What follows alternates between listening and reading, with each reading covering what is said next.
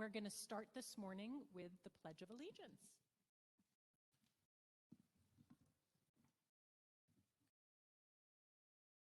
I pledge allegiance to the flag of the United States of America and to the republic for which it stands, one nation under God, indivisible,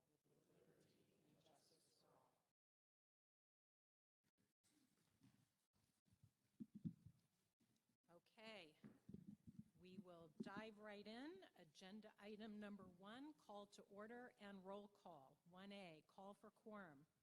It is 8:36 a.m. on Friday, October 15th, 2021.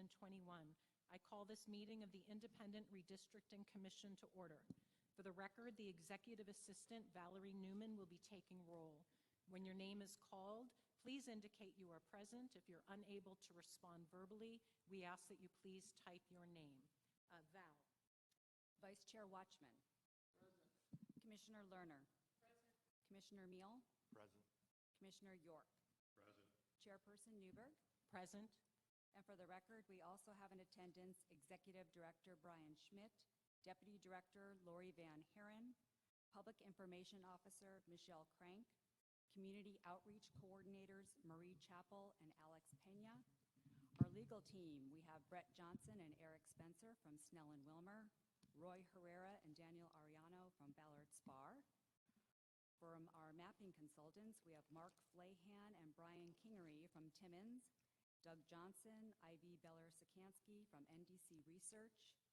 Debbie Wilkes will be our transcriptionist this morning, and Angela Miller will be our transcriptionist this afternoon. Thank you, Madam Chair. Please note for the minutes that a quorum is present. Agenda item 1B, call for notice. Val, was the notice and agenda for the commission meeting properly posted 48 hours in advance of today's meeting? Yes, it was, Madam Chair. Thank you. Agenda item 2, approval of minutes from October 12th, 2021. We have a 2A general session. We did not have an executive session. I'll entertain any comments, discussion from my colleagues. And if not, I'll entertain a motion to approve the general session minutes from October 12th.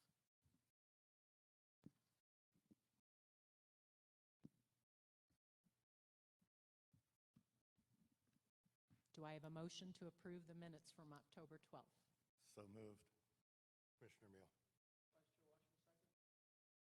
Any further discussion? With that, we'll do a vote. Vice Chair Watchman. Aye. Commissioner Meal. Aye. Commissioner Lerner. Aye. Commissioner York. Aye. Commissioner Newberg is an aye. With that, the minutes are approved. Agenda item number 3, opportunity for public comments. Public comment will now open for a minimum of 30 minutes and remain open until the adjournment of the meeting. Comments will only be accepted electronically in writing on the link provided in the notice and agenda for this public meeting and will be limited to 3,000 characters. Please note, members of the commission may not discuss items that are not specifically identified on the agenda. Therefore, pursuant to ARS 38-431.01H, action taken as a result of public comment will be limited to directing staff to study the matter, responding to any criticism, or scheduling the matter for further consideration and decision at a later date. With that, we'll move to agenda item number 4, discussion on public comments received prior to today's meeting. Colleagues, let me know if any of you have any thoughts or opinions to share.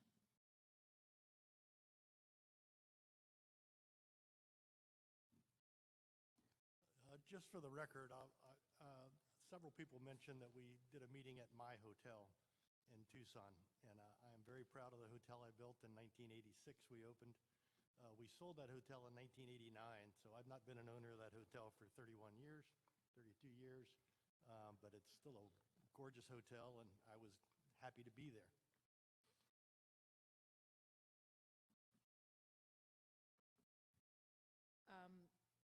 You know, the only thing that I'd like to add is, you know, the volume of feedback is extraordinary. It's appreciated.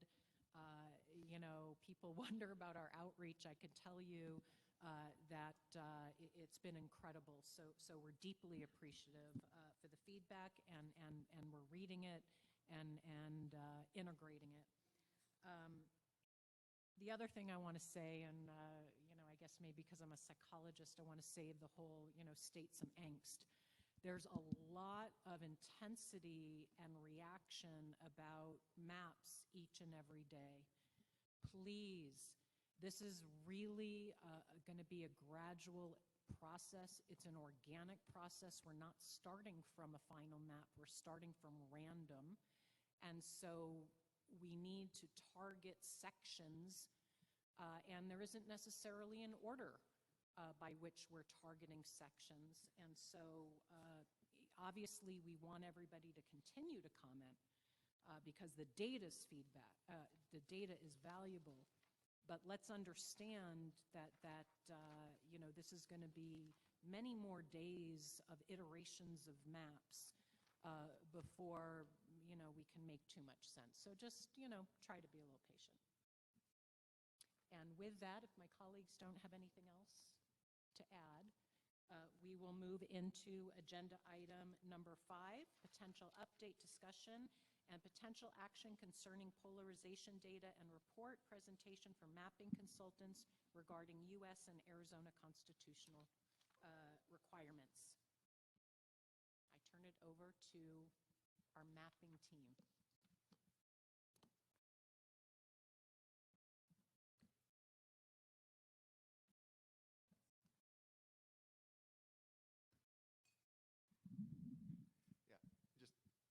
Discussing what to report on the polarization side.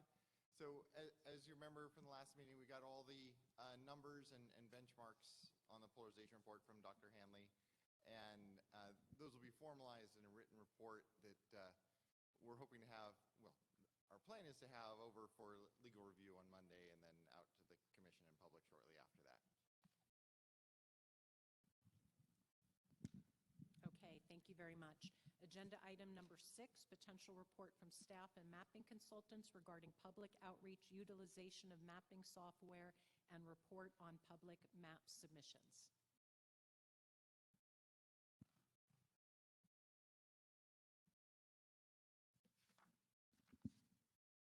Is that you, Mark? Okay. No problem.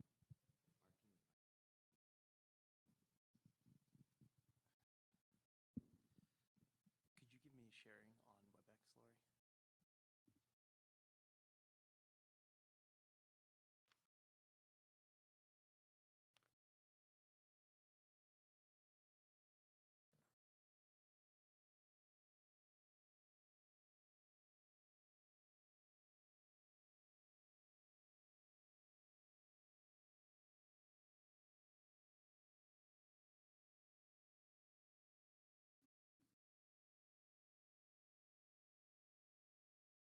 Okay, so the quick update on where we're at with the published maps. We currently have 80 published maps in the system. And we can see here that we have 36 congressional maps, 7 congressional focus maps, which is the single district maps that we allowed the public to draw. We have 26 legislative maps, and we have 11 legislative focus, which is, again, those single districts, but on the legislative side instead of the congressional side. Here you can see that we have all of the data here presented in a easy-to-use format. And if you come over here to the published viewer, let me close the little WebEx box so I can see better. You can easily come here and add any of the data points that you guys would like to see that have been submitted from the public. Something to note here is that the district colors are exactly the same on every submission, and they correspond back to the redistricting system. So if you want to compare districts in the same color, you could easily be able to see that. One thing that we have added to this viewer, if I remove this one and I come to this other plus tab, here is the draft map versions that we have been building here in these decision meetings that you could refer back to and be able to easily put it on the web. So if I wanted to look at Congressional Map 1.1, I can add it here and we can see exactly what it looks on the map. And you can see there's also the 2X series maps that are here too that we will talk about a little bit more. But those are all available outside on the web registration through the redistricting system, just to be able to get there through a web app.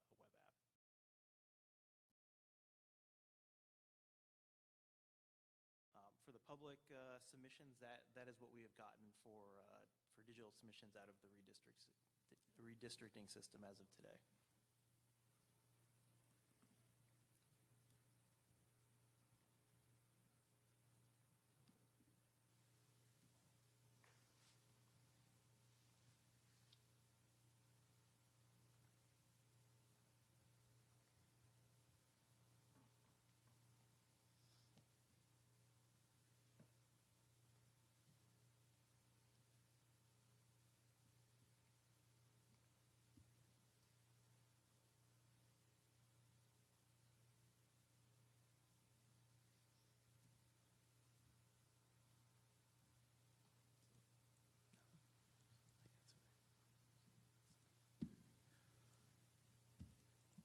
I believe that's all we have for the public comment part of the report. Okay. With that, sorry about that. With that, we will move to agenda item number 7, draft map decision discussion and possible action concerning revisions to the grid map. We have A, legislative map drawing, and B, congressional map drawing. We'll tackle them both today, but separately. And I just, in terms of, direction to my colleagues, we need to start by, evaluating the newest iterations of these maps, approving them as a new starting point. And then as we engage in further deliberation and moving the lines, remember, each and every suggestion we make, explaining it through constitutional language. We also have the opportunity to vote and lock in any changes that we collectively feel we all want to, agree on and conserve. It does not mean that it's permanently locked in. We have the ability to vote to undo it as well. But I think that we should expect that along the way, as we're moving forward through the maps, that we'll be making many decisions along the way in the process. Madam Chair, I guess I did have a couple other pieces for item 6. Oh, I'm sorry. I thought you were... No, I thought it was just the public outreach part. Oh, okay. I'm so sorry. Well, No, save all of that because That's it's my fault. relevant, and I thought you were going to be doing the training through this. But go ahead and finish your 6th item. Do you want me to do the training now, or do you want to wait? No, till I you want jump? you to do it in exactly the order you want to do. Okay, gotcha on that.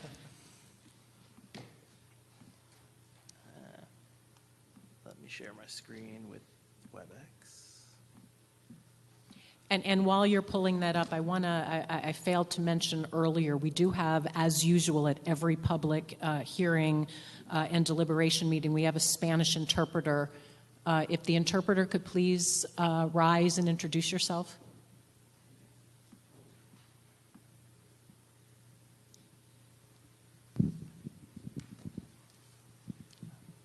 Hello, good morning. My name is Aine Camacho, Spanish interpreter. Hola, buenos días. Mi nombre es Aine Camacho, intérprete de español.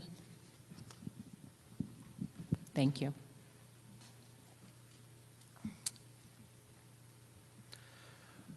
Okay, so I wanted to go through the redistricting system a little bit before we get started today. And you can see we have template plans. We have at the very bottom the test plans that you guys approved back on Tuesday of last week. And if I load into the plan,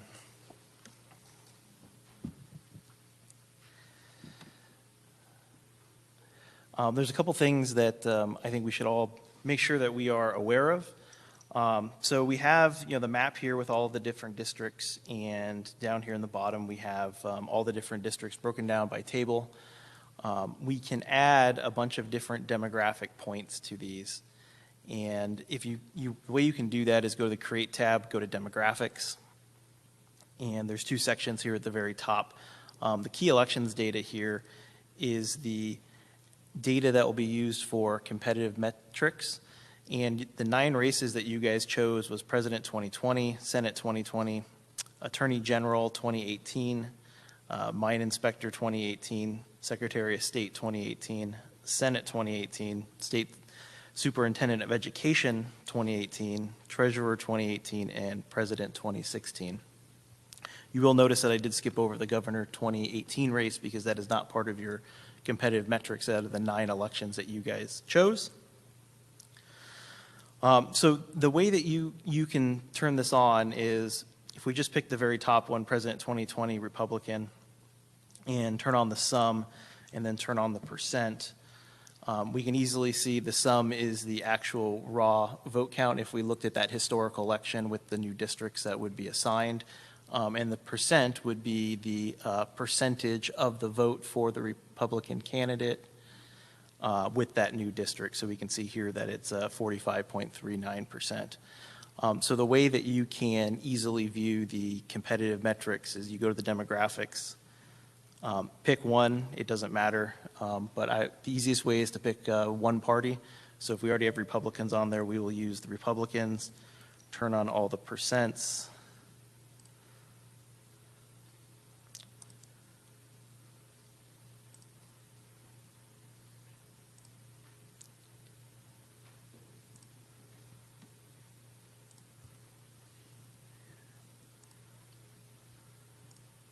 And now we have our 9 races here set up.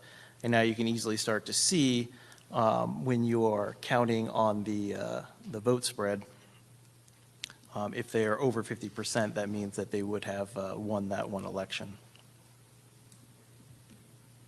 If you want to look at the demographics piece, we can turn all these off. It'll be easier.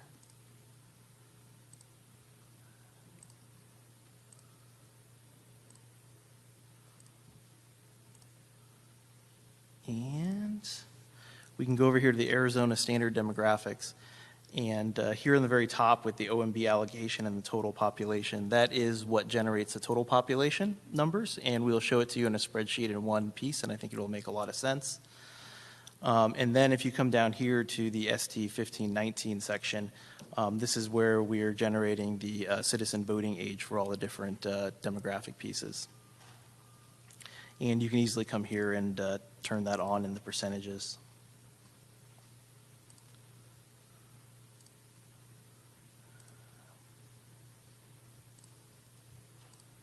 And we can start to see how the demographics turn out for the percentages for the Congressional District 1.1 draft map. So here for District 1, you can see the percentages sitting here. So now, how does that translate to the metrics that we are tracking? If we go over to the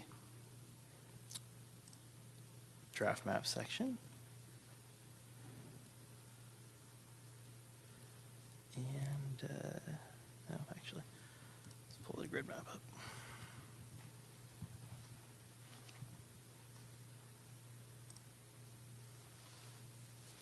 So these are their demographic and competitive summary that we have for the grid maps. And we can see a bunch of things here. So when we talked about the total population and the OMB allocations, that is this piece, this total population piece that's right here, that's broken down by all the different demographic points and the ethnicities. Your total population is the actual count of people that are in each district, and your deviation here is the person per deviation from 0. So you can see in the congressional district, we have 9 districts, but we cannot divide a person in thirds, so we have to have 3 districts that are one more than 794,611. Then when I was showing you about the citizen voting age numbers in the ST 1519, that is how we are generating here the second piece, that is the citizen voting age population. You can see you have the raw count, and then you also have the percentages. On the competitiveness measures, when we talked about the districts in the historical election, would that have a Democratic winner or Republican winner, and we counted up those 9, that's what makes up these 2 numbers here, that 8 and 1. So in District 1 on the grid map, out of the 9 elections that you chose, if we looked at that historical election with the new district, a Democrat candidate would have won 8 times out of that election, and the Republican candidate won 1 of those elections out of the 9. And then here we have the vote spread. So how do we calculate the vote spread?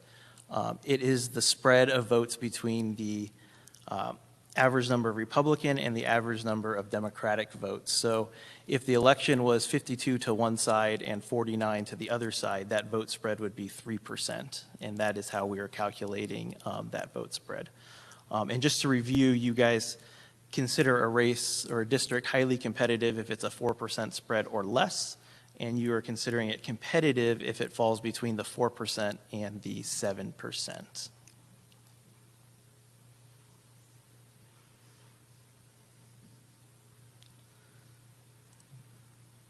And like I said, this is all available in the redistricting system, and the commission and the public are able to view this data live and turn on any other demographic points that they would like.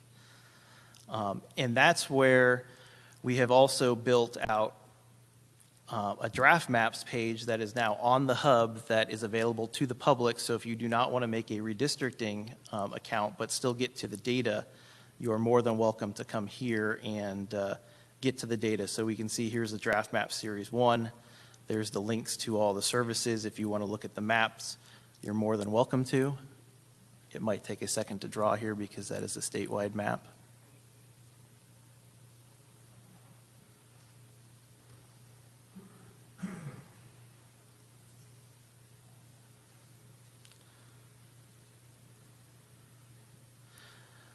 So there is the statewide map that the public can get to without actually having to make an account in the redistricting system.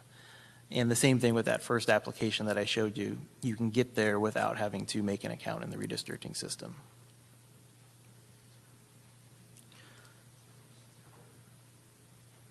If you want to compare maps, you can go over here to the Review tab and click on the Open Plan button, and you can pick any plan that you would like to compare it against. And if I just grab one of our draft maps, that's 1.1, we can compare it against 1.0.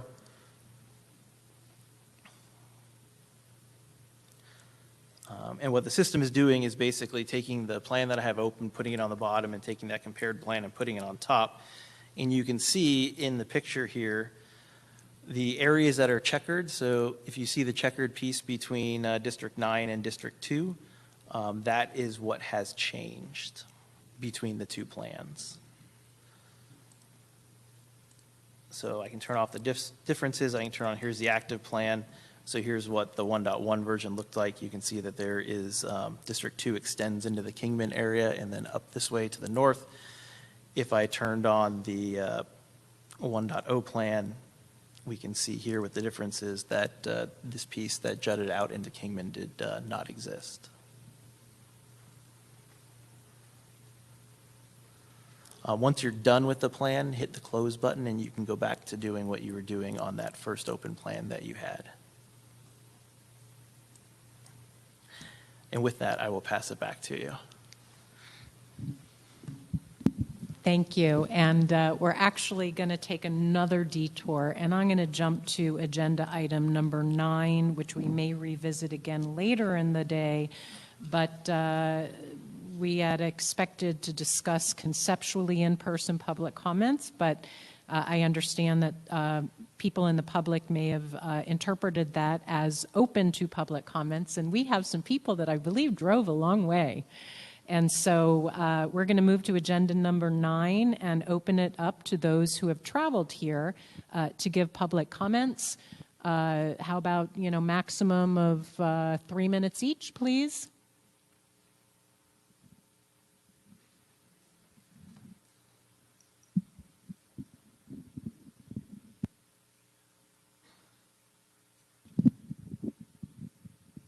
I apologize, Madam Chair. We don't have public comment cards just ready yet, so we'll ask each of the speakers to fill out a public comment card at the end so that we can have a record of their public comment. But we'll start first with this lovely lady right here. I'll give you the microphone, and we'll start with 3 minutes, okay?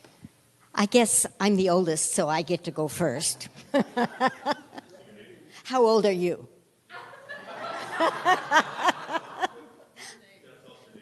My name is Nola Perkins. I am retired, And I live at 145 South Palo Verde in Apache Junction, Pinal County. Most of my time is spent in Apache Junction, the Gold Canyon area. I attend school board meetings and participate in Table of Grace community events. I attend a lot of youth activities like the AJ Idol and open mic night for students. My great-grandchildren and my grandchildren and I use the public library there, which is a really good library, by the way, and the multi-generational center.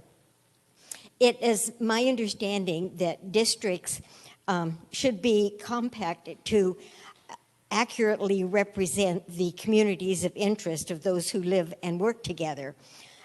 It appears the maps that I have seen that the lines are now drawn, our community of interest is greatly diminished by the agricultural, mining, and distant areas included in our district, and this doesn't seem to be an appropriate redistricting. And after listening to this gentleman, I'm even more confused because I didn't think the redistricting was according to Republican and Democrat demographics. The thing that I had read said the Arizona State Commission requires the Independent Redistricting Commission to respect community of interest when they draw the congressional and legislative district boundaries. And it sounds to me like they're more looking at Republican and Democrat demographics than our community of interest. Thank you.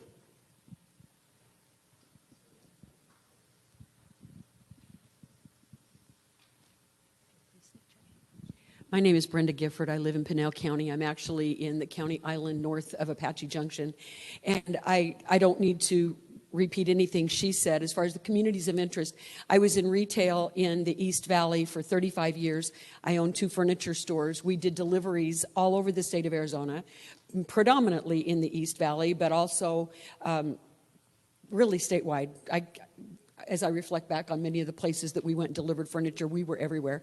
But having said that, it gives me a very great appreciation for the unique communities throughout Arizona and the color and character of each one. So when you look at communities of interest, that's the thing that speaks to me the greatest. I realize that population density has got to be a factor in this, but when you include Globe, Miami, Superior, the mining corridor is in no way similar at all to the suburban area of Apache Junction, Queen Creek, Santan.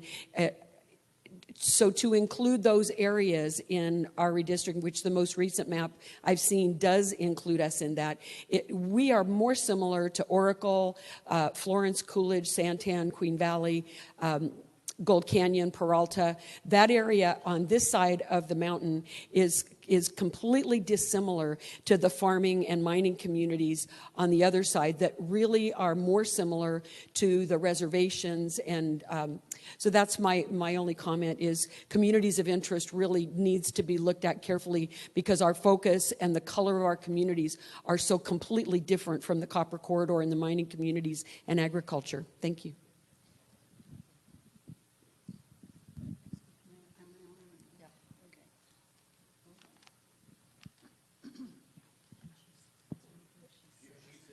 Can I just sit? Yeah. Okay, thank you.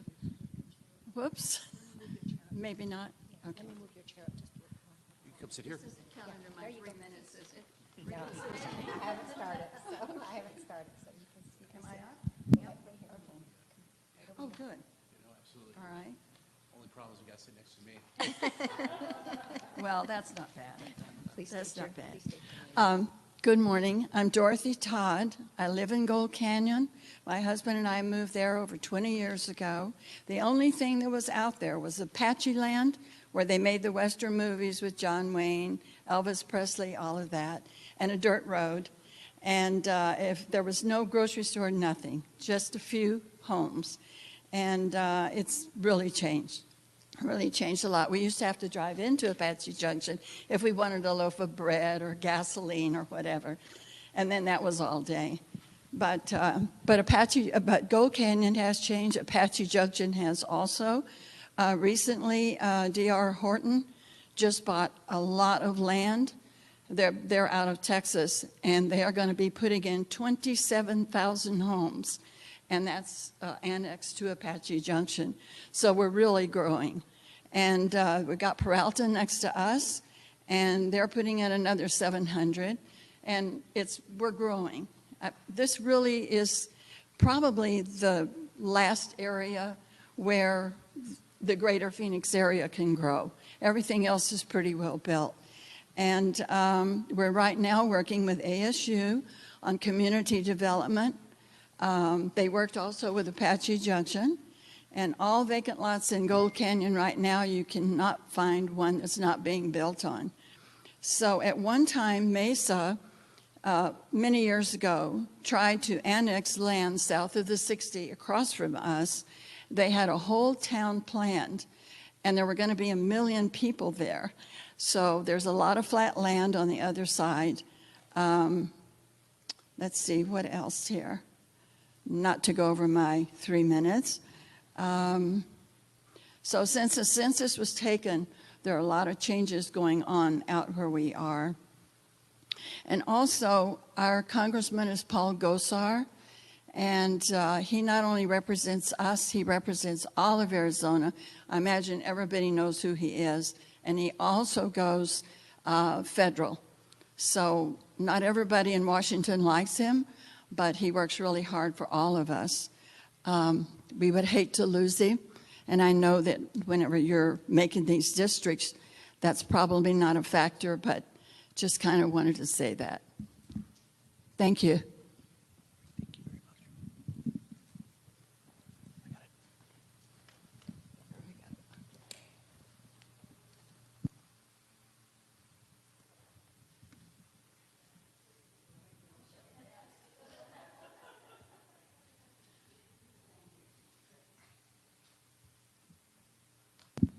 Do we have any other speakers? I'd like to thank you for driving all this way and for your civic engagement. It's another example of democracy at work, so it's a pleasure seeing you. With that, I am going to turn it right back over because I believe we're moving into agenda item number 7, which I introduced earlier, draft map decision discussion and possible action concerning revisions to the grid map. I already gave my introduction to that item, and so with that, I'm going to turn it right back over to mapping.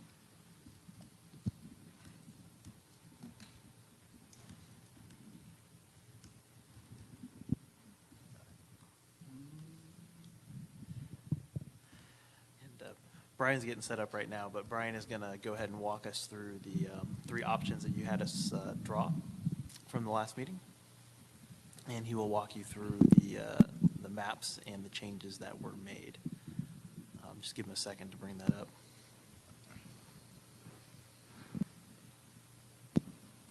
This is Commissioner York. Perhaps we should start with the legislative map since there's only one.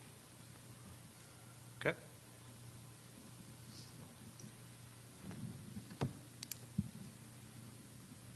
There we go. Now we can see it on the projector here.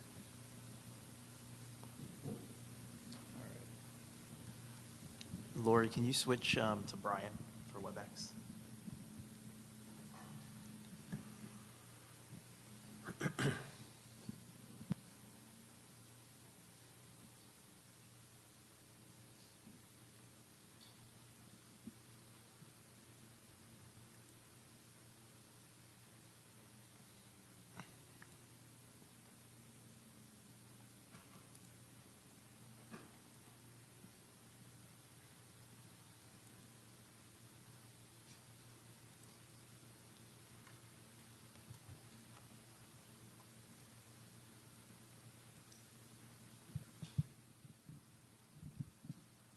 All right, so let's start off with the draft maps page that Mark had previewed earlier.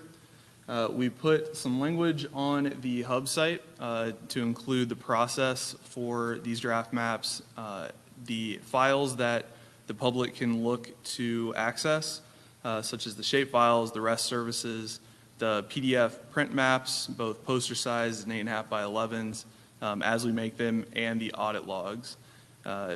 This is followed by language about what the audit log is and why we are keeping track of the changes as we make them, based on commissioner input.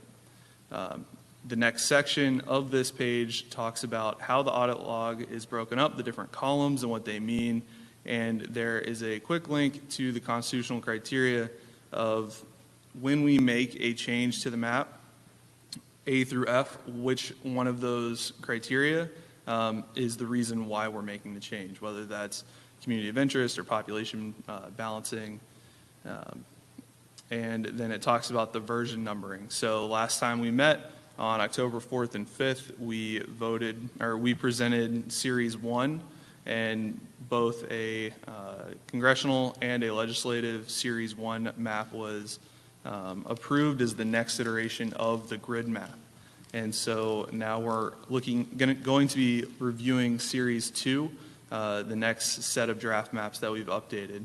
And then I just want to point out, within the redistricting system, everyone that has an account are able to access a couple different groups. Shown in this screenshot, you have the draft maps public, which allows access to all the draft maps as we make them, even before they're voted on. You have, as a citizen, have access to them, and you can continue editing these versions. You also have the RXO_submitted plans group, which gives you access to every single plan that's been submitted by anyone. And then also the everyone group. And this one's a little bit different because users of the system can share groups that they haven't fully submitted yet to this group, so everyone can see it if they so choose. We are still working on turning the audit logs into PDFs and then hosting them on the website. So the audit logs that I'm showing now, they will be on the website shortly. We will post them when they are ready. For every draft map, you're able to access the files that I spoke about earlier, the PDFs. You're able to open a web map with that specific one added outside of the redistricting system, and as of this morning, you're also able to provide feedback. So there's now a form where you can provide direct feedback to the grid maps, to any of the draft maps, and to any submitted plans as well. So we have the first series here, and you can see that version 1.1 of the congressional district was accepted as the next iteration of that grid map, and legislative 1.0 was accepted as the next iteration of that grid map. Moving into draft series 2, we do have 3 congressional versions ready to present. And all these links are active except for the audit log for now, where you're able to, as I speak about them, go in and explore on your own. So we have 3 congressional draft maps and 1 legislative to present today. And then Series 3, when we get there, those materials will be posted as well. If you look at the descriptions of all the different versions here, they match what's in our audit log as well as what's in the redistricting system. So if you go here to the draft maps public page, you can see the plan name as well as the description, and this description matches what is on the website.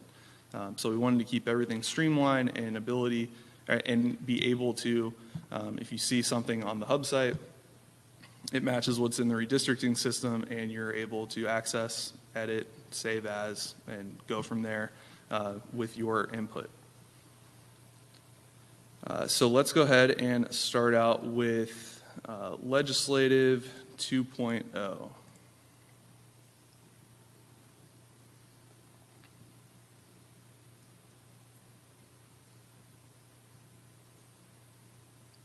So when we presented legislative 1.0, it was not yet population balanced. This one is. So if I were to submit this or do the integrity checks right now, it would pass and be a valid plan that could be submitted. So now I'll switch over to the audit log. Here are those same plan names and plan descriptions. The audit log for version 1.0, I know it's hard to read, but essentially we made it through 31 steps in sequence of making these changes. And so when that was approved, or when that version was accepted as the next iteration of the grid map, we went into version 2.0 and picked right up at sequence step 32. So Brian, can I just ask a clarifying question? When you record all of the movements and the rationale, do you also record when you cannot do something that we've asked for a specific reason? Do we keep a log of those? Not right now. No. Is that something that we ought to be doing in the future so we can keep a record of why something's not happening in addition to why something is happening? Right. We definitely can make note of that. Usually the methodology that we follow is, let's take Flagstaff, for instance. There was a lot of discussion about tribal reservations in the north and eastern Flagstaff having a high percentage of Native Americans, and that potentially should be split to include the eastern part of Flagstaff in the northern District 1, I believe it was, or 2, sorry. So let's say in step 40, we did that, but by including half of Flagstaff, or the eastern half of Flagstaff, with already the tribal reservations in that district, it made the population exceed the total variant that we were able to have in a legislative district or in a congressional district. So then we made that change. We might have made one or two more changes after that, but then we look at the population as the focus of the next change. And if there's 900,000 people in a congressional district, it can't be that much, so then we have to think about population balancing. So we might have to move where we made that original line further east to include more of eastern Flagstaff in the western side of that district. So then that would show in the next step that's in this audit log. So there might be a step or 5, right, in this audit log in the 30s or 40s, and then very easily in the 50s and 60s, it might have not negated it, but for a different constitutional criteria, undone it or overrode it, right?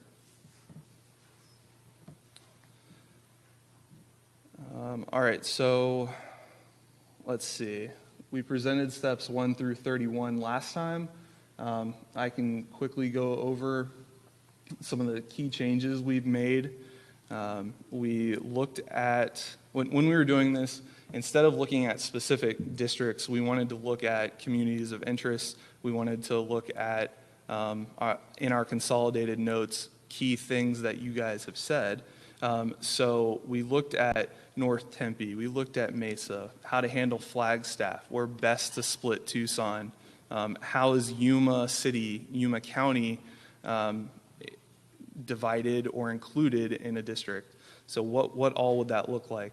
And hopefully our audit log reflects the changes, the actions that we've taken, how it's affected the district that it's taking from and the districts that it's adding to. So there are situations in here, like if you look at step 33, when we were looking at Sun City, we looked at Sun City, we looked at Sun City West, and we actually pulled from 3 districts that were in legislative 1.0, the accepted version, and we actually moved them to District 29. At that moment in time, that was 29. And I say at that moment of time because I could scroll down and there could easily be a Sun City change in this audit log and say from 29 back to 28.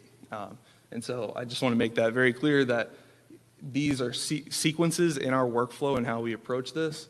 It's not necessarily, let's take out steps 36 and 40 through 45, because we might have already done that later in the audit log.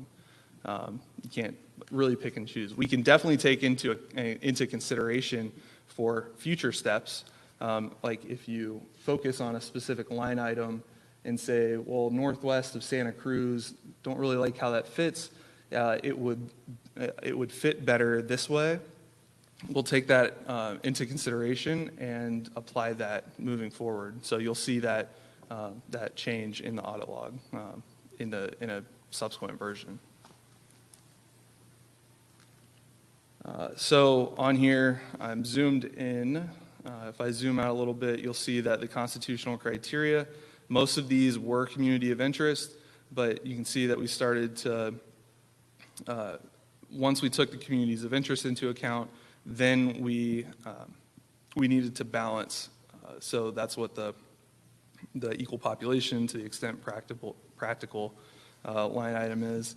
And then you also see some of these where we did look at existing county boundaries. We did look at geographic elements, roads, rivers that were mentioned, and those were taken into account in the shaping of these districts, and also how districts were split between districts.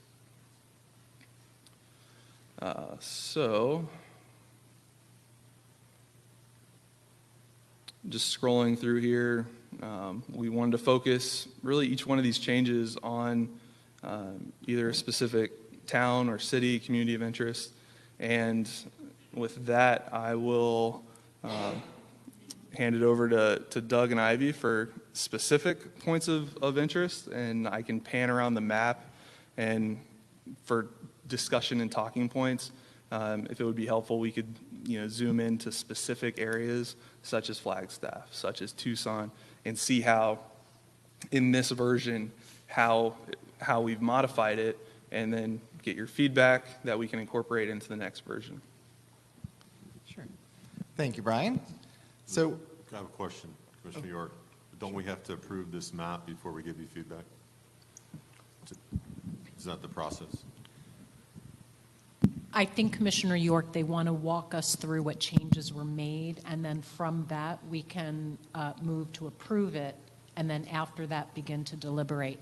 And for this, just for sake of organization, because we're diving into the legislative map, are you going to lead us through this iteration of the legislative map, and then we're going to begin to deliberate on legislative map, and we'll deal with congressional later? Or would you prefer to approve both as a starting point and then dive into the deliberations? Does it make a difference to you? I don't think it makes much of a difference to us at this point. The two maps have diverged quite a bit. So where on the grid we had kind of universal issues to address, that we could address both of them at once. I think now we're down to very map-specific questions for you, and requests for direction. But we're happy to work with whatever you're comfortable with. We can introduce both maps, and then you can start deliberating on one or the other, or we can introduce just the ledge map and then move to deliberation. Madam Chair.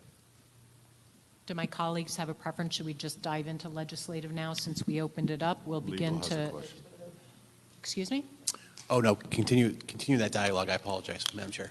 I do have a point to make after you're done. Okay. Yep. All right, so we'll continue, and then Brett, what's your point? So real quick, Brian, through the list, I apologize if I missed it, can you explain, before you go into what the changes were made, can you explain what was not able to be done? I think that's more what I'm going to talk on. So the key thing with the list is to know that it is very, as you saw, it's very detailed. So it's each map change. So it's not at the high level of the goal was to unite X, and the audit log doesn't say we united X. It's the individual changes to each grid map district that we made in pursuit of that goal. So this, as Brian mentioned, we can certainly make a list of goals we weren't able to do. We can summarize that, and that's part of what I was going to present now. It doesn't work in the audit log format just because you can't do that kind of big picture answer in such a detailed report.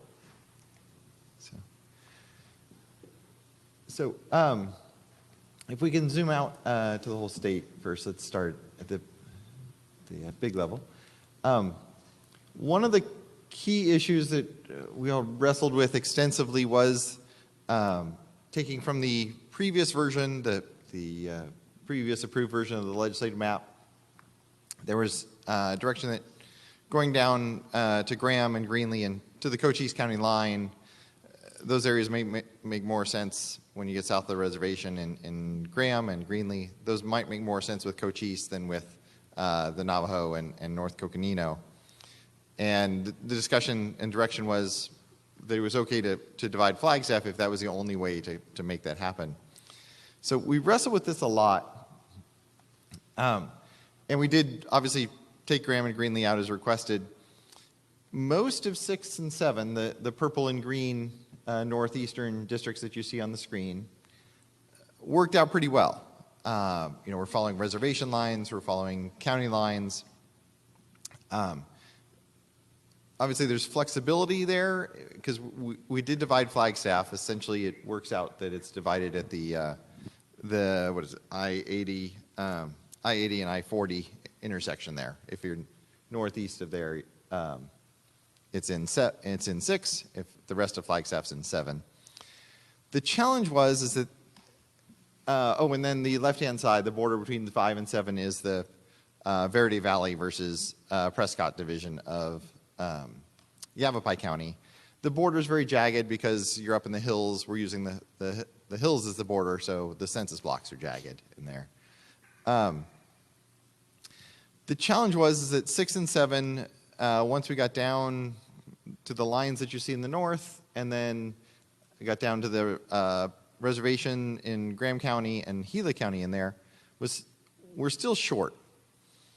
And obviously 6 could take from 7, but that didn't solve the problem. Then where did 7 go? So as you can see here, we end up getting that last population in Superior and Mammoth in eastern Pinal County. The other options would be to take a piece of Mojave County up north, to partially cross over and take some of the Prescott Valley side and the I-17 or I-17 corridor down into 7, or to bring 7 down into the New River, North Phoenix area, or to come in and essentially get like the Fort McDowell reservation and start looking at Phoenix, or to come over into 15 and get Florence. Anywhere you go along that border of 6 and 7, we need to get a little bit of population. It could be going back to the old version, if the commission wants, going back in to get Graham and Greenlee. It could be as shown here, the kind of Superior and Mammoth area. I should note, not getting into Saddlebrook. We're not getting into that area. We're just getting the Superior Mammoth corridor there. Or we would bring, or coming west over to kind of the Florence area or west into Maricopa. That was a big challenge that doesn't work out. It's all driven by, of course, the slow population growth up in the current northeastern district. That district needs to grow to add people, as you heard about at the conversation at the public hearing about how low those numbers came in. So that, on the big picture, is a big challenge, and obviously it impacts a lot because if you come down into Graham and Greenlee again, well, then you push 19 more into Tucson. That pushes up into 16, 23. Everything kind of ripples around as a result of whatever decision's made. But that's a big choice. And so coming down into Mammoth and Superior is not a request of the commission, obviously. This was just where we had to go to get the population, or one of the options to go. The other big challenge at the big level, we did end up with essentially a river district. You can see over in the west, District 30 is those counties down to the Yuma split that was requested. So that's good. That meets kind of the commission discussion and public input for something along that line. Then when we get to D5, though, in Prescott and western Yavapai, that's kind of pinned between the Verde Valley and between the river counties. And so it comes down into Maricopa along that I-17 corridor. It does as the commission requested, we take both sides of I-17. We're not using I-17 as the barrier there, as we had a lot of community testimony about how that community crosses the freeway and isn't, not to use a freeway up there. We are coming down there, and just to highlight, the D5, D28 border there, the red district and the yellow district. The yellow district looks like it's coming up in an odd shape. That's the city border of Peoria. So it's not a randomly chosen thing. We're keeping all of North Peoria together there, and that's the explanation for that shape. For those that don't know the city borders, the north tip of Peoria is actually in Yavapai County. So that's why that district is extending up there. Then, yes, going into Phoenix. Obviously, there's a ways to go. As Chair Newberg was mentioning, this is just the next step in the map. This is far from a finished proposal. But there's a lot of discussion and options that we can talk about in there, how to specifically configure the districts. Can you zoom out a little more? There we go. So we are moving over. Making me dizzy. So zoom out more so we can just see all the Phoenix. There we go. Thank you. And zoom down. There you go. So we are looking in that area at shifting the districts over and kind of talking about that South Phoenix, Levine region getting grouped into, as you can see in this map, we're getting D11. There's obviously a whole bunch of districts in there. The individual configurations in there, we haven't yet implemented, like following school districts or something like that. It was more at this stage getting those districts shifted over so we're not blending, say, the central of South Phoenix with, Ahwatukee and Mesa or anything like that. So we do have those districts shifted into that area, but obviously looking for a lot of direction on what specific community shifts within that small geographic but very densely populated area makes sense. And I should highlight the request of the commission, D29, the kind of brownish district in the sort of top left, that does unite the 3 sun cities in one district as the commission requested, so we were able to do that. So we're making a lot more sense now in terms of the commission's direction and via the commission's direction implementing the community requests, starting much more community-oriented in this map. You can see over on, the other one I didn't mention over on the east side, District 4, the blue district, is obviously the reservations coming in with South Scottsdale and Tempe. There was some direction about that. And then down in the bottom right corner of Maricopa County, District 14 and District 10 border with District 15 is the county line. So at this point, the District 15 is a Pinal. It's essentially all the Pinal County suburbs down, and then of Mesa, or suburbs may not be the right term, but the adjacent communities to Mesa, and then coming down to Florence in order to going out and getting the communities on the road out to Gila. So the big questions that we wrestled with and didn't really come to conclusion under the directions, but just kind of took a stab at in this map and are looking for direction. We're obviously looking for direction on everything, but looking for a particular direction would be how to finish that D6, D7, which currently shown as Mammoth and Superior area, and then any direction regarding the Phoenix area and finishing that District 5 coming down from Prescott. Oh, and then we didn't show Tucson. Let's zoom in on Tucson. This actually worked out. We made big strides towards looking at where the community had offered feedback, and then the commission gave us direction. You can see now we have District 21 coming up from the south. That's Santa Cruz County, and then coming up into South Tucson. District 23 keeps all the reservation lands together, but they're not with urban Tucson. They then extend over to Yuma, which was discussed. And then you can see we start to get there with D20 keeping both sides of the freeway.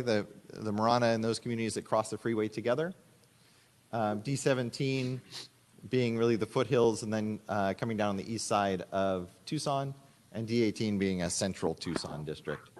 With D19 coming in from Cochise, that's Cochise, Graham, Greenlee, and then coming in and getting the air base and the affiliated areas. The commission talked about that being kind of an aerospace corridor that made sense to go together.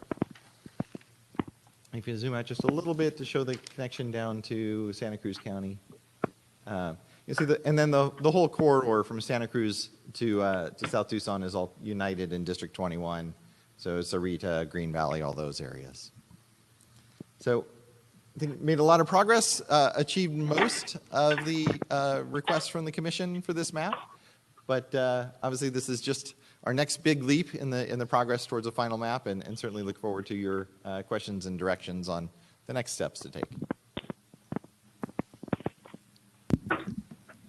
Questions, but again, we will not deliberate and move lines until we approve this new starting point. So these are clarification questions at this point, please.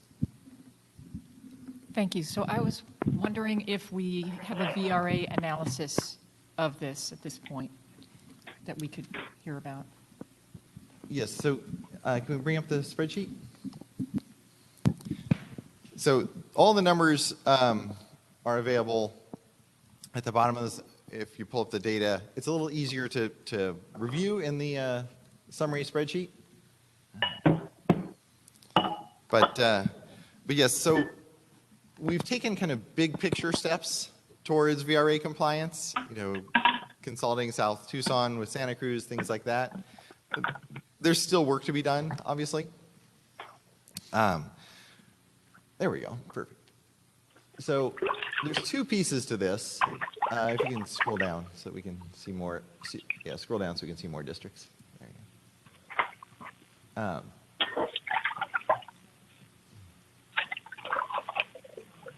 Oh, sorry, wrong computer screen shared.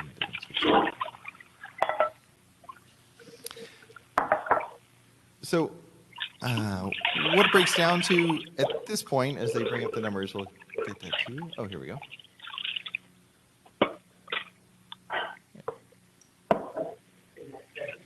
So if you can scroll over to the right. There we go.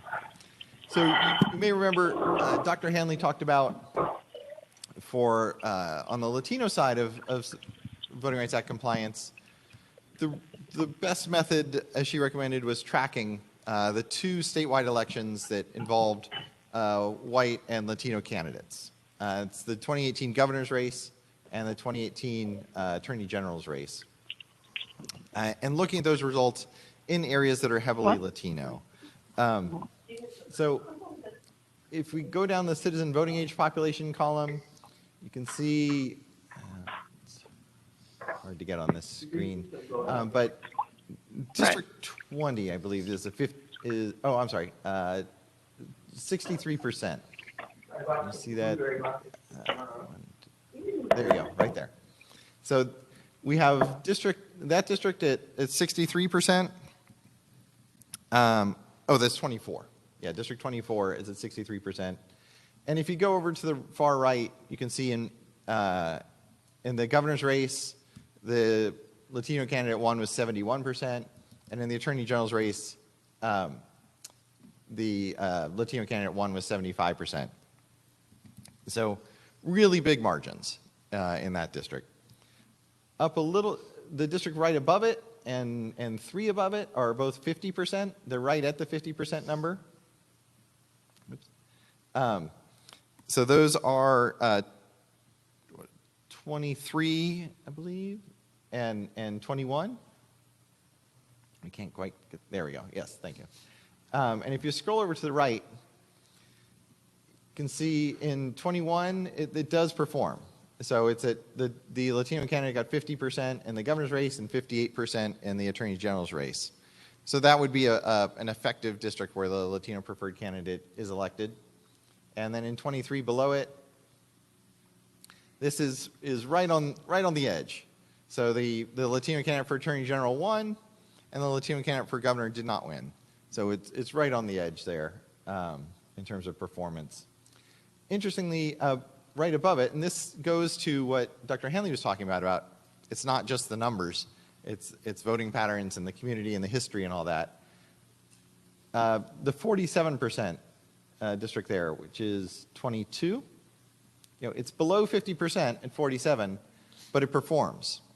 So the Latino candidate for governor got 53%, and the Latino candidate for attorney general got 58%. So even though it's not a majority Latino seat by citizen voting age population, it is an effective seat under this measure, and would be expected to elect the Latino preferred candidate. So as we're looking at this, we've got 24 that's over 50%. As we just talked about, we got 21 and 23 at 50%. And then we have, right above the highlighted ones, we have a seat at 38%, District 20, which also performs, if you go to the right. This is that down in Pima, the Latino preferred candidate tends to win with much lower Latino percentages than we see in Phoenix, or in the Phoenix area. So we have 20, 21, 22, 23, 24, and actually 26 below it, which is 40%, but does perform all in or close to that range. Now, this doesn't mean they're done. Obviously, we can refine them, adjust them for community of interest measures and all that. And that primarily was what we were looking at when we drew these districts. We actually did not look at these numbers as we drew them. This is just how they worked out when we were implementing the previous set of instructions. So on the, and there certainly are opportunities to look at other seats that could be brought into this performance range. There's lots of revisions still possible. On the Native American side, if we scroll up to District 6,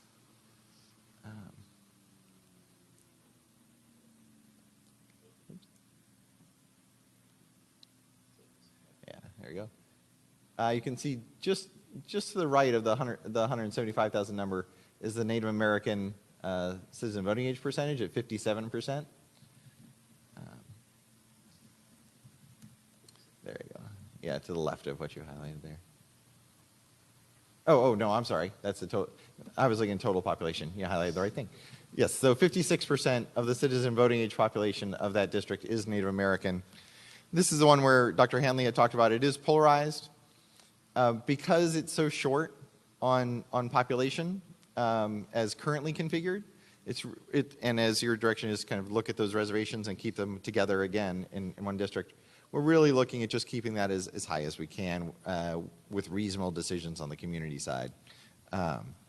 So it's very unlikely that we'd find a way to keep that number as high as it is currently, but we clearly want to do the best possible job we can, both from a percentage and even more importantly, from a communities that make sense to go with a reservations sense on that district. So that's kind of where these stand. And again, this was done, the directions we had, and as we implemented them, we were looking at kind of the big picture of voting rights regions and areas. We weren't fine-tuning by the numbers. This is really a first step. Thank you. Just as a follow-up with that, I know we've hired, from the legal perspective, VRA experts to also look at this. Could we get feedback? Is this the right time for feedback to get some insight on that as well? Well, should we not move along? Well, I'm just trying to understand the numbers a little bit, and then happy to move. I just want to just get some. I appreciate that. We're just going to have 5 days of this. This is not the final number. So. I understand, but it's just helpful for me to at least get some insight now. Doesn't mean I would like to just get some understanding as we start. Madam Chair, Commissioner, I think we can get a sort of a process update on that. Please. So a couple of things. Now we're, as Doug kind of mentioned, we were talking about big picture items, and now we're sort of at a district by district analysis point in the process. So much of what the VRA analysis comes down to is data analysis, and Dr. Hanley took us through the various methods of statistical analysis. That analysis can be done by our experts. We have finally reached a point, and there's been a number of sort of data issues I know that Doug's team has had to work through over the last couple of weeks. We finally sort of finished with that, I think, and got some clarifying questions answered just yesterday. So I think we're in a position now where our legal experts will be able to do kind of a district-by-district analysis instantaneously going forward. So when we enter next week, I think, with the iterations of the map, we'll be able to send to them, and then we're talking about within hours, get an analysis back. So that's kind of the latest. Unfortunately, because we were still working through the data up until yesterday, we haven't done a district-by-district analysis on this particular iteration. But I think my general observation would be, as Doug has already pointed out, there's a number of districts where we're sort of approaching VRA compliance. The open question is, can they be improved in some way? Because ultimately what we're talking about with a VRA in a lot of ways is performance, and what's that threshold you need to meet for that district to be performing for the minority group. And that's part of the analysis that I think our collective experts are going to be able to provide to you.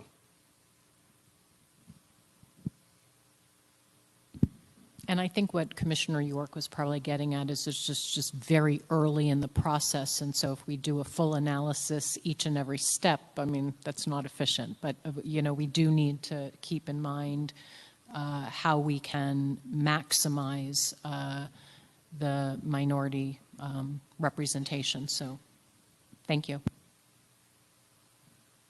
At this point, Doug, would it make sense to ask the Commission to approve this new starting point? Or is there any further explanation, clarification that you'd like to give? No, I think that's kind of where we're at on the report back. Okay. Commissioners, so I'd like to entertain a motion to approve the legislative district map 2.0 as a new starting point to lock it in. Again, please understand this does not mean that we are approving these maps. It doesn't mean that we're locking anything in. Rather, we're approving this as a starting point for today. Do I have a motion to approve this legislative map 2.0 as a starting point? I move to approve legislative map 2.0 as a starting point. And Vice Chair Watchman seconds. Any discussion? Vice Chair Watchman. Aye. Commissioner Meal. Aye. Commissioner Lerner. Aye. Commissioner York. Aye. Commissioner Newberg is an aye, and with that, we have approved legislative district map 2.0. At this point, we can continue to dive into the legislative map and begin, deliberations and move lines. Or alternatively, for time management, we could dive into the congressional map, explain where we are, approve that, and then take a break. We'll want to take a break in, maybe 15, 20 minutes. So any preference? My preference would be to stay with the legislative map, but maybe take a quick break right now. Okay. If that works for the team, I'm good with that. Okay, quick break, and we'll come back and dive into the map.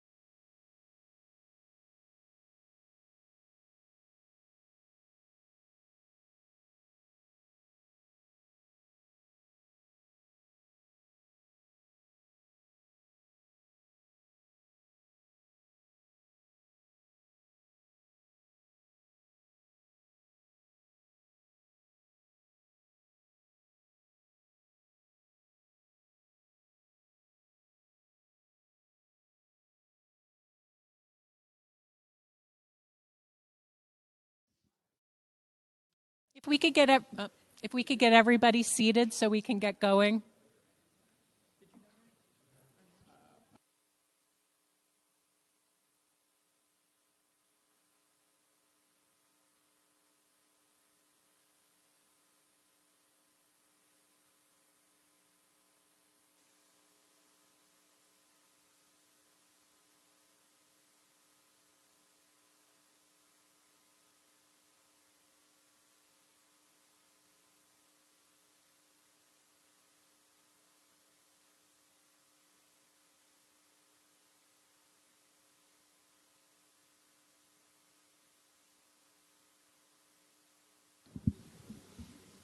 Okay, welcome back, everybody. I am going to turn it right back. Oh, actually, I think we're at a juncture point where we are ready to begin deliberations on the legislative map. And so I understand that there's quite a bit of data there. We have 30 districts. I'm going to open up to my colleagues and feel free to dive into specific areas, one at a time, and not feel that we have to do all 30. And each and every, step will be progress. So I open it up to initial thoughts or reactions.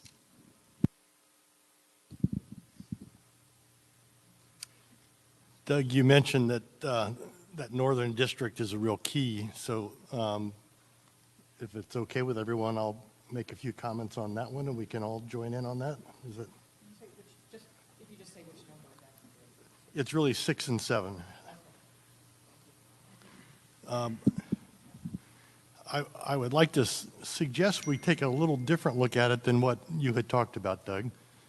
And we have heard a lot of people on the public comments and then on some of the presentations we've made where I've heard people say they don't want to split Flagstaff. I've heard people in the White Mountains and Payson say they don't want to be part of that northern district, the District 6. We've heard people in the Verde Valley vociferously argue both ways, to be part of Yavapai or to be part of Flagstaff. And then we have people down in the Copper Corridor who don't want to be, who have made it really clear they don't want to be part of what is now District 6, that northern district. So I don't think we can satisfy everybody, but I think we can satisfy most people if we would include all of Flagstaff in District 6 and take District 7 farther to the east, where you take in Eager and Springerville, take it all the way over to Highway 191, and drop District 7 down to include Payson.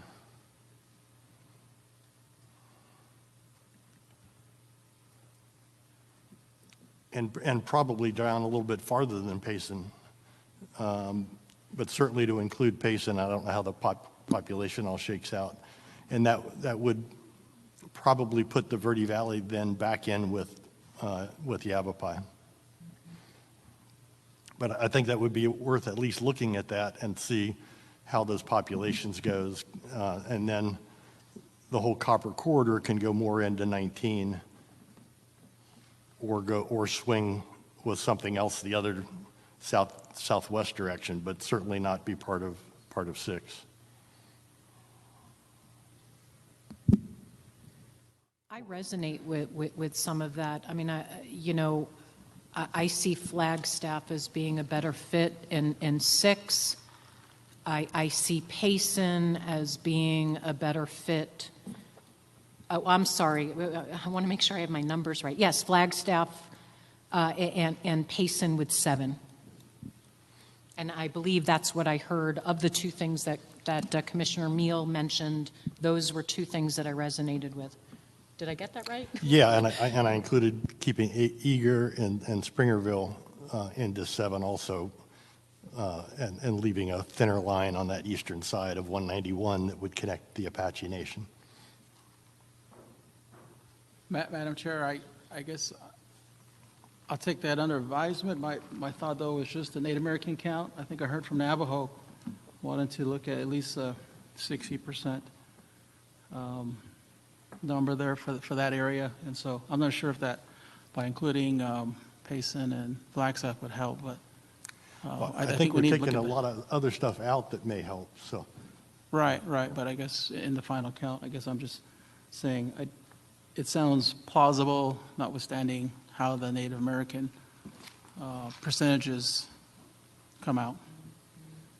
So that's important, because they were very emphatic about, having a district that has a larger Native American population than probably any other district in the state. And that's probably the only district where you could have a sizable Native American vote count.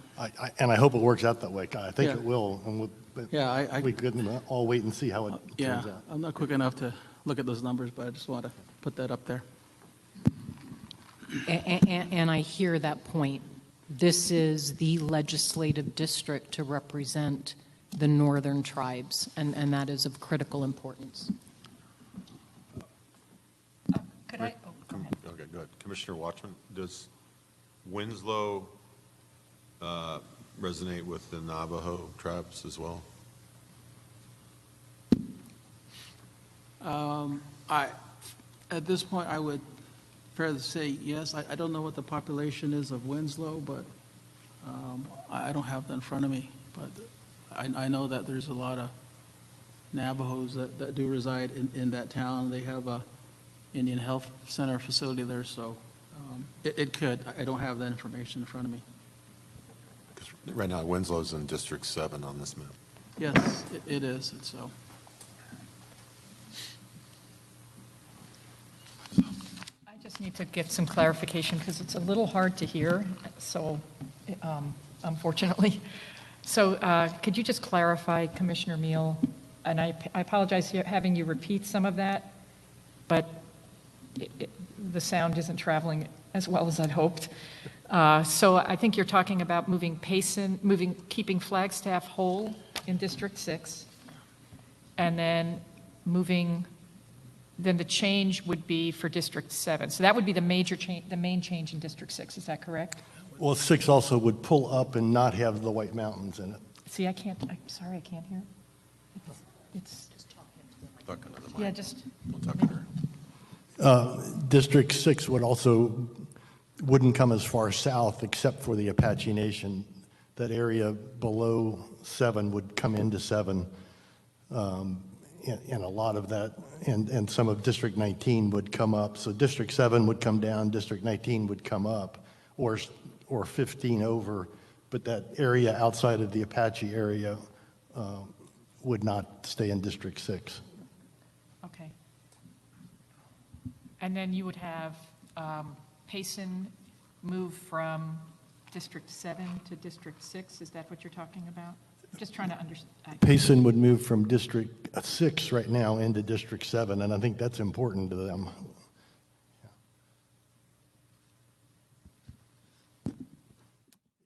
As it is with Eager and Springerville. So Payson, Heber, and that whole along that road, along 260 is what you're talking about? 191. Would go to District 7? Correct. Okay. Just, yeah. Madam Chair, there is one small community, Native community, right south of Payson, the Tonto Apache, which we have not had the opportunity of hearing from them. But just to know for the record that there is a small community that adjoins or parallels, sits right next to the city of Payson, Tonto Apache. So I don't know how they feel, but I think that's a good point, and it looks like you could still connect them into the Apache and still have that all be they could be part of District 6. correct. Yeah. The other thing is that the Yavapai Apache submitted a map for that area, and I'm wondering if we could pull that up and see the difference between that for these districts, because I think their focus was somewhat in this area. So maybe we could take a look at that just to see what they suggested. Give us a second to pull that Yeah. up. As the mapping team brings that up, Commissioner Meal, I have a question. Eager, were you suggesting that that's going to go into 7? Yes. And so are you talking about a tiny sliver on the eastern side moving up into that Native American area south of Payson? I mean, that's... I wouldn't call it a tiny sliver, but it would be narrower than it is today in this version. It would be everything to the east of 191, outside of those city boundaries, would then connect down into the Apache area.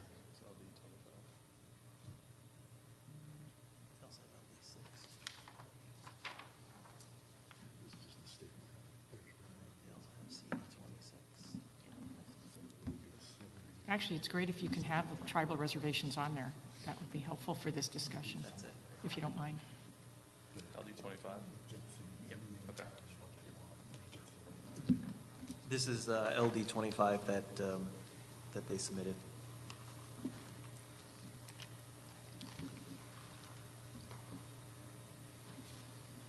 Was LD 25, is that the one that the Yavapai Apaches? And can we see then that a comparison between their map and the ledge map that we're currently looking at?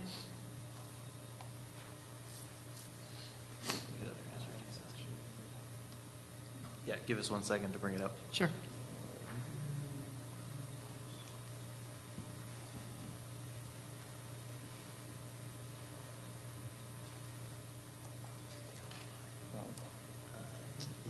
LD6. Yeah.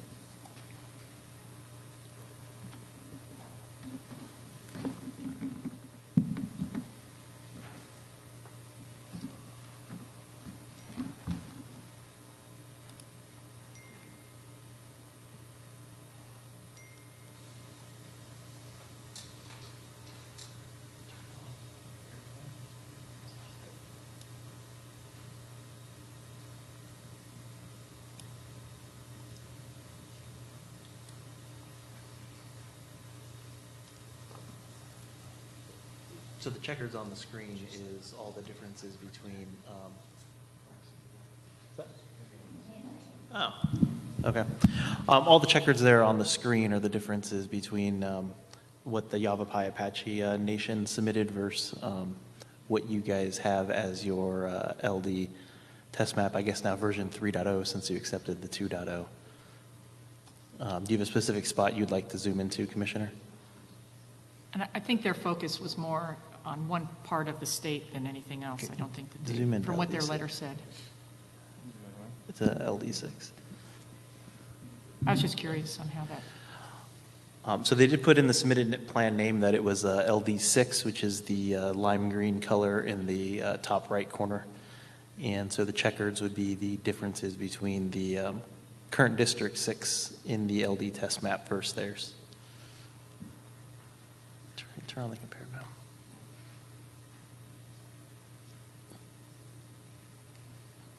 Then turn on the active. It's a little, there's a lot of differences, obviously, as you're looking at this, but Yeah. the key difference is that the Apache reservations are connected via western corridor. So they're not coming down the east side of the state to connect the Navajo to the Apache. They're coming through through Coconino and Apache County, the west side of Apache County to connect.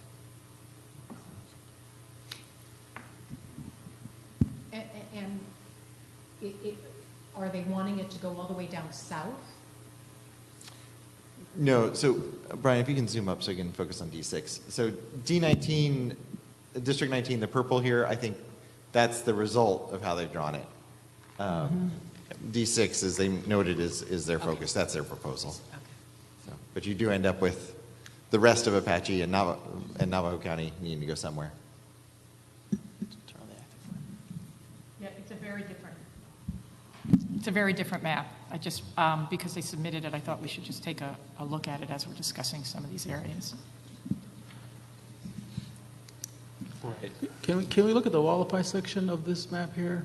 I've seen, this is our version, or the version 2? Yeah, this on the screen is Okay. is your version. The Yavapai tribal map. Turn on the other version. I see a little sliver on the west side of the Wallapai. If you look at the far left of the LD6, that right there, I don't know what that is. That little community, is that a community? Because is that outside of the Wallapai reservation? I'm not familiar with that little area, but I did notice that on some of the tribal maps, and we don't have that included. So is that tribal allotted land? Because there's many forms of reservations, and so typically just the trust lands are included. And then tribes do have the ability to purchase lands, and it's not necessarily trust land, but it's owned by the tribe. Is that what that is? Yeah, those, is that the Off-reservation. off-reservation lands? one. Yeah. Yeah, it's identifying as off-reservation trust land. Okay. Predominantly tribal member residents live Yeah, there? you can see right here that what I've highlighted. Okay. in the bottom left. Got it. So for our purposes, that would be included in the maps because that is tribal land. I think it's an excellent Yeah. point. I would support including it. I'm sure there's not very many people there, but I was curious about the I don't- reservation boundary lines there. Yeah, I don't think there's anyone in there. Yeah. The catch is, as with many tribal lands, it's checkerboard. Right. So it's one tribal section, one non-tribal section. I think it's all Right. zero population, but that's the challenge. The other point of fact, you just kind of maybe zoom out, which I just learned not too long ago, is that on the eastern side of Arizona, the Zuni tribe does have lands right south of St. John's, but I don't believe they have any Zuni members there. It's on the New Mexico-Arizona border in LD6, but just for point of information for everybody here, it's south of, well, I think you can see in New Mexico there the Zuni reservation right in that area, but they do have reservation lands that come into Arizona. And so I'm not sure exactly where that is, but I was told that there's no Zuni tribal members that live in Arizona on their lands, and so. But again, just for information purposes. Yeah. I wanted to look at, if we can go back to the Yavapai Apache map and with more of that western corridor moving south, are there communities of interest that might be disenfranchised along that corridor? Well, Brian, can you zoom in? Where's Flagstaff in this map?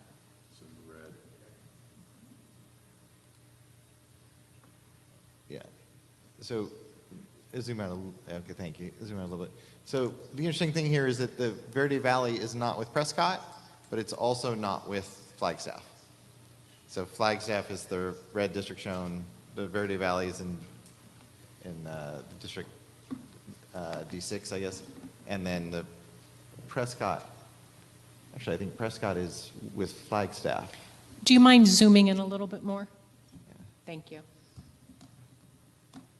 Yeah, so actually, if you scroll down a little bit, I think Flagstaff and Prescott might be together in this. Can you scroll down to the bottom of the red district? Yeah. So this district puts Flagstaff and Prescott together in one district. And so that would keep Prescott with the Quad Cities, but not with Cottonwood, Verde Valley, et cetera. Am I correct?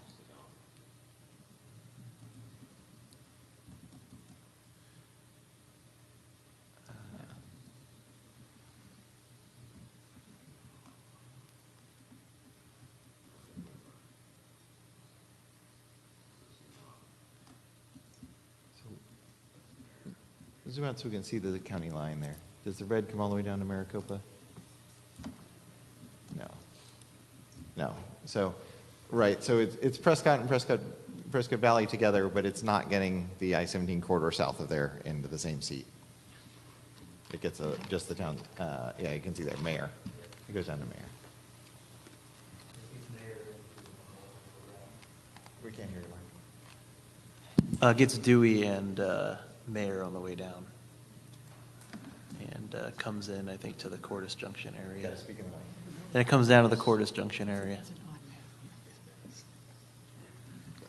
I'm not sure the map fits with some of what we heard from communities of interest, to be quite honest, but I thought that since it had been submitted, we should take a look at it as we were discussing this. I do have a point just to make, because I do. Brian, can you zoom out, please? Just as in general. In-chair mic. In-chair mic. Oh, sorry. Just pull the microphone closer to you. Okay, that better? Just in general, I know that, and this will be a point of discussion that we'll have at some point. I don't know when we start this, but I have been also trying to keep track a little bit on the competitiveness piece.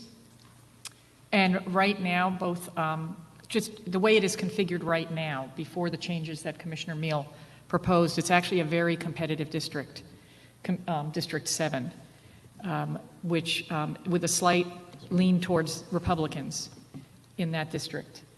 With these changes, it would probably make it a less competitive district. And I'm throwing that out there because I think we should keep that in mind as part of our overall discussions.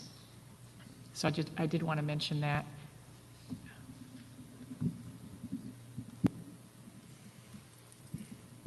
I hear that, and I concur that I support constantly bringing in all 6 constitutional criteria.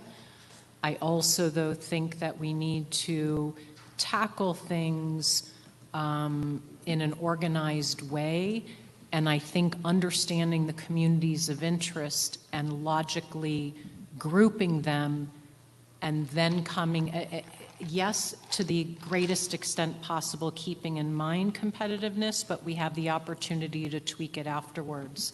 I don't think, I want to be careful. I think we need to be careful not to allow competitiveness to drive the entire organization of the map. Because if we dive in through that lens, I think we mess up what the underlying purpose of this is, which is the 14th Amendment, one person, one vote, which is maximizing as many communities of interest to have representation. And so that's all I want to say. Madam Chair, when you mean logically organized communities of interest, can you explain that for me? I don't understand. So. Well, we identified 182 communities of interest, and I would like to do our best to maximize the extent to which all of them can seek representation.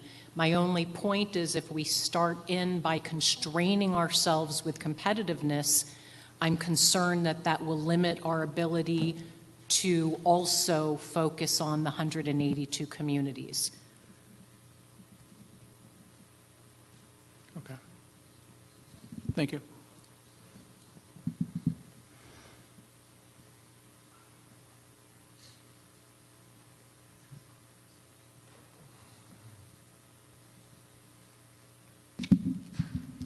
I don't disagree that we want to have, but I think we need to keep that in mind as we move forward. I think it's good for us to continually look at it, because there may be times when we say, and I'll be honest, in this case, when I see something that's very competitive, leaning towards, like I said, in this case, it was leaning towards Republican, I still feel that that's a pretty balanced district as long as we are still keeping those other pieces in mind. So I think we can certainly look at this next iteration that Commissioner Meal has proposed and see, and part of it is just to kind of get a better feel for it. For me, I would like to be sure that we keep Flagstaff connected to the Verde Valley as part of that, whatever changes are made, because I think we heard that Verde Valley, Sedona, that whole group said we all want to be connected in that case, and I think you basically are still keeping that. No, actually, I said that is the one thing that would be sacrificed. Of all of the, we had about 5 different areas of comments, and I think we can satisfy 4 of the 5. And there on the Verde Valley, especially if you look at the most recent comments, there's people that really feel strongly both ways on the Verde Valley, being part of Yavapai or part of Flagstaff. And this last week's comments, the part that wants to be part of Verde Valley, part of Yavapai from Verde Valley was extremely vocal. And I know we've heard just as vocal from the other, but I don't think you can have Eager, Springerville, Payson, the whole White Mountain area is being sacrificed for that Verde Valley, where you have a split opinion on Verde Valley. So that's, my proposal does put Verde Valley back with Yavapai. And I guess I will say, when you look at the elected officials from those communities, as well as the population, more of those folks wanted and talked about the connection to Flagstaff. If we look at the mayor, the council folks, they were all emphasizing that area. It's not to say there weren't people on both sides. Of course, we see that with all communities, right? That there are people on both sides. But but we heard very strongly with that in terms of that. And the current configuration that we have would still include that. And what basically, I thought, I guess, and again, I apologize. Sometimes it's hard to hear, so I apologize for that. But I thought we were mostly focusing on including Payson into that, but not removing. I did not realize you wanted to move them into the Yavapai, because I feel that they were pretty strong about that break. And so I would suggest that we see that's my view. I guess I'm suggesting that we don't move them out. My priorities were including all of Flagstaff in 6, including Payson, Eager, Springerville, the White Mountain area in 7. I think that we can then look at what then happens to the Verde Valley. Yeah, if we could see what happens. Verde Valley, currently excuse me, it's Commissioner York, Verde Valley is currently in District 7. The trade-off between populations was to add Flagstaff to District 6, so the trade-off would be Payson and Eager and Springerville. So that was the trade-off. And, I guess that was from what Commissioner Watchman had said, that I thought that he wanted Flagstaff to be with the Navajos because of the Navajo population in Flagstaff. Well, I think we've been talking about that there are a lot of Navajo living in eastern Flagstaff, which is included in District 6 right now. Parts of Flagstaff are included in District 6, and I understand the idea of trying to keep it whole, but I would also like to see us, maybe we can run it a couple of different ways to look at, could we keep the Verde Valley? I'd like to see a couple of different options from what Commissioner Meal has proposed, with Payson being included, but also looking at what we could do for the Verde Valley. So, Brian, on your map for District 6 to District 7, you did not follow the I-40 corridor in Flagstaff. You went up into the northern part of the city. Any particular reason why? You're north of campus there. So the map that's currently being displayed is the compared plan, switching over to the active. We followed the I-40 until we got to about central northern part of the city, and then we took north of that, north of I-40. Well, that's where all the population is. Yeah, the overwhelming majority of Flagstaff is in 7, but that northeast corner is in. Right. Well, there's not very many people 6. there, is what I'm saying. I can't hear you. There isn't very many people in that northeast corner. Right. No. So realistically, Flagstaff right now is drawn in District 7. You make the comment that part of Flagstaff's in District 6, but realistically, I don't think it is. Sorry, I couldn't hear what you said. I said, I don't think that the Flagstaff is in District 7 at all, or District 6 at all. So the yellow highlighted here, Brian, can you zoom in on that northeast corner? So the yellow highlighting is the city border. So it's just that northeast corner in there. And there's very few people there. Right. There is one neighborhood essentially just in there as you go up. Was that I-80? Yeah, you can see that the concentration of streets in there.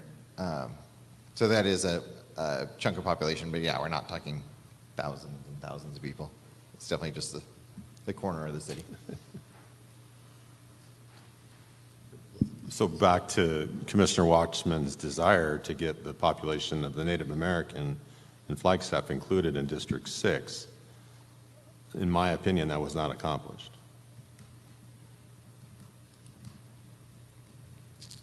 No. I mean, we didn't put the whole city in, right? We just put what was needed. It's almost like the current configuration. Yeah, the main goal we were talking about in this map direction was to not have D6 go down into Graham and Greenlee, and then to population balance the rest using Flagstaff as needed. So, yeah, we didn't take the instruction as being to put all of Flagstaff in or anything like that. We talked about it being divided just to population balance that Graham and Greenlee change. But we're happy to take the next step and draw that if that's something the commission wants to see. I'm not sure I'm understanding Commissioner Lerner's suggestion or idea here. Are you suggesting splitting Flagstaff more for the purpose of balancing, populations and competitiveness? I don't have any idea what the competitiveness will end up being, so Okay. I'm not using that at this point. I was just bringing up where it is right now. That right now, the current configuration was competitive in District 7. But where it will end up once they do some map drawing, we'll see as part of it. What I'm saying is, I guess for me, part of the priority, we had talked at one time, Commissioner Watchman had mentioned that there are Navajo who live in the east side of Flagstaff. So I was just mentioning that. My bigger issue here is the Verde Valley and Sedona piece and that's what I'm saying. I guess I would like to see a couple of configurations if we can, for the next one with Commissioner Meal's suggestion, and then one which would see what we could do in terms of the different communities there, but keeping that group together as part of District 7. I understand what you're saying. I just think that there are other communities of interest that I feel have spoken pretty strongly about that, just as strongly as some of the other ones that have been mentioned. Madam Chair, I think that also includes the statements from the City of Flagstaff, the mayor, and then the Coconino County Board of Supervisor, Chair and Vice Chair. They also spoke. And I'm drawing a blank on what they mentioned, but they were very vocal because they were in attendance at the Flagstaff grid meeting. So I think we need to consider their thoughts as well.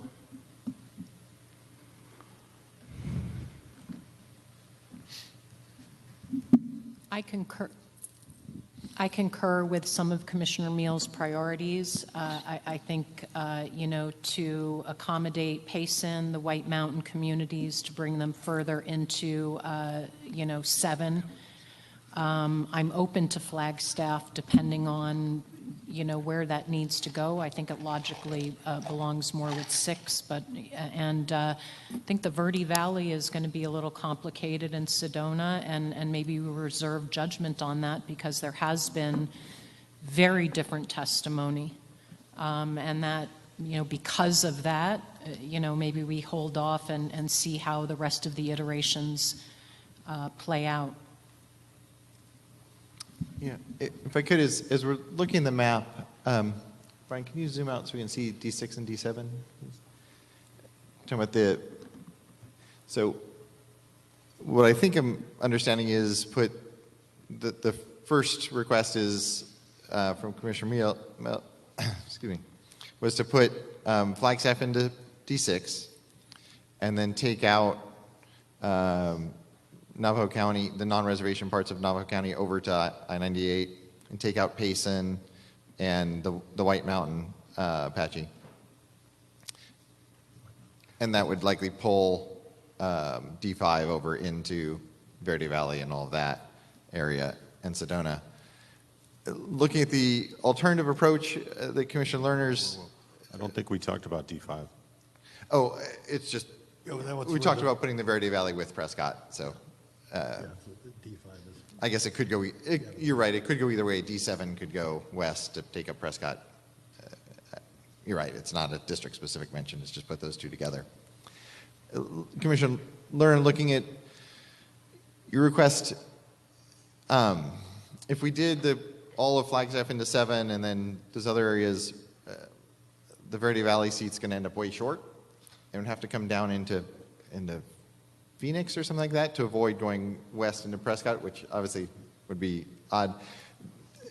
The thing we could try showing that I think would achieve what you're asking for, and that's why I'm checking in here, is moving the western Navajo County non-reservation areas into 7, taking the White Mountain Reservation out and Payson out. All those pieces have been talked about. But then just balancing in Flagstaff. So Flagstaff would remain split in that case, if this works out as I'm envisioning it. Would that be the scenario you want to see? I mean, I'm presuming that would be better than going down into Maricopa with the Verde Valley seat, but Yeah, we don't want to go into Maricopa, for sure. Okay. So I guess I'm not sure. I almost will leave it to you to come up with sort of a possible option. So take a look at what has been proposed by Commissioner Meal, and then to take another look at what could we do if we wanted to keep those communities together that we've been talking about. Because I honestly, I don't know exactly how to make that all fit. And I don't know if it will all fit, but I would like to see just a couple of options in terms of that. Sure. Shereen, what I understand, Commissioner Leonard, from what I can see in District 7 is Sedona, Cottonwood, and Verde Valley, and we're including Payson. I thought that was a pretty good community of interest. Right, but then my understanding was by including Payson, you were moving them to Yavapai. That's what I'm trying to understand, where those lines are going into Prescott.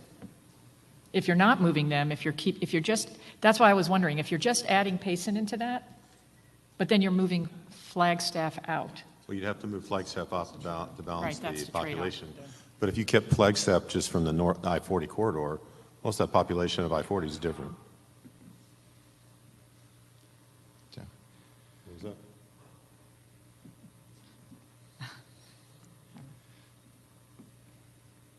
So, as I heard the original request, it was to put all of Flagstaff into the same district with the Navajo Nation.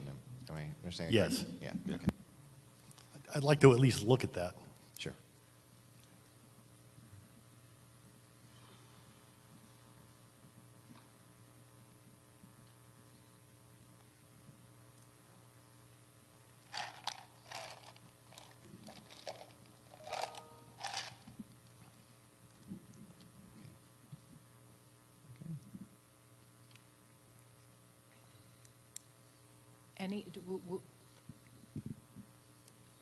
Any other additional feedback on 6 and 7, or would it make sense, Doug, would you like us to rotate to a different geographic area and dive in? Or I mean, you tell us, the pace and the direction, because there's many different areas we could go into. Yeah, I think the District 5 configuration as it's shown in this map, where it comes down and gets North Phoenix and goes over and gets Wittenberg and those areas, wasn't a request. It's just how things kind of played out as we population balanced. And I think the same thing will happen as we implement the request we just got. District 5's borders will shift a lot. So if you have a specific input on that, we're open to it, but it's likely that district's just going to change a lot just from what happens next to it. So you don't have to open to that. So yes, if you want to look at the Yuma split, or look at Tucson, or look at Phoenix, whichever area you wish to jump to next, we're open to that. I suggest we jump into Maricopa County, which really needs a lot of work. Some of this was just still from the grid map, and start by looking at the majority-minority districts that we're going to need to create, because I think everything will sort of spin from there. I was going to suggest the same thing, because I think Tucson is really complicated. And I think that we can make some real progress in Maricopa County, because there's just some real logical communities. Yeah, I mean, one thing, just to go back to the comments I made earlier, if you look at District 11, we brought it into that, I don't know if it's actually getting Levine, but it's South Phoenix area, but it's also Ahwatukee. we're crossing South Mountain. Now, this district, by the numbers, I was kind of surprised. It performs. It meets those effectiveness numbers for Latinos and electing the preferred candidate in District 11. But this goes back to that point I made earlier of the numbers aren't the whole story. So very curious to hear from the community and from the commissioners your views of that L-shaped District 11. I guess it's light green, bluish green. The big open space with outline through it in the middle is South Mountain. And then it's getting Ahwatukee, part of Phoenix, to the southeast of that. And to the southwest, it's going into the South Phoenix region. So it's an interesting district. I would not have expected that to perform, just looking at it on the map, but by the numbers it did. So it meets our numbers, but we're open to feedback on that and the surrounding districts as to whether it makes sense from the community perspective. This may be a good opportunity to also bring up the Latino Coalition submitted, I believe, a legislative map. Oh, no, they haven't done their legislative maps. I'm sorry, they did their congressional maps. Okay. I have heard feedback about not wanting to split between South Mountain. I mean, that's a logical barrier, and, people are very confused about why that flow would make sense. And they are very different communities of interest. If I remember correctly, the Ahwatukee community wanted to connect with Maricopa, primarily because of the school districts.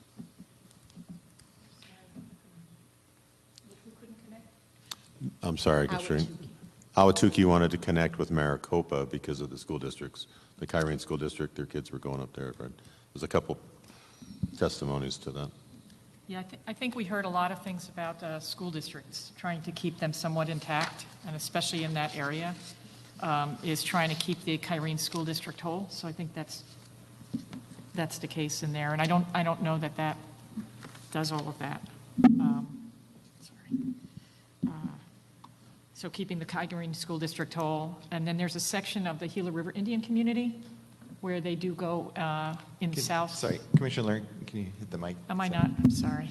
Got too many computers. I'm trying to look at the demographics on one. And with LD11, I think part of it was as you said, it maybe works, but there's Gila River Indian Community and Maricopa go to the Tempe Union High School District, and also are part of Kyrene, at least parts of it, the northern piece of that.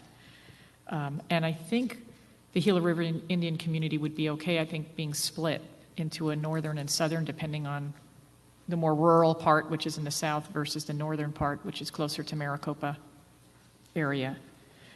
But it basically goes down to the idea of LD11, I think, being more of a South Phoenix, Tempe, Gila River versus that loop up that I think you currently have on the other side of the mountain. And Commissioner Lerner, to your point earlier, actually, when I look at District 11, I would have guessed it might be a competitive seat, but just for the record, it's not. It's not in the competitive measures by anything, so. Right. It's not competitive.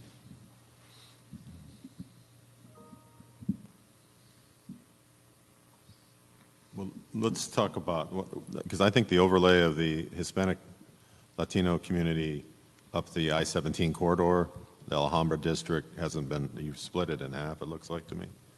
And so for me, I think 11 should run up that corridor, and the piece below South Mountain should go into another, maybe D16 or whatever, I don't know how the populations work. So I believe it's the Alhambra that's along, it's the 19th Avenue to 32nd Avenue up to northern, basically down to the I-10 intersection. Sorry, you know the roads much better than I think we do. Are you talking in Tempe? No, I'm talking about in Phoenix. So there's a Latino neighborhood, or I don't know what you want to call it, area called. We may actually, I don't know if we can, Mark, can we put on the Latino Coalition's congressional map? That may be useful to capture the whole region. Yeah, I was pretty happy with the Congressional District 3. So.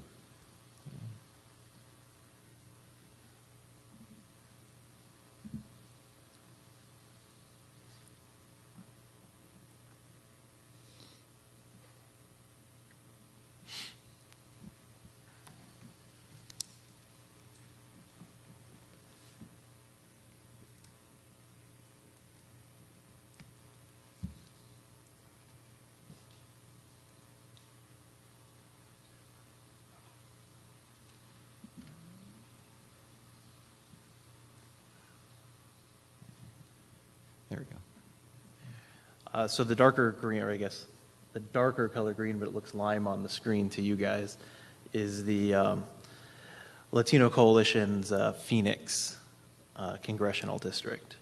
So it is not a legislative district, but this is their congressional. So, and just to orient folks, as the commissioners were just talking, the South Mountain is in their proposed district, but it is the border. They're not crossing South Mountain. The little foot over in the southeast part of it, that's Guadalupe. So that's why that's on there. And then coming up the Phoenix, Tempe, I believe that's the city border. And where is Guadalupe on our current legislative map? Because that makes a lot of sense. It's in D12. That does- No, it's in D11, I'm sorry. Yeah. So we could run Guadalupe into D8. You could move D8 over a little bit. Yeah, that bump where D8 and D11 kind of, where D8 comes down into D11, D11 is coming up there to keep Guadalupe in D11. Yep. The white outline is Guadalupe.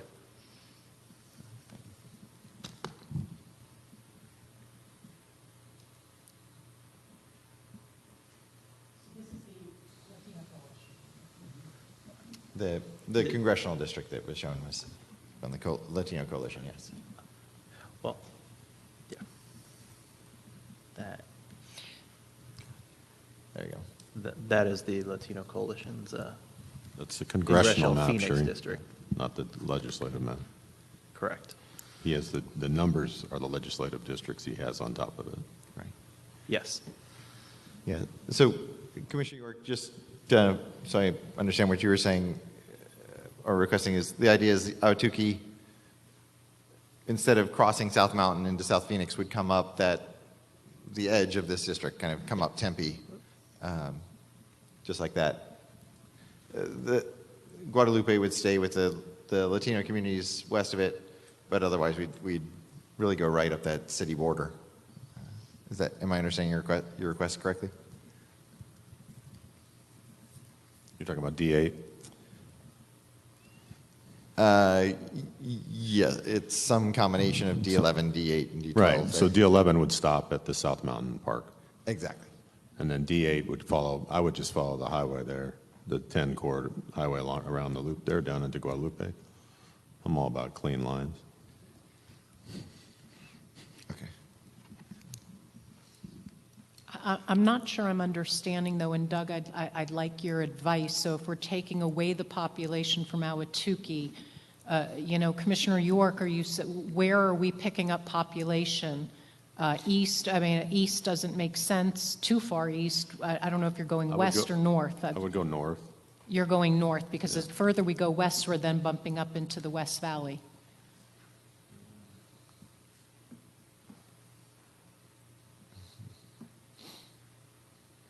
And I would go up to 51 and the 17, and I would push as far west as the 17 on that.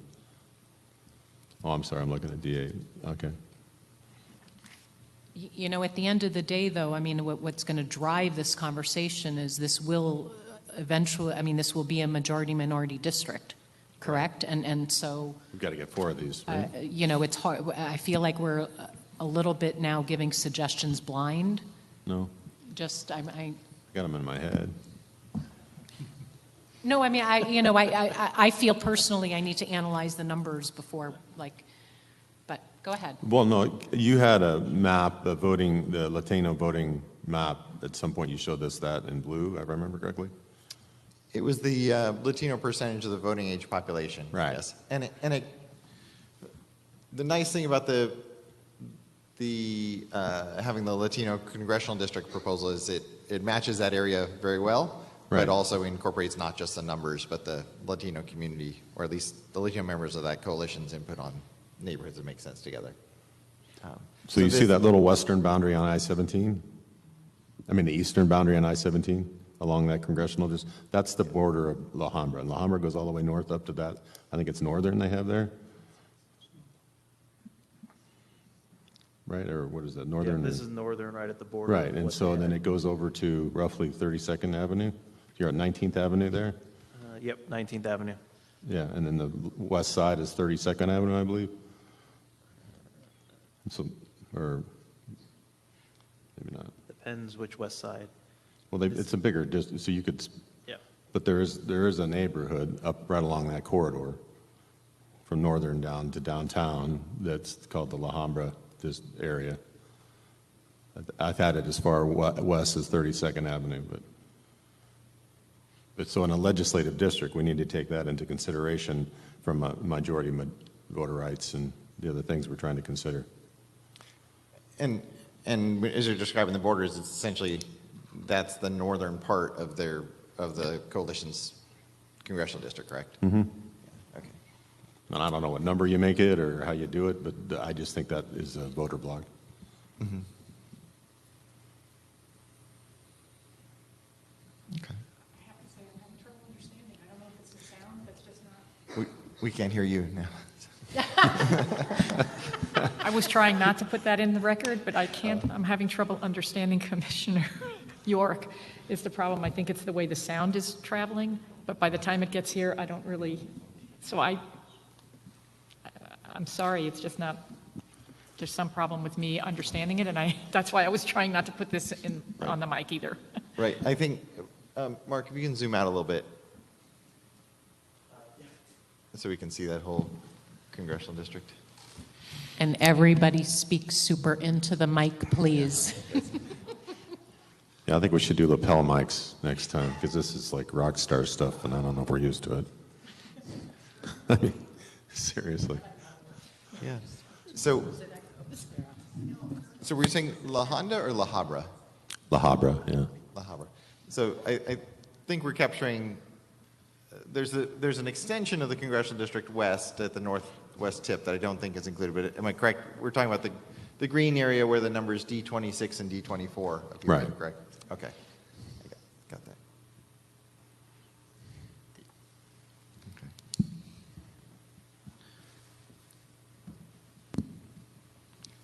For very simple thinking that I suspect we have a pretty good buy-in to what the Hispanic Coalition is, or the Latino Coalition has sent for the congressional map. And if that were the case, you know, just mathematically, there should be 3 minority legislative districts that sort of get carved out of that, or 3 1/4 or 3 1/2. And I would be taking a look at that on the legislative map also, even though they haven't sent one in, that is where the population is and communities of interest are that we should be trying to work with. Yeah, the one clarification or input I have on that is, because I think you're definitely right. They're identifying a community of interest that is consolidating the congressional district. In terms of how many legislative districts, I will defer to them if I state this incorrectly, but I think part of what they're looking at is that there's no possibility of getting a second congressional district in that area, so they're putting all those neighborhoods together. If we look at the current districts and how those areas have performed, there's, I believe, 4 or 5, and so they may expand those districts out somewhat because they can get a couple more seats that would perform. But yeah, in general, I agree with that, but it may not be a straight mathematical match. And I encourage the coalition to weigh in and agree or disagree with that summary of that view. I disagree with your thought process. You know, and if I look at this map right here in Maricopa County, you haven't done a lot of work there because it pretty much resembles what I remember the grid map to be. So, I mean, we could start with that.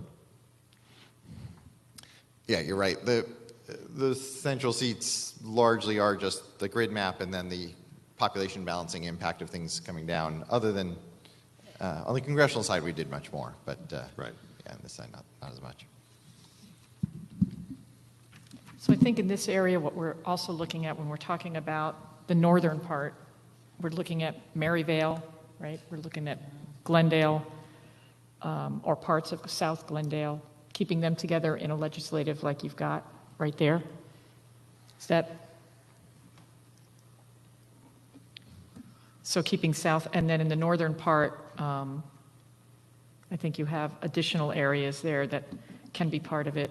I mean, I know we want to start with this. We talked about that, but it would be interesting, is the Latino Coalition going to be submitting their legislative maps? Because I'm wondering whether or not, instead of us trying to figure out what they might like, that we just say, let's hold off on that piece until we hear, hopefully they submit.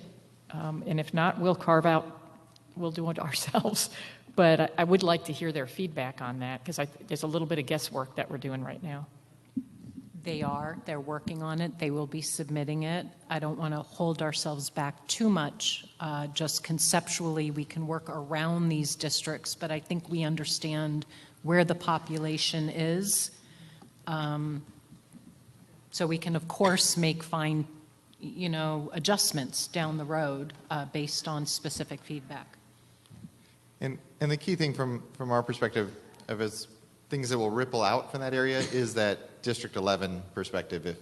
If we do want to separate that at South Mountain, that will have a lot of impact outside of the core area we're talking about. So that's good to get your guidance on. You're right. The central piece of that is more flexible, and we can wait for details on that. So just to go back, because we were on District 11, we are talking about moving that further east, right? Keeping it beneath South Mountain, and then moving it over, taking a piece of what is now District 12, which is to some extent what they are today, right? You've got Ahwatukee connected to suburban, to West Chandler and South Tempe. No, Commissioner Lerner, we were talking about not moving it east to District 12. We were talking about cutting it off at South Mountain, the natural border of the mountains, and moving it up north. There were many communities of interest south of South Mountain that felt that they did not align well with those north and then west of South Mountain. No, I agree. Oh, okay, on that. I'm sorry. No, I agree. I was thinking we were taking what was north of South Mountain, putting it separate. I agree you with mean that. east, Moving, north because we of need the more mountain. population in District 11 to make up for the part that we will not be including in the north. That's what I meant. I may have misspoke, but I was thinking if we're cutting it off on the north part, taking away Levine, for example, those north of South Mountain pieces, keeping Ahwatukee whole, we need more population, and we would be taking a piece of District 12. That's what I meant. But I think District 11 was moving north of South Mountain, and we were putting the Ahwatukee South Mountain community in with District 16 is what we were talking about doing, and getting Kyrene School District included in that. And I think that they'd be more aligned with District 12 because that's all part of their same community. You have people who are all going to the Kyrene school districts in there, the Tempe Union High School districts. You really don't have, if you have a division right now. You wanted to add Maricopa, correct? I don't necessarily have to add Maricopa in there right now. I'm more concerned about not splitting what is basically a community right now. The I-10 is not an absolute boundary in that area. We don't have it as a boundary right now.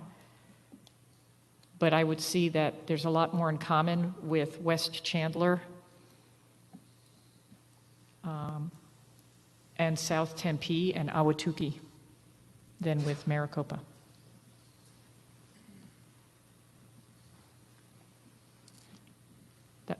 That was just my thought. To make up for the population that we're not taking from the north.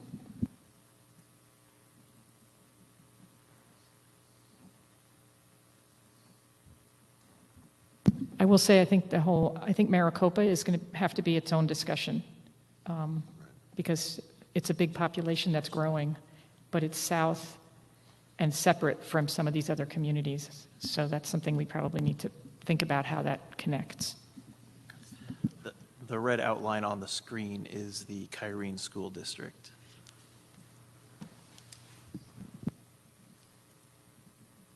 Can you please zoom in so I could see the roads or the markers on the brown part? That's down into the reservation. I want to know where that border is. Okay, thank you. So the biggest road that you see, zoom in a little bit more, is Riggs Road to the east and Beltline Road to the west, which is being split by the 347. Can you turn on the transparency?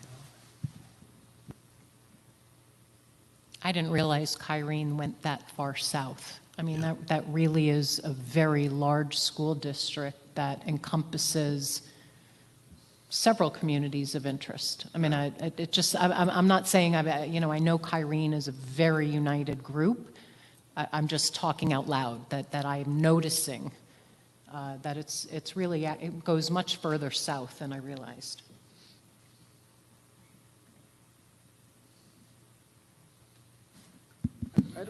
I don't think there's any schools on the Gila River Reservation. Although Kyrene does include the Gila River Reservation, so.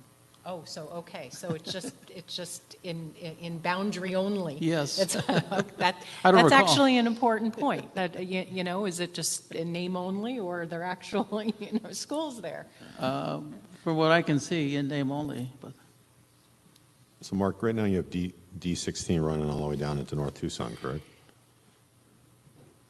You have D16 running down into North Tucson? Can you guys give me a little more trouble? This is ridiculous. Yeah. Yes, the mic is not baritone friendly. No, Jesus.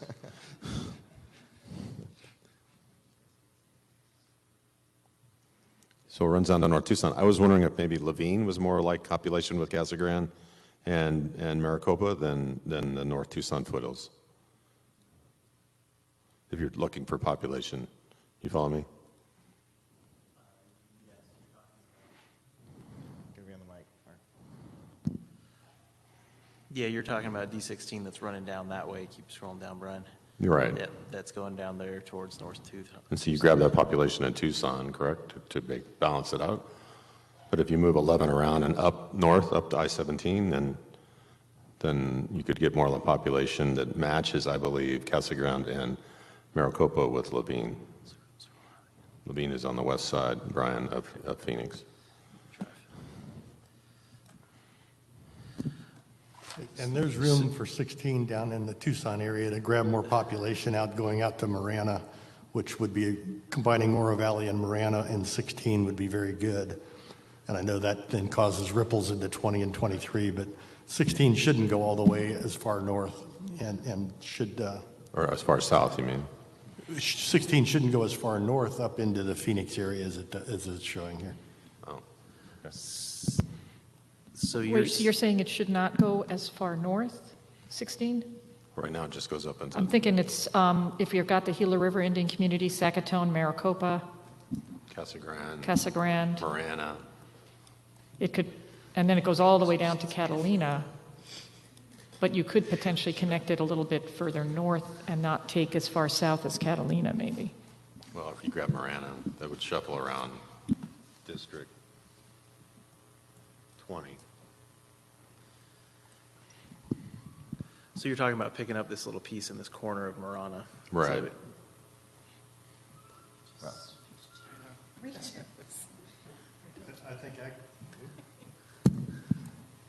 I think before, I shouldn't have jumped into 16 in Tucson, so I apologize.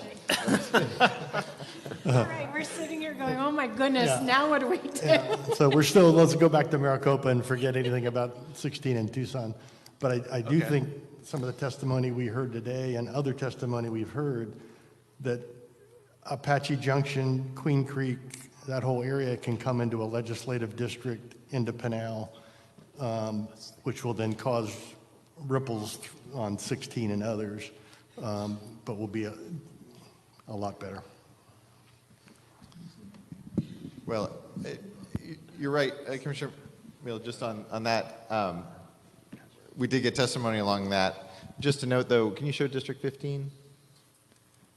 That area, that Apache Junction, all that section, Santan Valley has grown so much that actually once you show all of 15, please.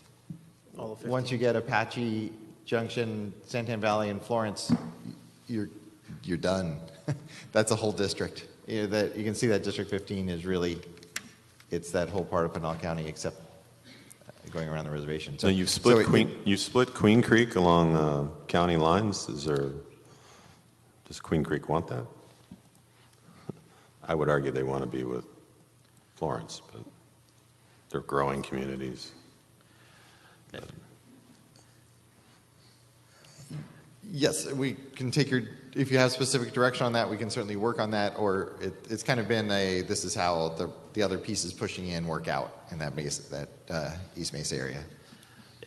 You know, and as a strategy, I mean, you know, and Doug, we don't want to jump around if it's going to, you know, throw you off, you know, course or whatever. I do think that part of town, that, you know, southeast valley, it will have ripple effects, and some of that has very logical legislative groups. So that may be a core area to dive into at some point as a distinct group.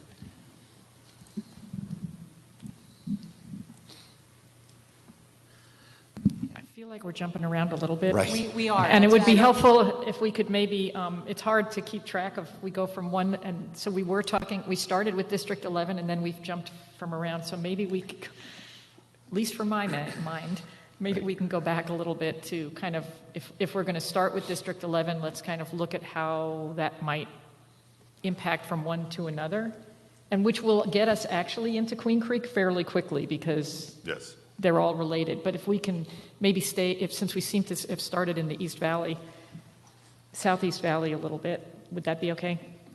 Yes, absolutely. I don't want to jump around, but my point is that when we dive into a specific geographic area, we may be able to make only so much progress, and it may be great progress. We may feel not as certain about expanding it, and we may want to jump to another geographic area where there's a little more clarity, and that's my only point. Let's stay with 11. Let's build it out as much as is reasonable, logical. Then let's not push too far in areas where we really are uncertain, when there are other legislative groupings that I think we could make significant headway, because then our mapping team, if they can, and I'm not saying we're going to lock it in, but if they have a clearer sense of certain geographic areas that there's a lot of consensus, then they can do another iteration where we can make better progress in the middle. So that's my only point. So with that, let's go back to 11. Yeah. And Joe Newberg, if I may, I think we've got a pretty good discussion on 11. I think the other piece is sticking to that same area, as you're saying. It would be nice to address the Southeast Valley, and then I think we've covered South Phoenix pretty well and kind of the goals as far as we can at this point. But the kind of northern Phoenix West Valley area would also be another area you could discuss right in that same area. Whatever Doug wants, and we'll do about maybe another 15 minutes of deliberation, and we'll take a break. So. Well, and my thoughts, this is Commissioner York. We talked about the Flagstaff, D7, D6 ideas. Now we've talked about District 11 and the smooshing around that and kind of using the Latino congressional district thoughts. That's a lot of work by Monday, right? Yes, the catch is, the reason I'm kind of encouraging on this is if you can zoom out so we can kind of see the region from Flagstaff, is as like Superior and Mammoth come out of D6 and as Payson moves into D7, everything gets unbalanced population-wise. And what we found last time is the way we balance that all is coming into Mesa, passing through Tempe and up to North Phoenix. So whatever direction you have in those areas that can guide us as we're doing that would be useful in addressing the D6, even in addressing just the D6, D7 ideas. They all roll together when we draw the maps. So yes, we've got a lot of work, but this will be rolling through these areas as we make the changes you've already asked us. So whatever guidance you have would be useful, if you have guidance at this point on those areas. I don't know if you've seen much comment you want to share with us on that Southeast Valley or North. My only thoughts were I would reference District 28 as you push up 11 and try to balance that central corridor along I-17. It seems to me 28 should move up along that 101 boundary. But I don't know what that does to the population, but that community underneath the 101, District 27 kind of, there's a kind of a dividing line there with industrial and some other, Maybe, I guess I'm going to ask if we could kind of just take one more look before we move. I know that there's going to be those ramifications. I agree that there'll be trickle-down effects with that. But can we finish with the, for my sake, the district, we're going to move District 11 a little bit, just to kind of clarify where we are with all of that. Go back to District 11, if that's okay. We're going to move it a little further east, but then what happens with District 12 as part of that? District 12, 13, 14 are all going to be impacted when we shift District 11 as well, right? We move it a little bit further east, keeping, I think, a South Chandler, South Gilbert in their own districts is one thing to think about. There's a number of different neighborhoods in those areas that we could probably take a closer look at. But as we look at moving District 11 a little east so that we cut out that northern piece, we can also look at least I'm looking at District, all of those that are related to there, District 9, District 8. The Salt River Pima Maricopa Indian community asked to be a part of Mesa, but right now they're not. So we want to move them into District 9 as well and keep that North Tempe, South Scottsdale, West Mesa, or Northwest Mesa piece with Salt River, which probably works when we move District 11 east in terms of population, if that makes sense. So Mark, the directions you're going to take, District 8's going to pick up Guadalupe, correct? Is that what we said? It's going to pick up what? I'm sorry. Guadalupe. Oh, yes. Yeah. Okay, and then, so what are we going to call the district that's north of South Mountain? Because that's where I was confused. I thought that was 11, but Shireen's calling 11 south of South Mountain and Nawatuki, so. The South Mountain one, that's now District 11? Well, it's divided in half. South Mountain Park runs through the middle of it. Right, it's divided in half. I don't know what, I guess So- when they redraw the maps, they can probably figure out those numbers again. I Right, don't know. but in my conversation, I had 11 moving north, and you have it moving southeast, so. Well, That's really the key question for you, and your request is, do you want, maybe to take it away from the numbers because they will be shifting, maybe do you want Awatuki going up through Tempe to the north, or do you want west, or should Awatuki go east and West Mesa go up through Tempe to the north? I think we're hearing both. Well, Tempe's currently got 3 or 4 splits. They have a north and a south split, but then they have a small piece that goes with Guadalupe as well. Yeah, it's not so much about Tempe as which piece goes up through Tempe. Should Awatuki go up and through Tempe and head north? Or should D12 come? Or I guess you could do, D12 could push north into what's currently D9, and then D9 would come over around. So really any of those three could be the one that pushes north to pick up that population that's going to be needed. Right.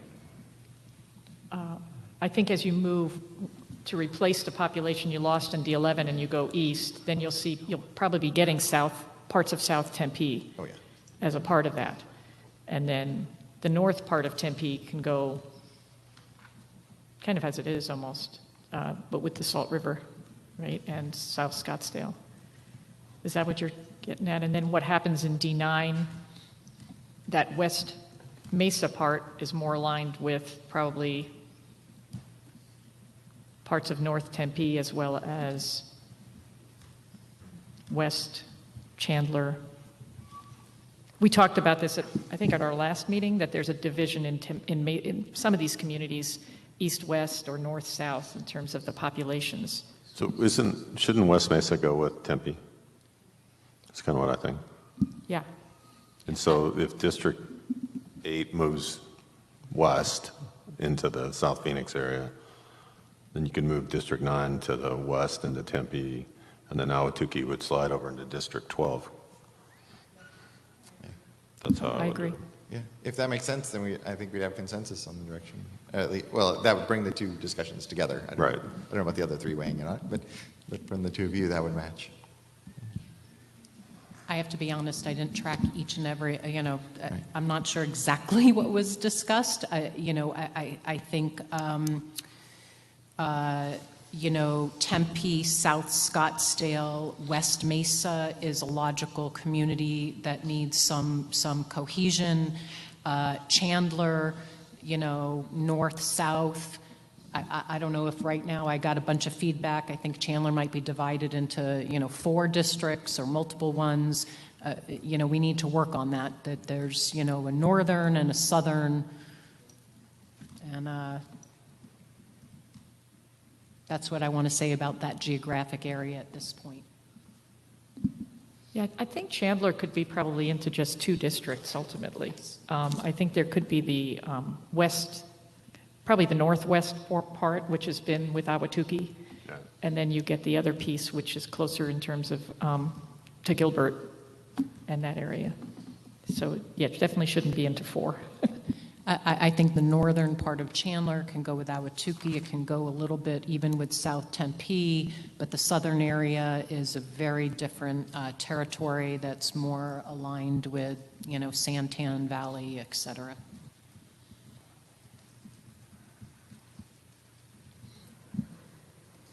So I think once you make some of these changes in this area, there'll be, as you always say, Doug, other changes down the way, and maybe we can just take a look at those once we've seen these. We don't necessarily have to go into that detail anymore on those. And I think, Doug, what I was alluding to earlier about kind of diving into different geographic regions, I want to be careful that we don't, because we start in this one geographic location, box us in with all the ripple effects and not do justice independently to these other regions. So that's why in my mind, I want to make sure that we do in fact jump around a little bit to make sure that 100% of the population is getting 100% of our focus.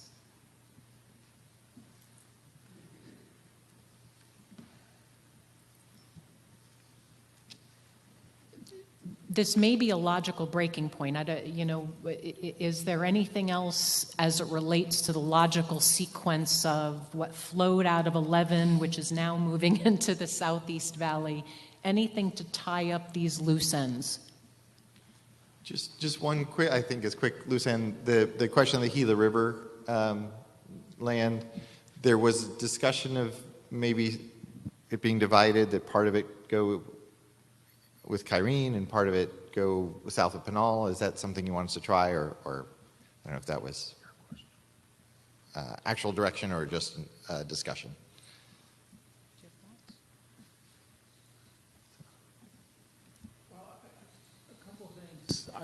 I'm not sure if there's, I'm not sure how many Gila River members live in the Kyrene district that's on Gila.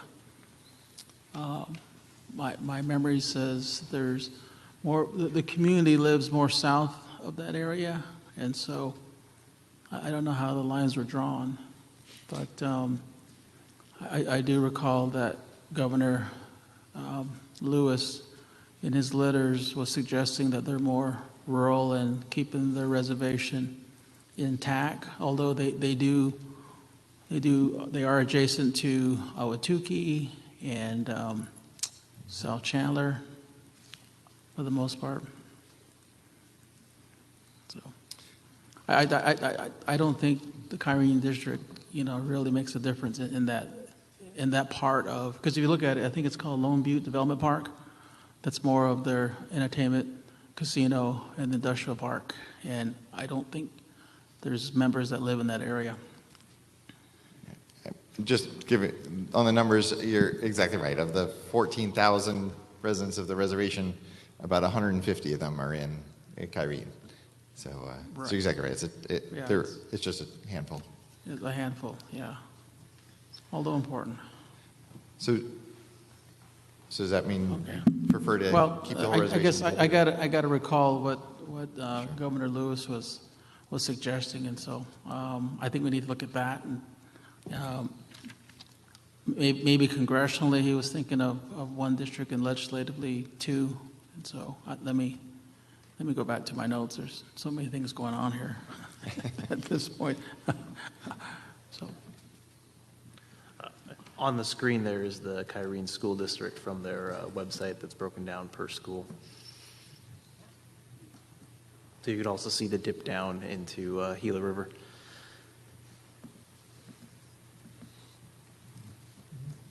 I think the most important thing is to track the population and to keep that community on the northern part together. That makes sense, yes.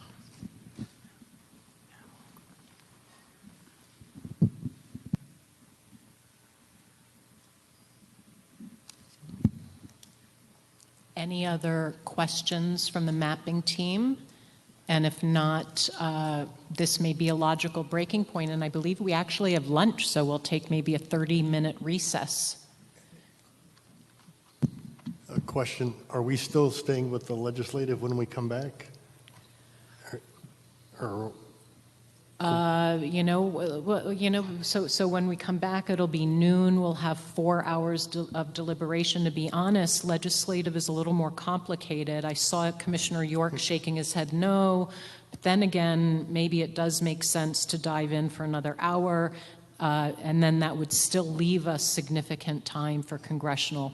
I'm also open to diving into congressional and then returning to legislative to make everybody nuts, but I suggest we spend at least a half hour sort of wrapping up the legislative and then go to the congressional. So spend 1 more hour when we get back? A half hour, an hour, I Sure. agree. At least a first run through of this, because we have only hit parts of the, yeah, I'm okay with that. Well, but we gave them a lot of work to do. That was the reason I was shaking my head. They didn't get. I got a few more. Okay, but they didn't get all the work done last time. So, I mean, we were supposed to meet again. I'm just worried about them getting the work done. Then that's actually an empirical question. Let's pose this to the mapping team. What would be most constructive for you if we gave you additional feedback on the legislative front, potentially in different areas, so there's not conflicting information? Would that be helpful? Would that be too much? Or is this enough for, weekend work? And how would you advise us to take advantage of all the time we have today, which is till 4 o'clock, but not waste any time? I think I'll let Mark weigh in on this and veto what I say if he wishes. I think the key here is we can certainly work, and I think we have a fairly isolated set of needs now. If you do have time to go into Tucson and Yuma and give us any direction there, that would be an add-on, but it's not critical. Okay. So. Excellent. We'll have lunch. We'll come back. We'll give additional feedback, thoughts about legislative districts, go into other areas that will not impinge upon what you're already working on. Then we'll do congressional maps. So 30-minute recess.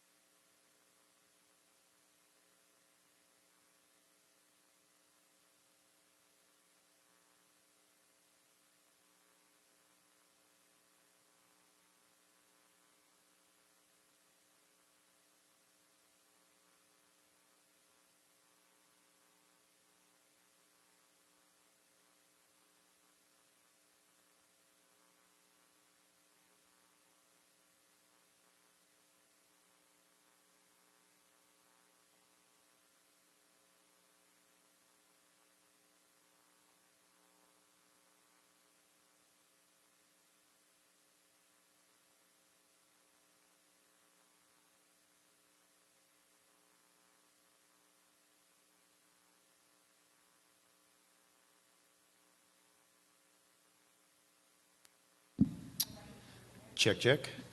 Check.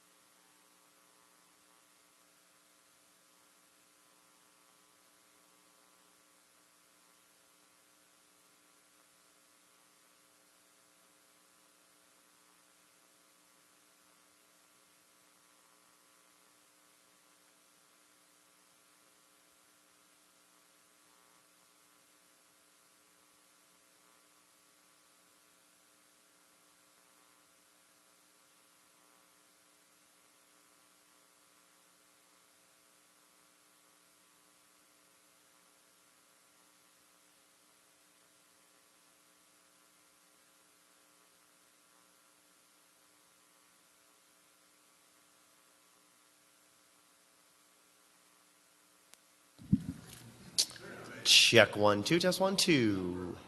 Do I sound pretty good up there, Stu? Everything sound clear? Going to be just talking about the maps and the regions today out here, and cool.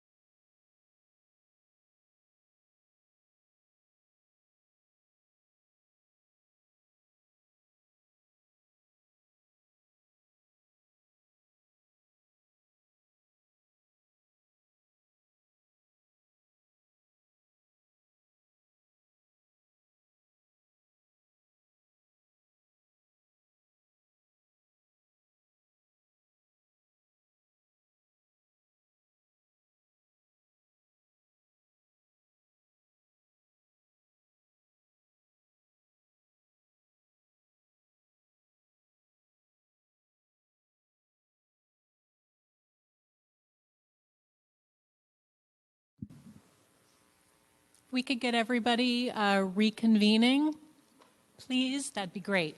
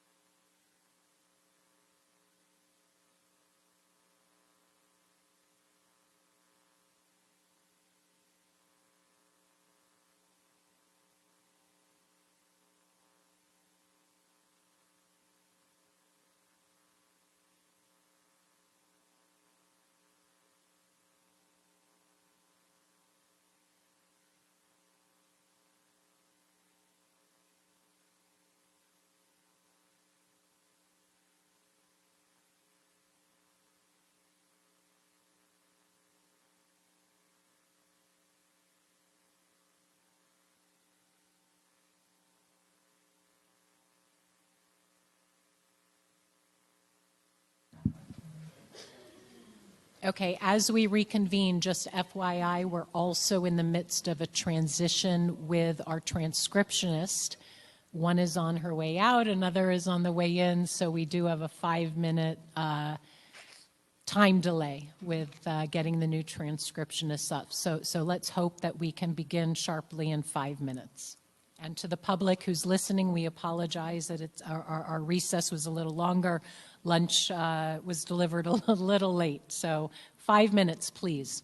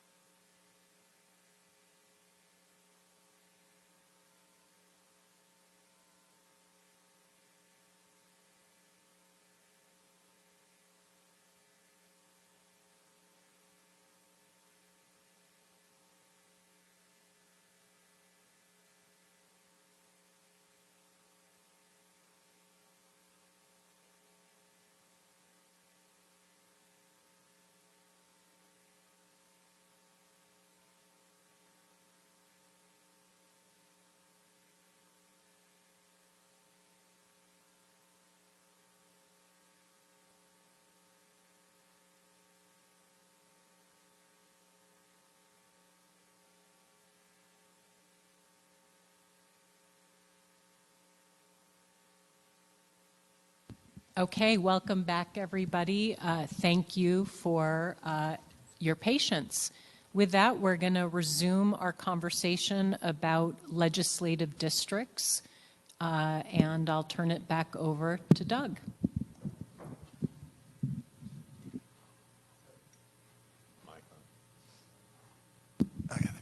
So, thank you. So, it's really at the commission's discretion if you want to focus on kind of the Yuma District 23 Tohono O'odham District, or focus in the Tucson area first.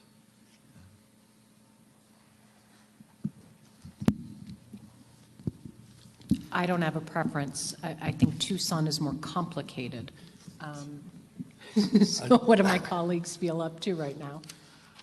I'm prepared to rattle off a few things for the Tucson area. Let's go for it. It would feel good to go into the weekend with a sense of accomplishment. But the maps are not up on WebEx yet, no?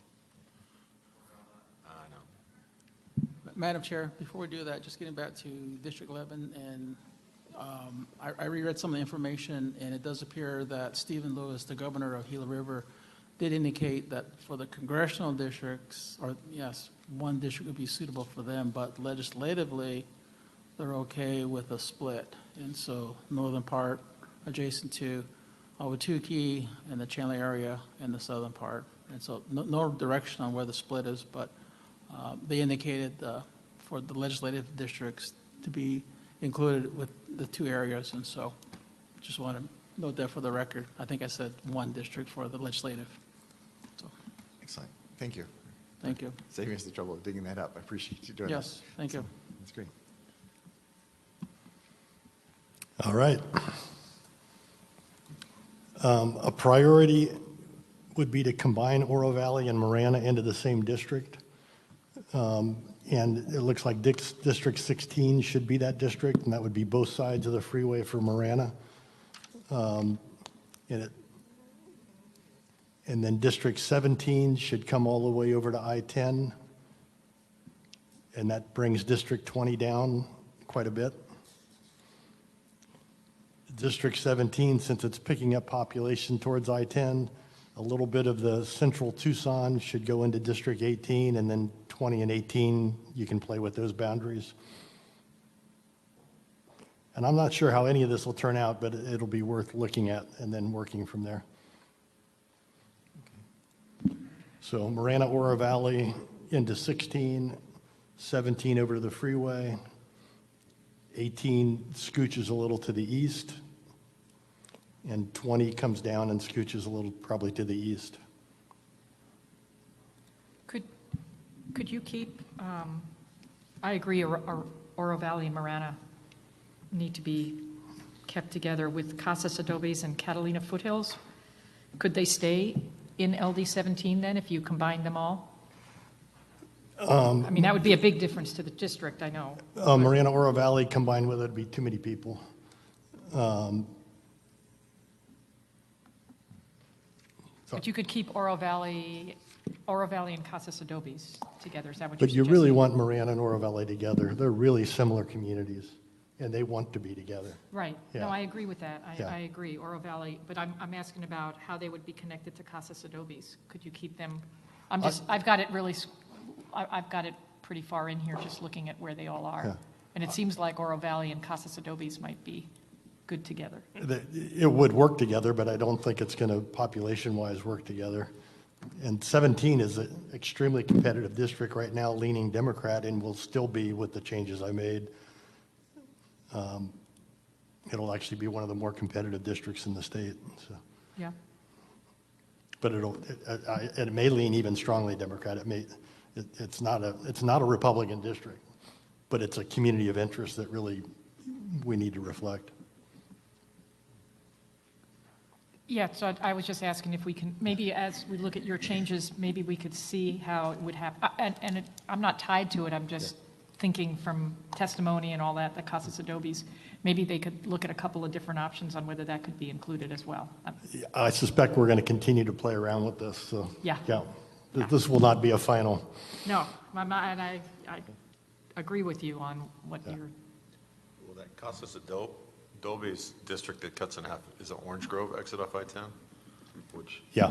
Which is the kind of dividing line for a lot of stuff, so. Right, it's just a matter of where it goes. I mean, I'm not, again, I don't know exactly where it should go, but it seems like Ina's it's, to the north, maybe Ina goes across, 17 goes across the Ina all the way to the freeway. Yeah. That gets across the Dolby's. But just the at connection. least, at least making those adjustments will be closer, and then we can work in more detail later. sure. So that's mostly District 17 you're talking about, right? And then 16 coming across to Marana.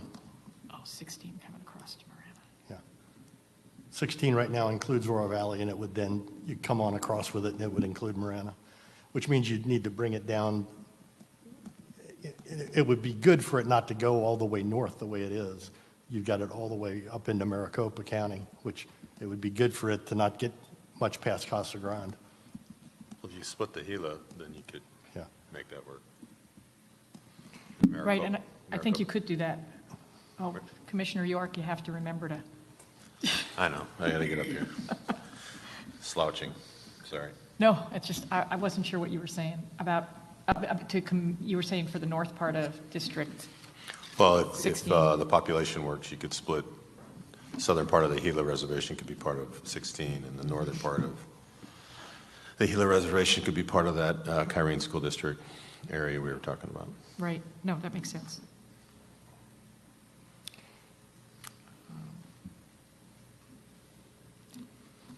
And that's all for now. Do you know anything on 21, 23? No. I don't have anything either. So what, in terms of, okay, that's it for that, you were just talking about then the northern part mostly of Tucson, that's correct? Okay. Yeah, we may want to look in the southern Tucson area. We're likely to have a majority-minority district there to look at the Latino population. Yes. Right, that's what I was looking at, was the District 21, a little bit. Yeah, 21 will meet the minority tests. Yeah, but it goes all the way up to, That goes all the way to the border, right? Yeah. Right. And that could to some extent, you could actually just have it follow parts of it, at least that northern part. I'm not sure whether it's there for population. I'm just looking at my little, there's that one little area in District 21 where it goes to the east of I-19. Otherwise, it follows I-19. Oh, never mind, not completely.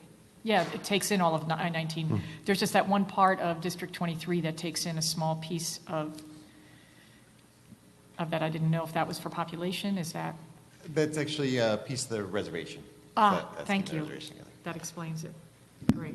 I'm also wondering if it makes sense to bring up the congressional map of the Latino Coalition. If I remember correctly, I may be wrong. I mean, you know, we're looking at so many maps. I think their congressional district rose all the way up to Tucson and touched upon that population. I'm curious about the boundaries that they had in the city limits.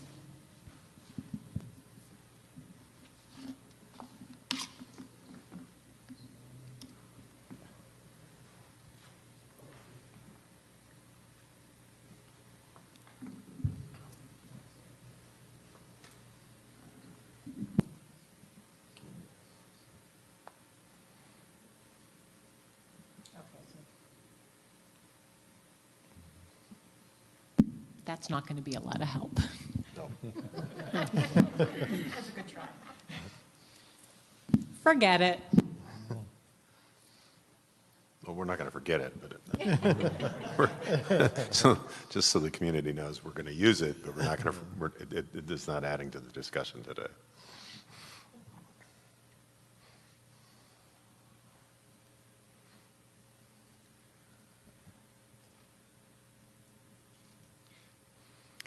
I don't have any further comments on the legislative maps.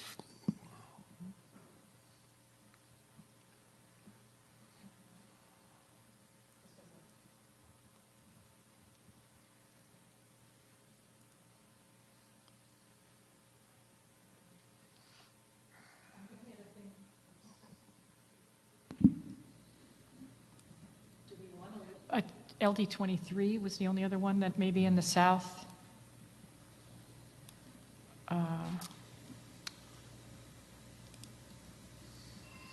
It's a pretty strong minority. It is. I think it's, to me, I thought that was that was one of the two in the south that we needed to keep. It's actually just on the numbers. 23 is a very interesting district. It's a third majority minority seat down there because 20 and 21 both perform. They're both are effective Latino seats. It's both a 50% seat that is right on the cusp. So it's the one I mentioned earlier that the Latino candidate for governor loses, but the Latino candidate for attorney general wins. It's also in our 7% competitive range. So it's a very interesting mix. And it's worth noting in Yuma County, it's not following the current split just because of population reasons, I don't think. All right. It has almost all of the city of Yuma in 23. Well, it follows I-8, which I think is appropriate. Okay. That was what I was looking for your feedback on, or what we were looking for your feedback on. The commissioners agree with me? Yeah, I think that it does. I'm sorry. No, I think it does. I think it takes out a couple of the communities. It does follow I-8, but there's a couple of communities that it puts into District 30, which I think works for them. Right. I'm confused, Doug, though, if this is going to be a majority-minority district and they elect a candidate of their choice only some of the time, I'm confused about the ramifications of that with honoring the VRA. It's a good question. It's probably a detailed question to defer till we have the legal team analysis that they talk about having next week to get a kind of more guidance. This is exactly the kind of guidance or exactly the kind of district where both that feedback would help and where local community feedback would help. This kind of thing where it performs with one candidate, not with the other. Both are close races. Could be problematic or could be just fine. And a lot of that depends on the local. It's a lot to do with the candidate, I believe. Pardon? It has a lot to do with the candidate, is kind of what you're saying. I think you're probably right, but I'm not going to make that characterization. But it does take a detailed analysis of are we comfortable with that, and we can certainly come back to that question of where it is on that scale. And a big part of that would be if the local community feels like the lines in Yuma County make sense, and that kind of stair step just south of the freeway. As the commissioner mentioned, that's keeping those communities on the freeway together. I think that's also the base border. Yeah, it should be Barry Goldwater range. Okay. Yeah. So that's how that edge is actually quite well defined for locals because there's military guards on it. Don't want to wander onto that base by mistake. So. Yeah, I was seeing that Welton, and is there another one? But Welton would be then in District 30, which probably is something they'd prefer. Right. Okay. Yeah. Okay. And I do think we may get feedback from people in Yuma that would make us want to adjust this somewhat, but I'm fine with how it's showing right now until we get more feedback. I will say the tail end of the district, as it's on the screen, it does go a little north of I-8 when you get into the Yuma area. Okay. With regard to the tribes, near Winter Haven, North Yuma, you got the Kushan tribe, and I know they parallel or they're adjacent to the Colorado River, but I'm not sure how far they go. And so, do we have that reservation covered? The Fort Yuma tribe. I think it's all in District 30, but let's confirm that just to be sure. Well, I'm just looking at the northern side of, was it 23, north of, north side of Yuma. District 20. Oh, yeah. Looks like we get it all, yeah. And then going back over to Tucson, if I'm not mistaken, they have lands in the Sorita area, and I don't see that covered. And so if you look at, like for example, their casino is off of I-10 and Sorita Road, but it's not included in 23. Where is that? This is in Tucson, South Tucson. Where's Sorry? It's south of Tucson. It's on the freeway between Green Valley and Tucson. Right, But it's the Sharita area. Yeah, I forget. Well, it's in District 21, correct? That's a minority. Yeah, well, I haven't heard from the Tohono O'odham Nation. I think we've heard some members, but we haven't heard from the tribal leader. So keeping the reservation intact at this point, unless they have something different. But I know there's a little community, Santa Fe, and then where their casino is, and I think it's called the Sorrito. I think it's Desert Diamond Casino, and I think it's all in that purple part of 23 along with the other, with the San Javier. I think it's actually covered the way you're going to like it. Oh, yes, actually, good old Google Maps is always fastest. So, so the casino is actually on the green, it's right on the freeway. It's actually in that east of the freeway piece. Yeah, it's east of the freeway, and so. Right in there. Oh, that's why it goes east. That's what Yeah. you're saying. Yeah. Yeah, Yeah, that 23 has the if you zoom in. Is it in 23 or? 23 is the Tohono O'odham Reservation, isn't it? Right. Well, I see it in 21, the casino. Am I on the right map? Maybe not. Where are you seeing it? Here. Zoom in more. Are you using the right map? I thought I was. Yeah, no, you are. Yeah. Well, maybe when they do those. It's on PMRI Road, but when you go down there, you hang a left off the freeway there. It's right here. Yeah, yeah. Can you satellite view it? You'll see it on Is that just a casino? I don't know what the lands are, but I mean, they have the casino there, so. So maybe we wait to hear from them? Well, yeah, and I guess, but the big point is that we haven't heard from the tribal leadership. We have heard from some tribal members, and what I glean from that is, obviously not obvious, but keeping the whole reservation intact, and that includes Sorita. I think there was also some inferences of keeping it close to or within Tucson, but we need some more feedback. Yep. So tech is such a new world. So that is we're looking at the casino. That's the casino, yeah. So if you zoom out, so we can see the borders around it. There you go. Yeah, Yeah, it could be like the Glendale location. Maybe there's a little island. I don't know. Yeah, it is. It is. You can see on this. It's very too far. Zoom in. So there we go. So you can see it is isolated, but it is in that southeastern corner of the reservation, just over the freeway, and it is in the district with the rest of the reservation lands. Okay, good. Just want to make sure. Thank you.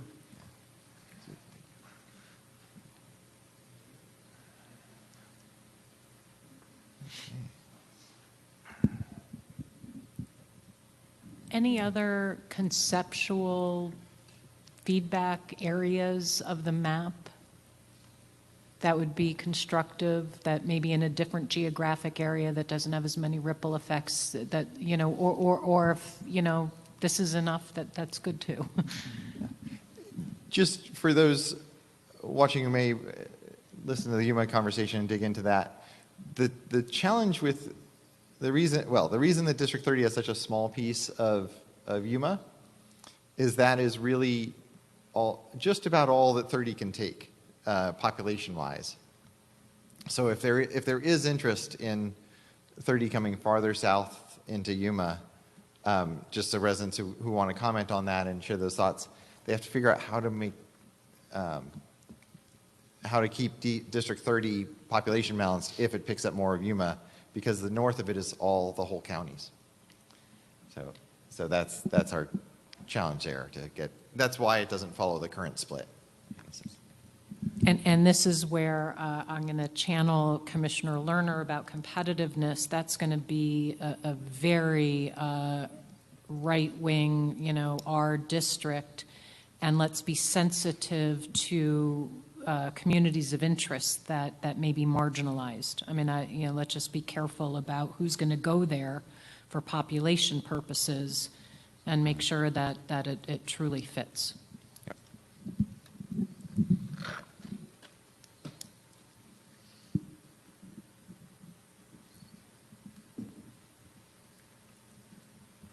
So do we approve this, or they go to work? They go to work. They go to work. One more thing for 23, I'm sorry. I'm looking for the Pasquayaki Reservation. It's off Valencia Road, west Tucson. Yep. I don't know if they're in 23 or 20. Yeah, right.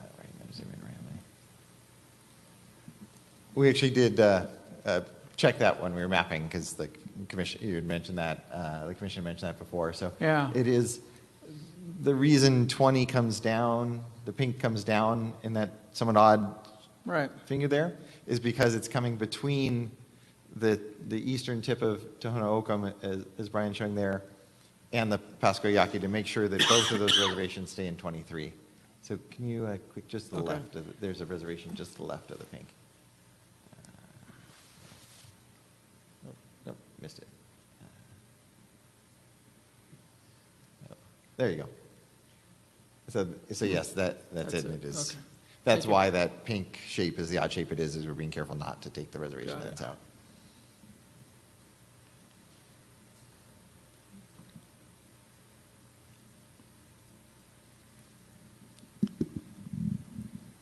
Anything else on the legislative front? This was very productive. It was, I feel really good about our progress. I know we gave a lot of information to our mapping team. I believe our mapping team would now like to excuse themselves for maybe 15 minutes or so, just to be able to orient themselves to work on some of our directions. So please feel free to move into the other room and join us when you're ready. I'm going to suggest that we take advantage of some of this time. We can dive into business before we go into the congressional map. Excuse me, I'm going to turn it over to our legal counsel first. Just clarification, Madam Chair. I don't believe that the Commission has voted to adopt this legislative 2.0. So we would need to do that so that the mapping consultants can then work on the adjustments given today. We did. I thought we voted on 2.0 at the very beginning this morning. We did not vote on any of these suggestions, but is there anything we need to vote on in order to give them marching orders? No, I think both Brett and I must have missed that this morning. So maybe we were talking to each other. My apologies, Madam Chair. Learner and Watchman did the motion in a second. Okay. Okay, thank you very much. With that, I'm going to suggest that we move to agenda item number 9, which is what led us to have some guests today, which ended up being a delight, in-person public comments. We had this agenda item here.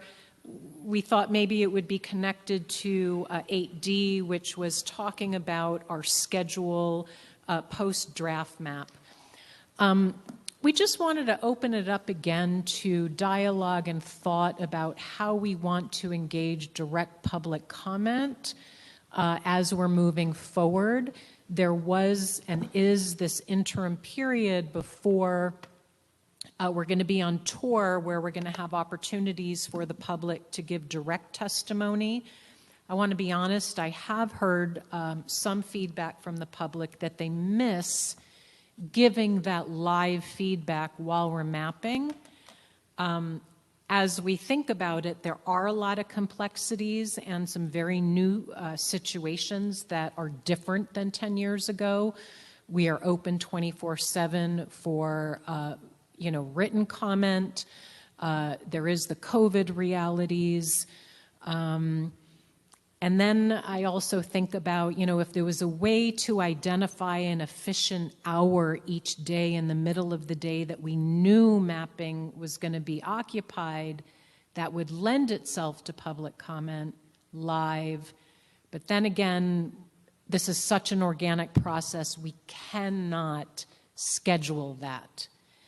So there's complex issues with trying to insert that, and we just wanted to give the commission another opportunity to talk about what makes sense for us, and if anybody has any different opinions. I'm struggling, and I don't have a different opinion, but we thought that it was something that we just wanted to do due diligence and make sure that we're comfortable that, you know, this period would be written, you know, public comment, and we would reserve once again the live feedback for the public hearing post-draft map. We want to avoid what happened today, where there's any miscommunication about public showing up to give public testimony. So any thoughts? Madam Chair, I would encourage us not to take public testimony while we're trying to finish these draft maps. And then we've got a solid 30 days where we should take a huge amount of public opinion live. But I think that we'll be more productive if we can get through this. And there'll be really significant changes from what I understand the last two times from the draft map that we'll approve hopefully at the end of next week until the final map. So there'll be a lot of opportunity for input and public opinion. And I would agree with that as well. I think that we'll have a lot of opportunities to hear feedback, and people can continue to give feedback every day as they've been doing, and we encourage that. I hear my commissioners loud and clear. I mean, I think just at the end of the day, the public should know that we've given this great thought. And we're trying to maximize the efficiency of hearing your feedback, along with our responsibility to spend as much quality time analyzing, discussing, and deliberating the lines. So if there's no other feedback, I'm comfortable, you know, moving forward as we've decided in the past, and we'll make sure that in the future there's no agenda item that suggests that there might be in-person public comments while we're deliberating. But again, you know, the public comments are desired and wanted throughout the deliberation process. It may be a different format than what, you know, previous years have experienced. It may not be live. It's just as powerful. It's just as effective in written form. So keep it coming.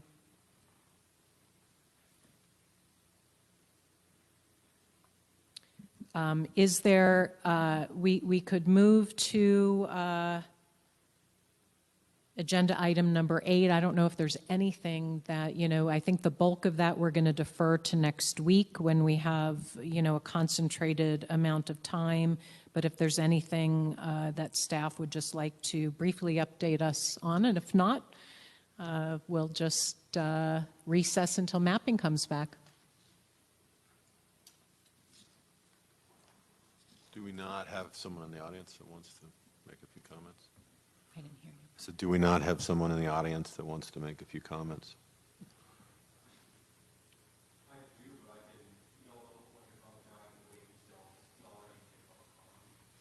We're not on public comment. Okay.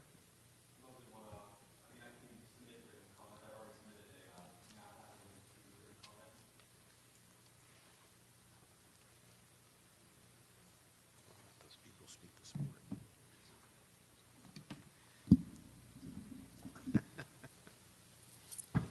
Yes, we can go back. Since it's in our agenda, we can go back to, you know, agenda item number 9, in-person public comments. So please, if you have something to share, the microphone is yours.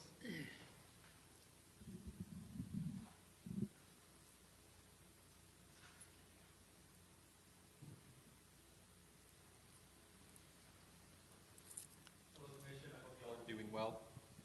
As a resident of Arizona for my entire life, minus my university career, born and raised throughout Phoenix, Scottsdale, and Oak Creek over in Yavapai County. And I do have some major, pardon? Oh, my name's Ari Bradshaw, I apologize. I spoke last y'all at the Mesa meeting. And I have some concerns, I suppose, with the draft map, and I want to make sure that y'all are taking into concern most of the communities of interest. I've submitted a map called Communities of Interest Master.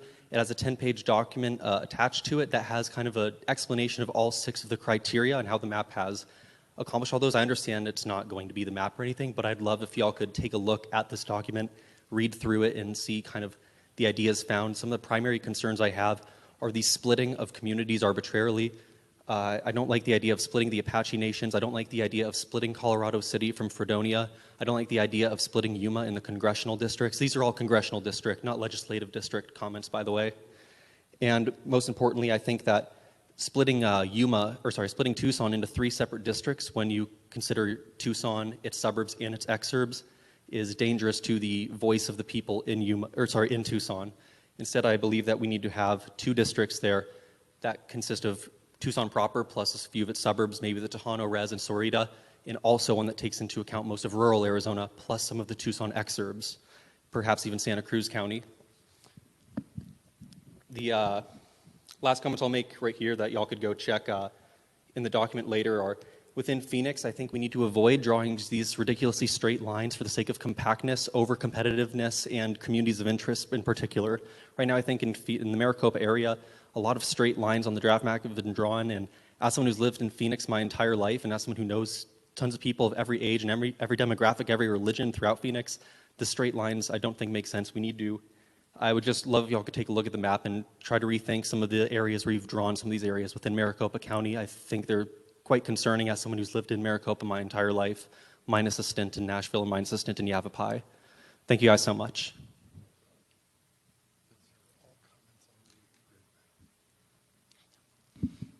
Thank you. And I think you've submitted a couple of maps, haven't you? I keep updating it. That's what it is. The most recent one, Communities of Interest Master, is the map that's most updated. I might submit another update over the weekend if my friend and I see any changes based on this meeting right here already. I know one that we're going to make between 2 districts. But I will be continuing to update this map until the official draft map comes out. I will continue to send updates to that draft map. Okay, because I have seen your map in there.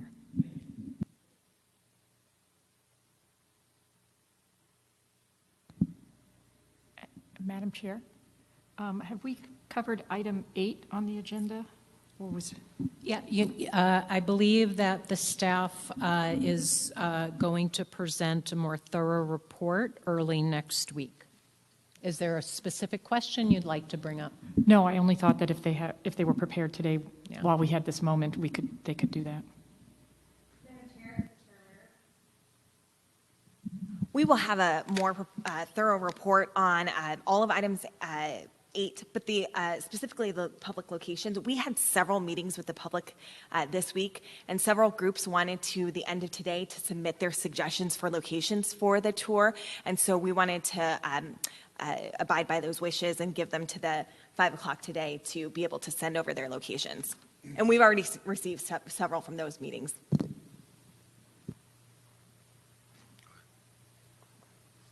Since we're waiting for the mapping team, I would suggest a quick break, unless someone else has something. I had a question regarding locations. Do you have dates? You can suggest dates also next week? Yes. Okay. Yes, Commissioner. Yes, we will suggest dates and locations. Okay, why don't we take a 5-minute break? Let's not go too far or linger too long so that as soon as the mapping folks come in, we're able to jump in.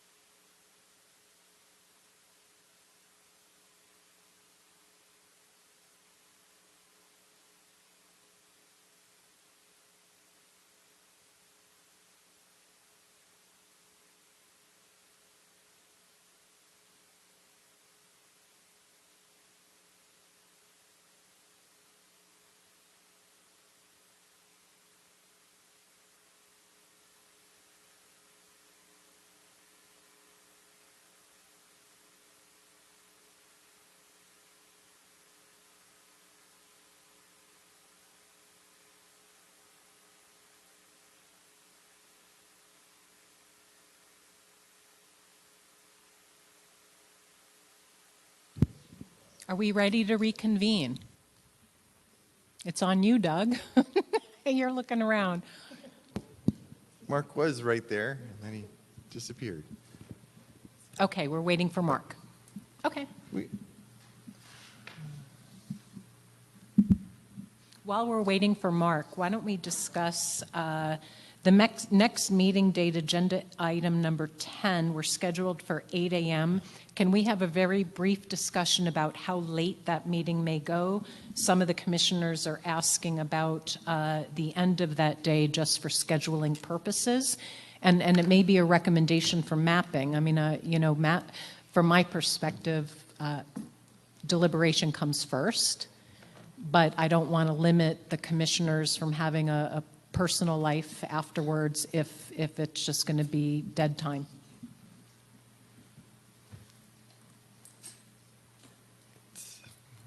Hard to predict, I guess. But I think there's flexibility, I think, at that point. To some degree, at that point in the process, it might be better to wrap up a little earlier and let us jump on the changes that you requested so we can get them, as much of them processed for Tuesday. So that may help actually move things along. So I do think Monday from 8 to 4 would provide us 8 hours, obviously, with some breaks. Is that comfortable with my colleagues? Can we go to 4:30? No? Oh. Will we see new maps in advance of the meeting? Will we get something by Sunday night? Because it really is helpful to have some time to, rather than walking in here Monday and seeing them cold. If we had something Monday afternoon, late afternoon, where we could look at them Monday night, it would be really helpful. I think for the weekend, we're striving to have everything done by the end of Saturday, with maybe a tiny bit of bleed over to Sunday if that's what happens to proof everything. That'd be terrific.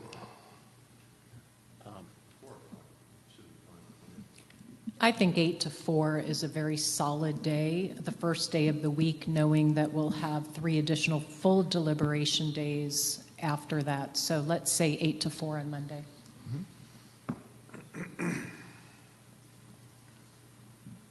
Okay. With that, we will return to agenda item number 7, and we're going to dive into the congressional maps.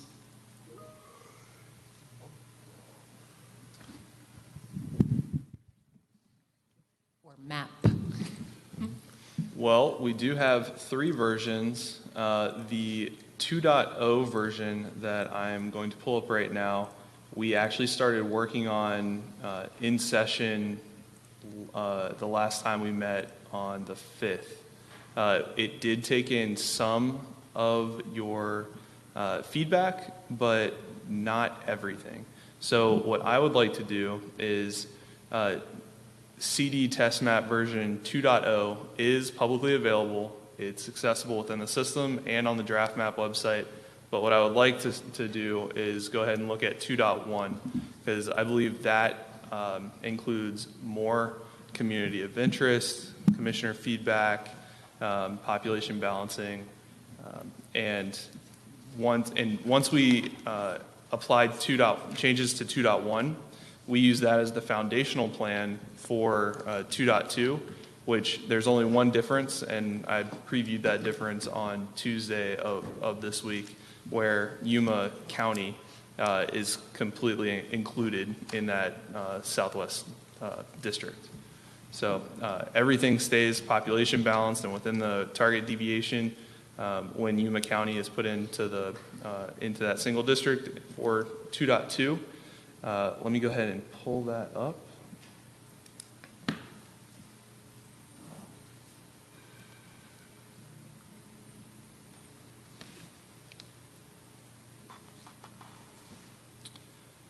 And let me make sure that I am sharing on the WebEx.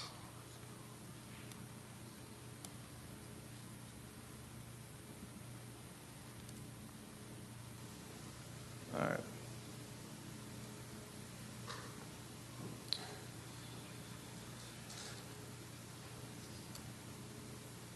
All right, so this is Congressional Test Map 2.1. Let's see. Let's change District 7 color just so it doesn't blend in with District 1. All right, so Doug, where would you like to start on this one? Do you want to do the walk through the change log? Yes. So with the audit log that we are in the process of posting on the website, let's go on over here. So we had 1.0 and 1.1 that was presented during the October 4th and October 5th sessions. 1.1 was accepted and adopted in the next iteration from grid map to Series 1, and then that was used as the foundational map for Series 2 maps, 2.0, 2.1, and 2.2. So although we did look at splitting Tucson and including the northern tribes from District 9 to District 2 in 2.0, we can look at that one, but I don't think that's going to meet much of community of interest feedback. It does meet population balance, and it does pass all the integrity checks, but I think that 2.1, because we consolidated all of our notes after the October 5th session, we had more of a grander vision of what you all we thought your intent was for 2.1. So that's where I would like us to focus on for this. And I believe we need to vote on a starting point, and I'm comfortable with starting at 2.1 if my colleagues are. I actually like 2.2 a little better, the way that that the southwest boundary is. Okay, and the only change between 2.1 and 2.2 is how Yuma County is handled. And that's shown on the very last step. Step 65 is the last addition to the audit log for 2.1 and 2.2. Essentially, just we added step 66 where we took Yuma County from 7 to 9 in its entirety. My preference is 2.1, again, partly as a response to Yuma's interests. So I prefer starting with that map if we can. The reason I would make a case for 2.2 is I think District 7, which goes from Nogales all the way up into a part of the urban Maricopa County area, I'd really like to see that pulled away from Maricopa County. So it's going to need population, and that's why including Yuma then will make that more possible. So when we get the comments, that's one of the main comments I'll make. And that's why, for that reason, starting with 2.2 would be my preference. But we can start either one, and then I'll make the same comments. Can I believe council has a point or question? A quick question, Brian. Is there anything from the comments that you received in creating these two maps that you were not able to include?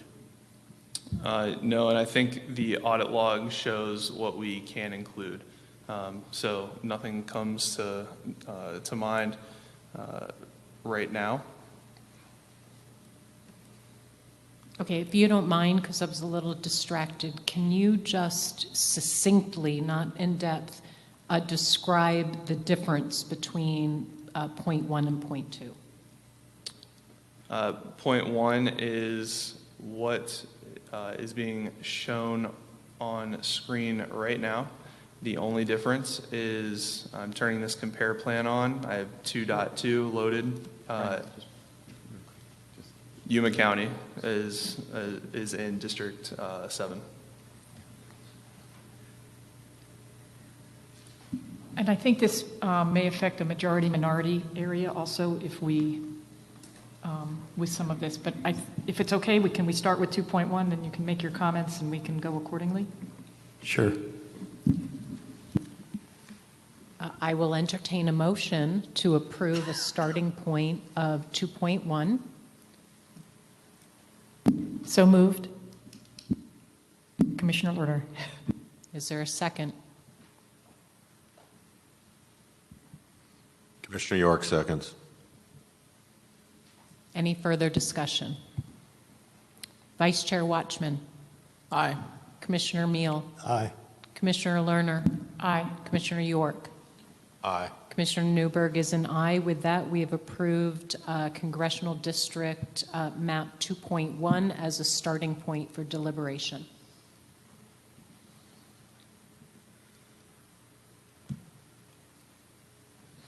Commissioner Meal, would you like to again explain some of your rationale for moving those lines?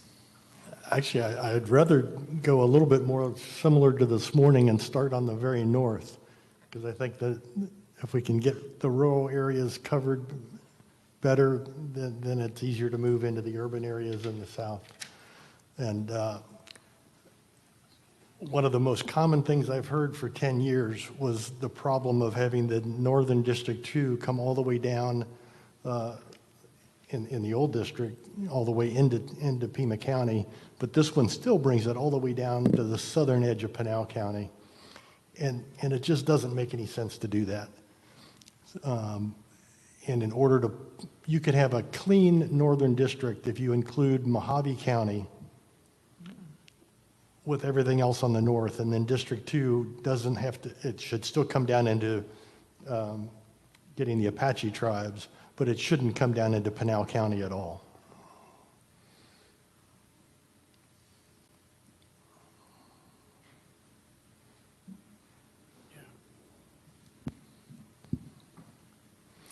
And it's still going to be a competitive district, but it's going to lean, you're trading Republican voters for Republican voters, frankly, but it makes it a much better community of interest and a much better map. Madam Chair, if I could comment, I think if you look at the last two rounds, District 2 in this case was never included with Mojave County for many reasons, and so I don't know what the numbers would look like, but the current configuration I like, because yes, it doesn't go all the way down to the southern border, and it probably includes a little bit more of Yavapai County, but I'm still a little bit concerned about including Mojave County in District 2. I think there's, I'm not sure about the competitiveness, as you mentioned, David, so. It's going to be similarly competitive, I guess would be the better way to say it. Right. Yeah. Either way, it's going to be an R-leaning district the way it's drawn now, or by flipping the Pinal for the Mojave.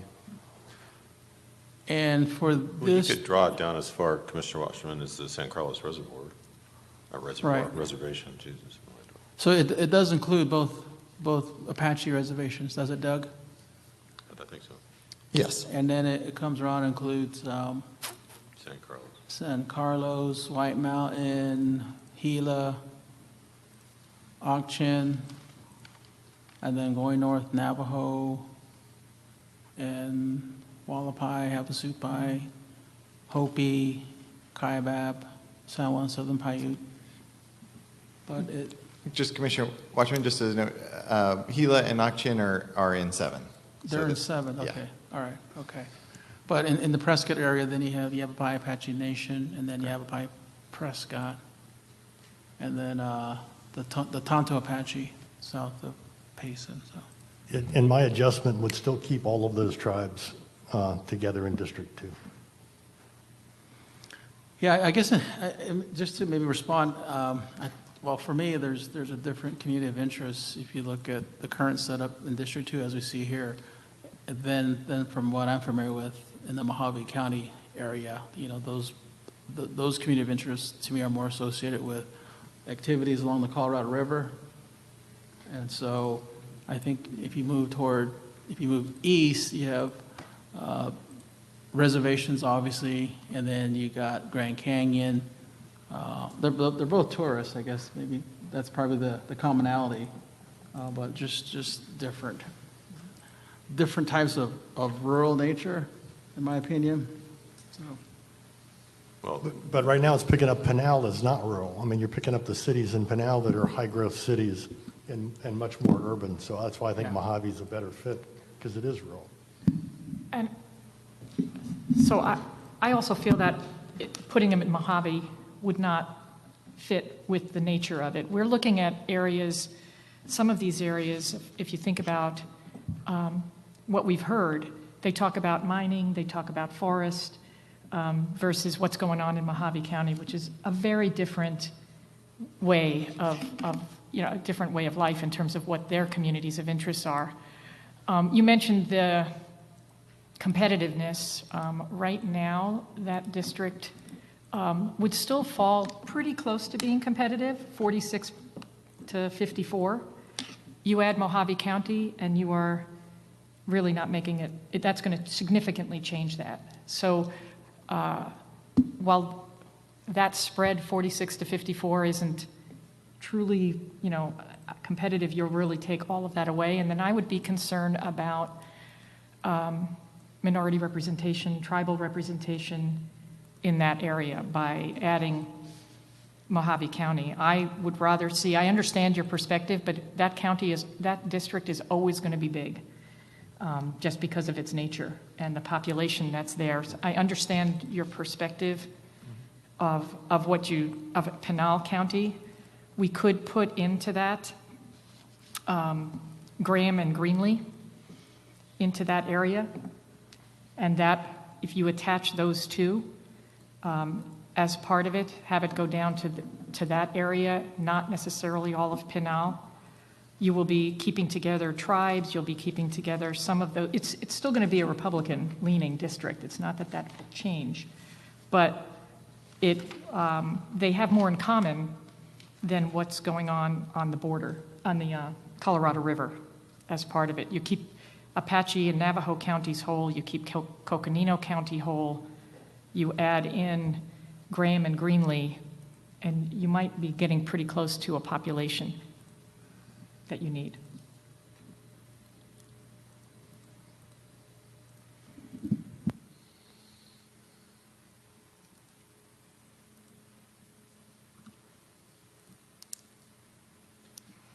I think this is one where it would be good to see it drawn a couple different ways so that we can review it. So I would, if it's okay with you, Commissioner Lerner, I would ask him to draw both of those and let us take a look at them.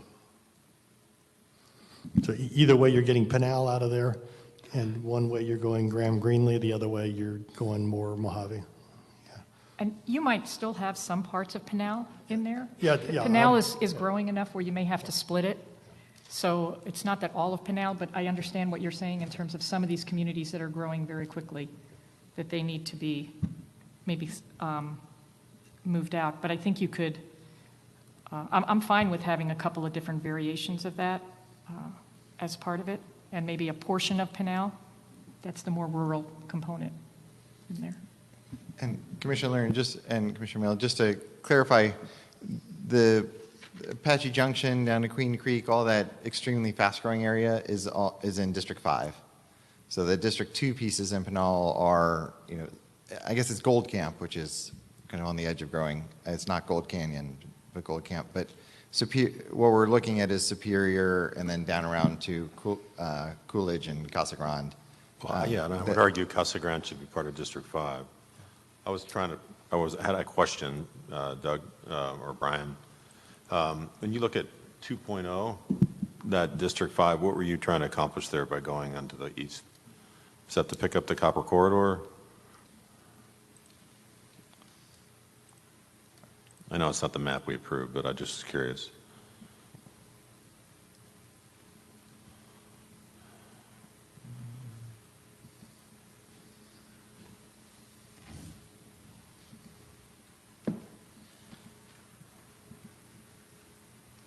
I'm not even sure, was 2.0 balanced?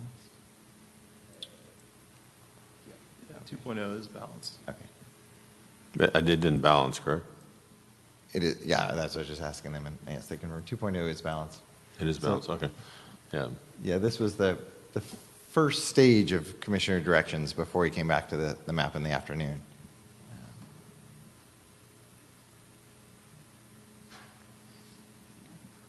Well, one of the things I thought was clever about District 5 and that map is that it picked up those fast-growing cities along the south part of Maricopa County, and northern part of Pinal County all the way over into the west side of Maricopa County, where you had all the new roads and infrastructure and all the things that theoretically is top of mind. Yeah, it's part of the reason we jumped off in this map too. Keep in mind that District 5 also includes one of the Apache reservations, not both of them, too. So, yeah.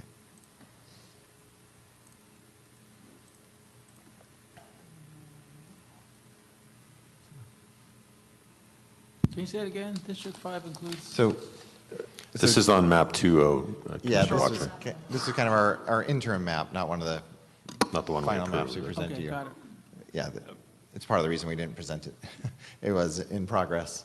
So yeah, where the mouse is now, that east end of what's shown as District 5 is the reservation. This is San Carlos? I always get the two. It's the southern one. Yeah. I do think there's some merit in the rest of 5 if you peel the reservation back off, but go into 5, and then maybe you need to take it down a little bit. But there's some good things on how that's swinging around there. You have the electrical vehicle industry and all the stuff that's going down there in Casa Grande now. And But we're working off of 2.1. Right. I understand. Yeah. Just trying to keep track. And keep in mind, this District 5 has Avondale, Tolleson, all that area. Right, in well, District 5. that's where that new loop, the 303 comes up and through there. Half of South Phoenix, so. Yes. Yeah, So if we go- I would guess probably that it's probably close to a majority of the population of that District 5 is in Phoenix and the west, southwest Phoenix suburbs. Oh, the numbers, yeah. Yeah. The thing on 2.1 that was, I like the way it matched up with the Latino congressional district suggestion.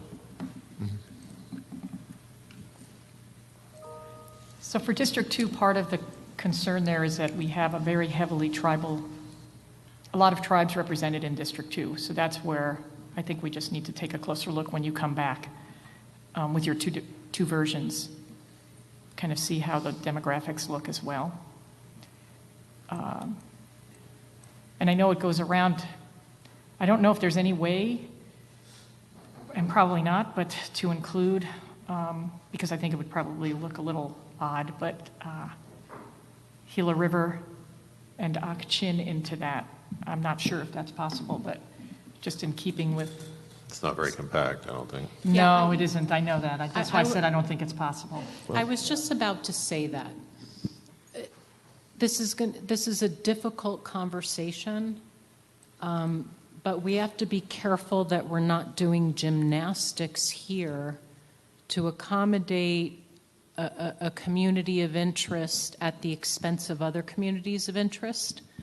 So let's keep in mind all demographics of Arizona, the population percentages, and redistrict for 100%. So we have to be cautious as we're trying to accommodate all of these maneuvers, and that has to do with compactness. No, I 100% agree. That's why I even said I don't think it's possible. I agree. We don't want to do all of that, but it was just. I was thinking that too, Madam Chair, and I think in the maybe the first one of the earlier versions, the Gila River and Ak-Chin community were included with the big district. But as I was looking at it, I agree with you that it's going to be kind of challenging. But it's a good consideration to get more tribes in one district. But it may not be possible.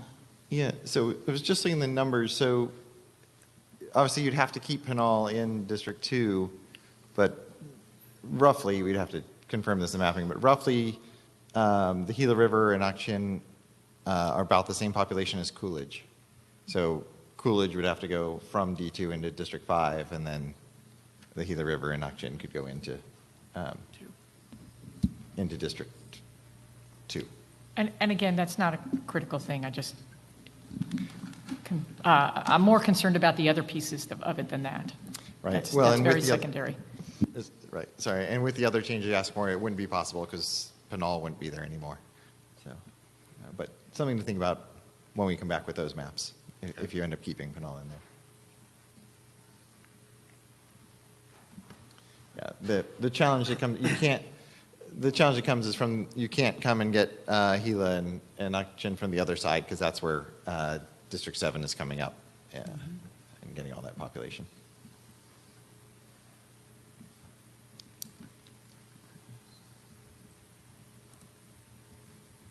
Okay, so now what we could do is maybe get a couple of examples for District 2, right, for the next time.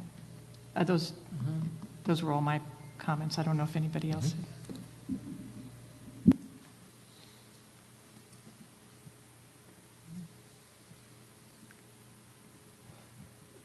The advantage of keeping Graham and Greenlee down in District 6 is that it really needs the population, especially if District 7 came down out of Maricopa County a bit. And it would, that District 7 then would cut into a little bit more of Tucson. So that's one reason I favor keeping Graham and Greenlee with that District 6. And I would suggest on District 6 at a minimum, and it's a minor population thing, that it needs to go north of that Pinal County line to pick up sort of the greater Marana and that Saddlebrook area. And it needs to go up, you know, a third of the, up to Red Rock, up past Red Rock on the I-10. And so it picks up Saddlebrook north of Oro Valley and Red Rock north of Marana. Those are going to be major growth areas. And I would agree that it should pick up Saddlebrook as well. I think that's a good suggestion. My main thoughts on, and this may be a discussion point that we have a few times, just the Graham and Greenlee counties, I don't see them as relating to the border to the same.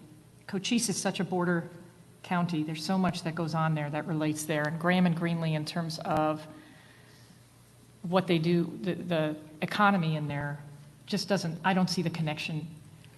There's actually some mining connection and there is some, but I guess I'm just, connection. I see them connecting more to the north in terms of their economy is all I'm saying. I mean, not that there's of course some, but that's part of why I'm looking at that as a possibility.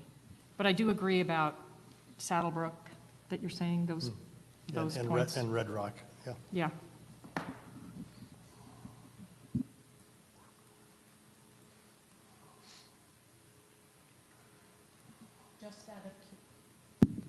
Just out of curiosity, and I'm not asking you to do this calculation, what is the rough competitive range of this district?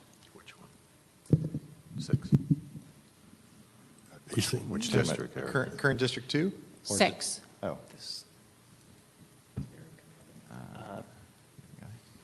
50.7 for the Democrats, so it's very competitive. Be within 1.4%. You can see it there on the screen. Why don't you put on the comp rep votes too? Yeah. Put on the rep comp votes for Democrat for key elections data. Yeah, just for tell you all of them. So districts 1 and 6 are in your 4% highly competitive spread. District 4 is in the 7% competitive spread, and all three of those are competitive on our their swing districts as well.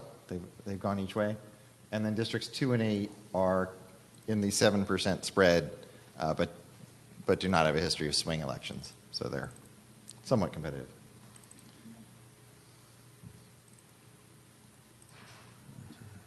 So 5 of these are at least in the more broad definition of competitiveness that the commission has adopted.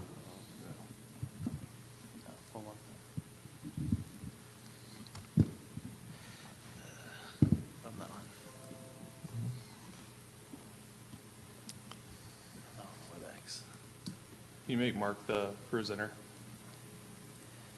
I got to join the WebEx. Hold on a second. Can we overlay the Latino congressional district over District 3? You're just going to keep presenting. Pardon me? Sorry? I said, can we overlay the Latino congressional district over District 3, please? Yeah. So, they don't need the spreadsheet. Okay, just go ahead. Brian. Okay. Yep. What do you want, the Latino? The Latino congressional district.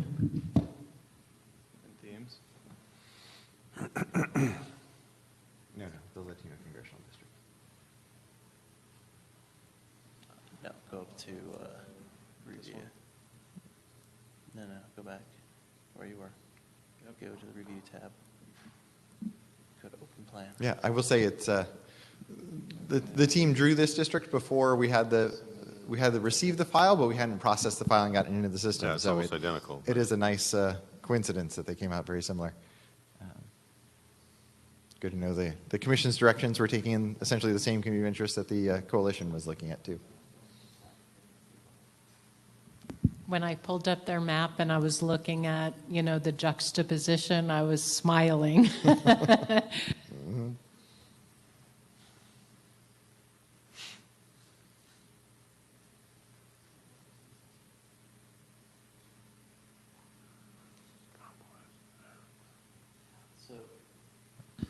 So the yellow is the AZ Latino Coalition's southern congressional district that they turned in. Right, we wanted the one that was in downtown Phoenix. We want the other one.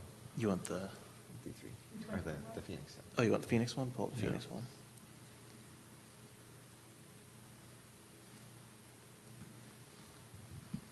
Which one? Phoenix.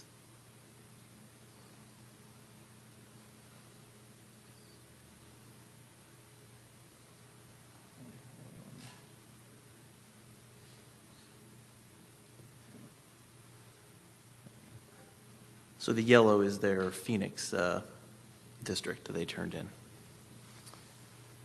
Yes, you can see in the yellow, there's the black line in the northwest corner and the black line kind of in the northeast corner. Yep. So those black lines are the lines of the, what are we on? 2.1. It just moves a little bit east of I-17 there. Yeah. Yeah. It picks so- up a little bit of the, what do we call it? The Indian School corridor there along the top of the 202. Yeah, so you're saying yes, the proposed district from the Latino Coalition goes a little bit wider in the north and doesn't go as far west as the 2.1 map does.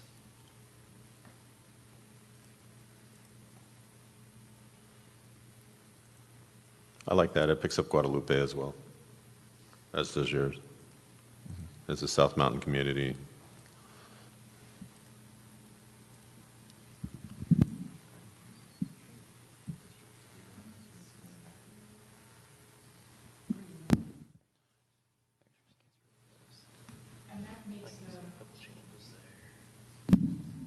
The VRA, what they've put together versus what we have, I think still meet the VRA requirements, or I guess we can look at that on Monday.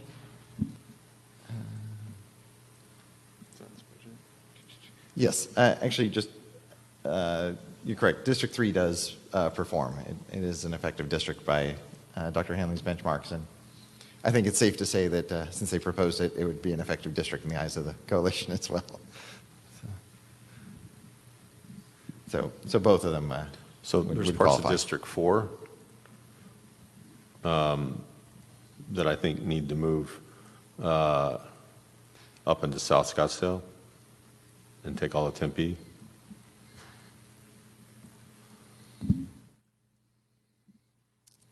Yeah, District 4, we're going to take South Scottsdale, and be sure that we have, weren't we combining that with the Salt River Pima Maricopa Indian Community as well? I think so. Into that, but definitely South Scottsdale, yeah.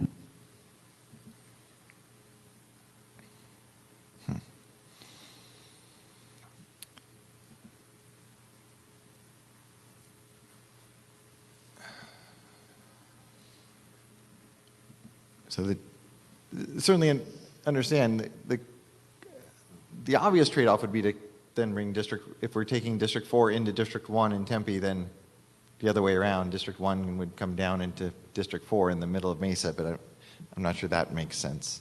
So I don't know if that's your guidance, or I guess since these are balanced, everything that District 4 picks up, it has to give up something. So I don't know what it would give up, or if you have an opinion on what it should give up.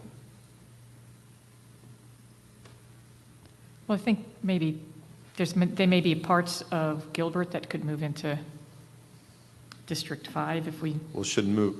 pick some of that part of Tempe and South Scottsdale into 4. You take the western third of Mesa, maybe a little bit of Gilbert and some of Chandler. I'm not sure about population balance. That's what you all will know. Right. Well, but Doug, if you moved the community of Ahwatukee into the Chandler district and you moved District 4 up around through Arcadia up into the Billmore, and took in Tempe and South Scottsdale, that would be sort of what the current District 9 looks like currently, correct? So, Ahwatukee into with Mesa. I think Ahwatukee's in CD9 now. I don't remember where the boundaries are, but Yeah, and I think it's part of that alignment with the school districts a little bit, and and they think they have a lot. Yeah, Brian's got the current lines on there for you, so you can see. Yeah, so Ahwatukee is in District 9 right now. So, Well, one question would be, if we're thinking that we want to look at the Latino Coalition's District 3 proposal, once you insert that instead of the 2.1 District 3, other things will then have to be, it's like the domino effect, right? In kind of central North Phoenix and the West Valley, yes. Not in the Southwest. Our lines are essentially identical along the Phoenix-Tempe border and Guadalupe and in that area.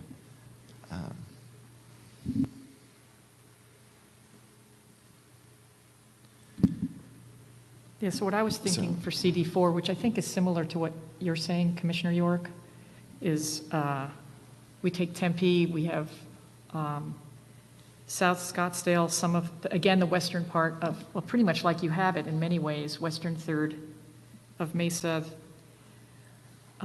Gilbert Road, I was looking at that. That's kind of like a good breaking point that's for downtown, where downtown Gilbert goes, and part of Chandler. And then you could do, I think you mentioned Camelback, Arcadia, as part of that in central Phoenix, kind of as it is today. If possible, it would be good to be able to move. I'd move, District 8 over is what I would. Yeah.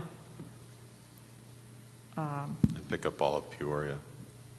And if there's a way to move the Salt River Pima Maricopa Indian community in, and Fort McDowell into CD4. It's not a big population area in that piece, but mostly because, again, that connection, especially for the Salt River folks, with the schools and the communities, they do a lot of interactions with that, and that might help in terms of the CD as well.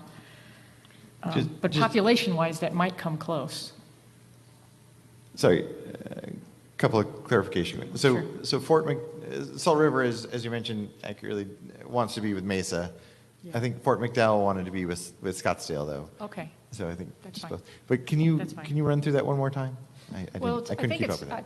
I think, so you'd have Tempe, South Scottsdale, a portion of South Scottsdale, right? The western third of Mesa, sort of the areas that have been together.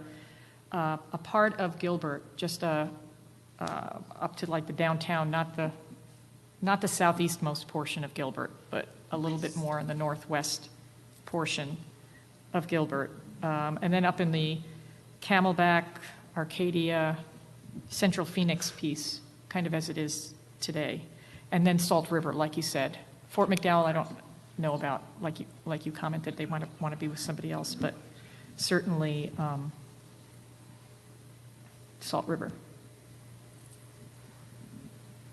I'd like to say that I'm also interested in this general area of Ahwatukee, Chandler, Tempe, Arcadia, South Scottsdale. Right now we don't like to refer to past districts. There's this interesting CD9.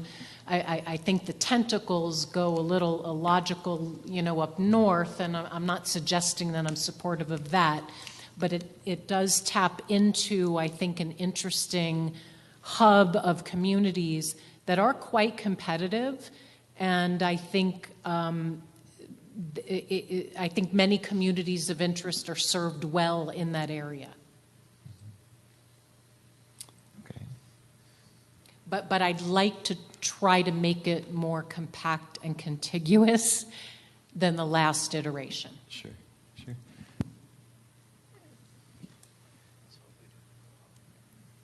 So the reason I'm struggling is trying to get the picture of where the population ends up, but I think it may work with the Pinal shifts. As District 5 picks up District 2's part of Pinal, then that would pull it out.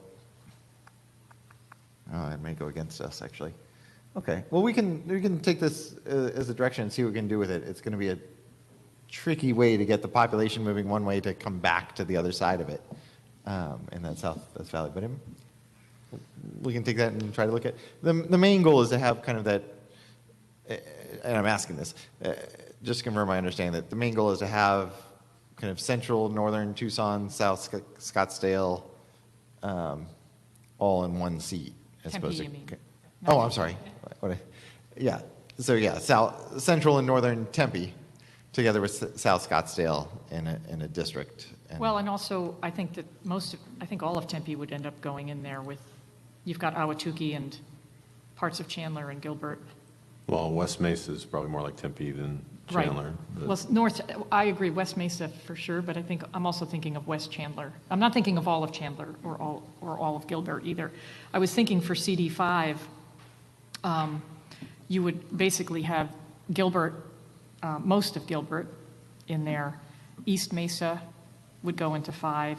That's where you could put in things like Queen Valley, Gold Canyon, which wants to be together in that area. You could have Santan Valley, Apache Junction, and that would cover most of Gilbert. Queen Creek, right, into that CD5, and then that would hopefully balance out. It may not be much of Gilbert that's in this CD. And where would Ahwatukee go in this? Ahwatukee would stay in District 4. District Okay. 4. With Tempe and South Scottsdale. And when I'm saying Gilbert, I mean, Gilbert may or may not end up in there, depending on population. I'm just thinking of just a small piece of Gilbert. I thought we needed it for that as I was looking at numbers. But once you start putting that together, you'll have a better feel. Because I think CD5 has a lot more of Gilbert in there. And Gilbert's so big, it may have to be split with the size, with the other communities that want to be attached to it. Because Gilbert is obviously a big growing community. But since we have other communities that would like to be connected in that way, I thought we could potentially take a slice of Gilbert, put it in CD9, and then the rest of it goes with some of those other communities, the Santan Valley, Apache Junction, Gold Canyon, those folks. Okay.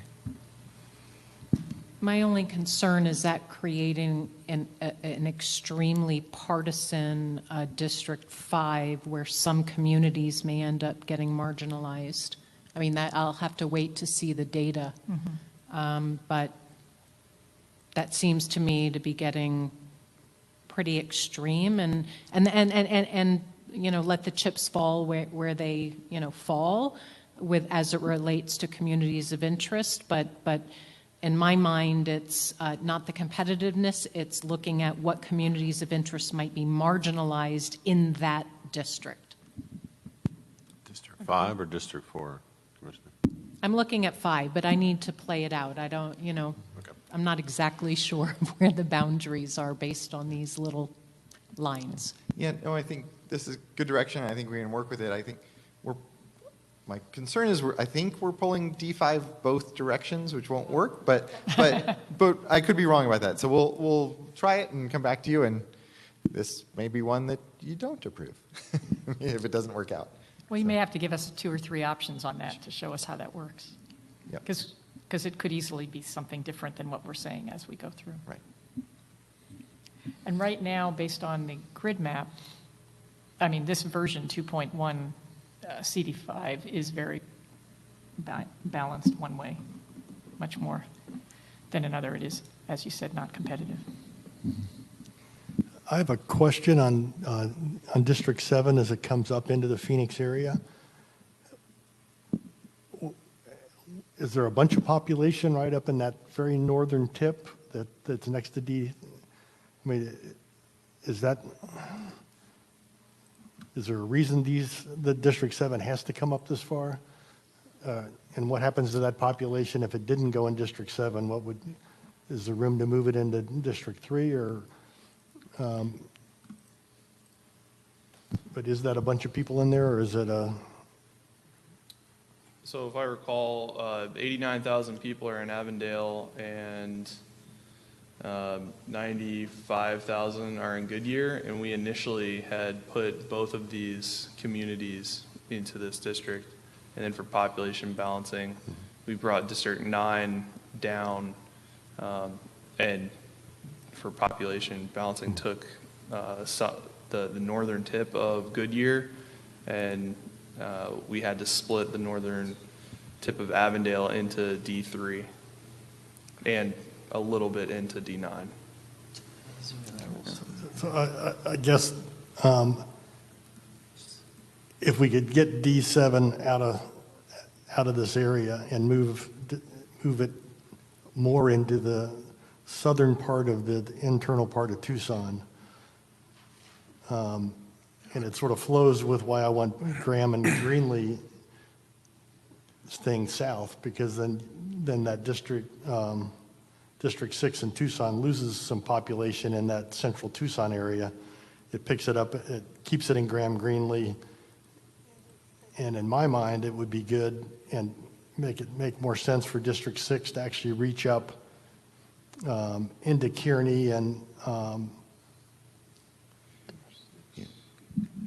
So, Commissioner, well, Yeah. that section, I was just doing some quick math, is 75? Yeah, it's 75 or 77,000 people. it's a bunch of people. Yeah. Well, but I'd argue they're part of Buckeye and the western corridor as opposed to Yuma. Yeah. And so from a community interest standpoint, I don't, there's no commonality there at all. And so if we're like manipulating, our job's to follow. They are a very fast-growing community. Right. That, really needs consideration, and I wonder if they're going to be represented. They more and more are identifying, I think, with the broader Maricopa County, with the transportation links. It's really filling out and moving out. They're urban, so. Yeah, there's suburb, there's Amazon, there's all kinds of stuff out there. Could you do isn't this the other district that the Latino Coalition put in? Are we on CD7 now? Yes. Okay, can you put that in there? Because I know they also extended in there, and that's, did. it's definitely something we need to talk about. It wasn't very compact, is the problem.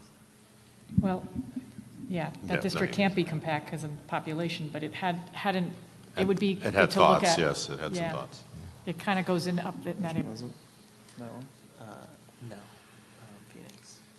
But to finish my thought on District 6, while we're looking up that, I could see District 6 then going all the way up into Payson.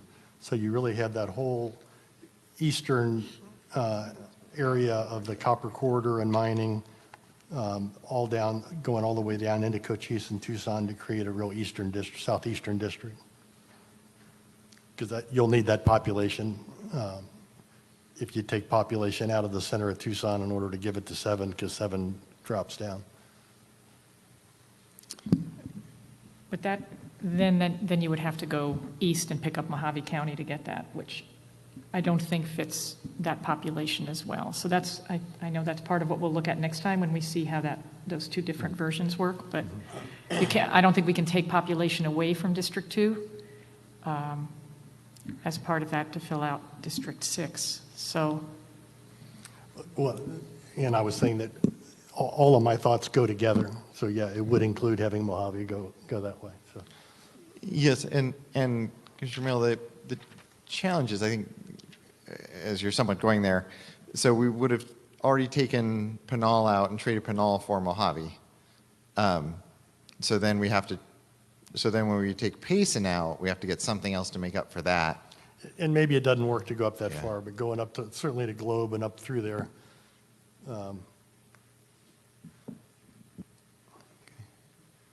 These are all works in progress. Yeah, I mean, it might involve adding La Paz into District 2 to offset Globe kind of thing. I'm just guessing at the numbers, but would that be something?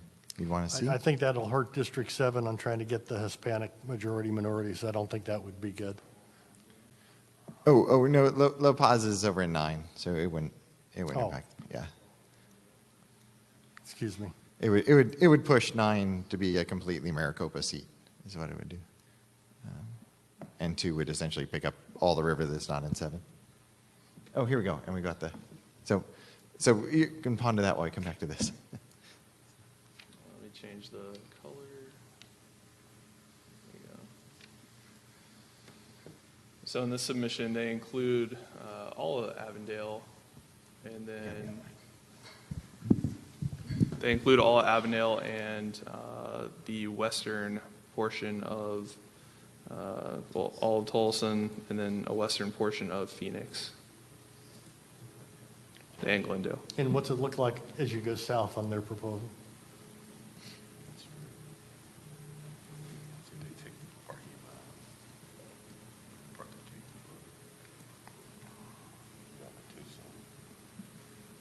And their focus district is showing everything in the yellowish orange. Yeah. So to your point earlier about the growth rates, it's interesting. So we're taking, in the current 2.1, we're taking Avondale and Goodyear south of the freeway. They're not taking Goodyear, and instead taking all of Avondale.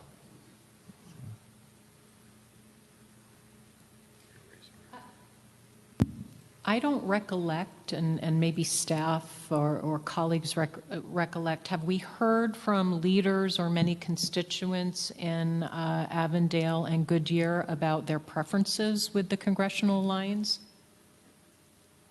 I just recall Goodyear. I don't really remember anybody from Avondale. And Goodyear spoke to what we said, big growth. They see them going out. And connection to Phoenix, but also the west. Yeah.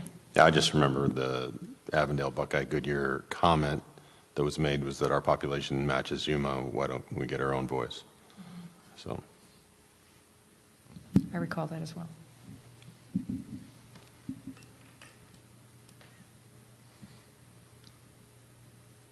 It just seems odd to me that people that are clearly up in the Phoenix metro area would be represented by somebody down in Tucson by causing it to be drawn this way. Although I realize that's the way it's been also this last decade, but it doesn't seem to be a good thing to me.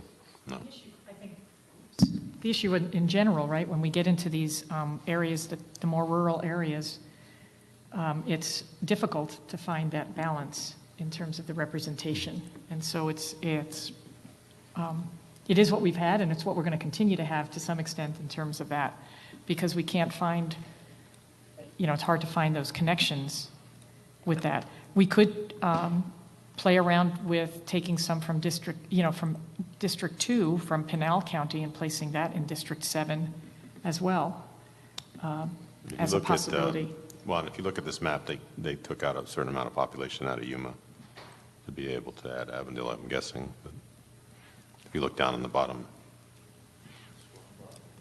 I think the underlying point is neither community will be well served. I don't think Yuma will be well served because this is such a fast growing powerhouse of an area that will warrant significant time, attention. They won't be served well by the distractions on the border. And so I just think fundamentally they're very different groups that we need to, do our best to try to respect.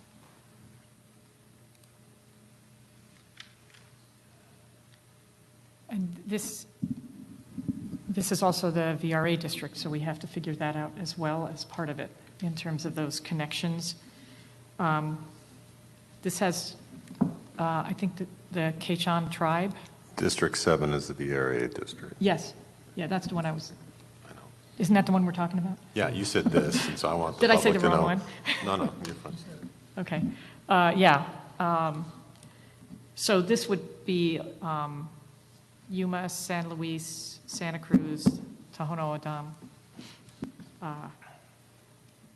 It would include, Somerton, the Quechan tribe, which is right along the border as well. But the problem is getting that population, right? Is it go north or is it go a little bit further east and pick up some of Pinal?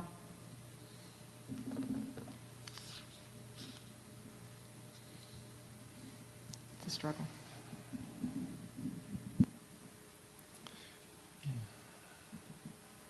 I mean, if it's the commission's wish, we can take a look at what happens if we take District 7 out of the kind of West Valley area and instead take it into the District 2 part of Pinal and see what happens. My feeling is we need to play around. That'd be a worse solution, taking it into Pinal. I would go into Tucson. I would be interested in seeing how that would work. I mean, we're going to need a few different options to take a look at and see. And I'm concerned a little bit with Tucson, about diluting Tucson if we need to have Tucson as a large city needs a strong representation as well. But I mean, I think we're going to ultimately, Doug, I think we're going to need a few different iterations. So I'm fine with 2 or 3 different ones.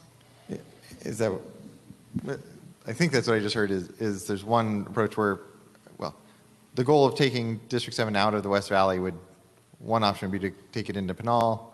The other would be to take it into Tucson and then District 6 go into Pinal. Is that the alternative? Yeah, which I think is the better option. Right. But can we see, I'd like to see us have both of those. Yep. 2 or 3 of those different variations like you've got. I think you know which ones to, the.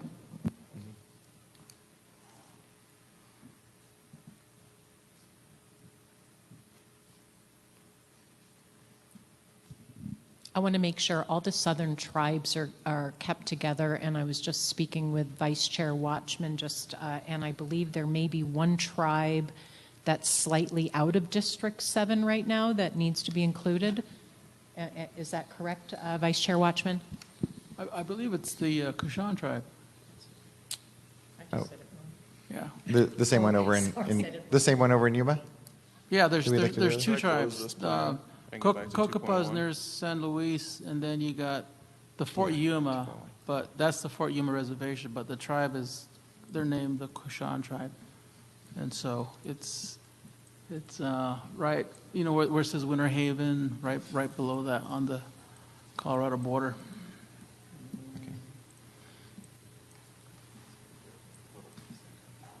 This tribe goes into California too. Mm-hmm. Yeah, so, but I think it's cut off right here. Right there where the cursor is, yeah. On some of these where we're asking you to do multiple variations, do you have to balance the entire map and do the entire map for each variation, or can you just show us some alternatives for a given area and not worry about what happened on the rest of the map? I'm just trying to, from a practical standpoint, because we'd be fine looking at it that way, and then if we like one a lot, then we could give you more guidance, and then you could try to balance it all out. I don't know if that would be helpful to you or not. Yes, similar to what we did the last meeting with the legislative map, where we didn't balance it, but we knew where we would balance it. Yeah. That kind of thing we can certainly do just to save the drawing time. We need to be able to tell you where it'll be just so we don't trap ourselves in a map. But yes, we can certainly do that. As long as we know where we would do the work, then we can show it to you without actually taking the time to do that work. So on the tribal reservation, do we figure out where the I think it's that. is it all in District 9 or is it in District 7 as well? I think it's all in 9. And There's a little piece. Looks like it crosses the state line in 3 places there. 1, 2, 3.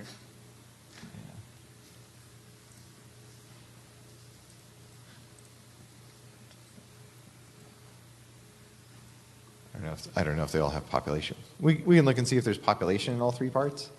And Well, on the Arizona side, that's where the capital is and the casino. And so there's, I know on this side of the river, right north of the fort. Mm-hmm. That's where most of the Kushan members reside. Oh, most of them that reside near the casino there in that piece? Okay, good. Right north of the casino. They have another casino in California, but that's That's about 5 miles. Well, where the I-8 sign is, that's where the other casino is. But that's in California.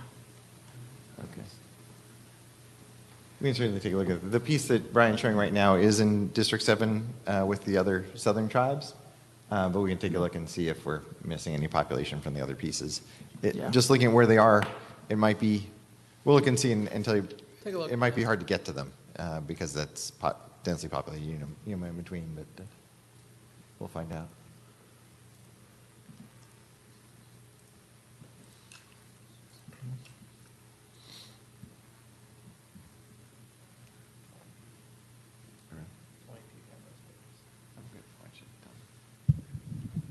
There's about 20 people in the two wings that come up that are sitting in District 9 right now.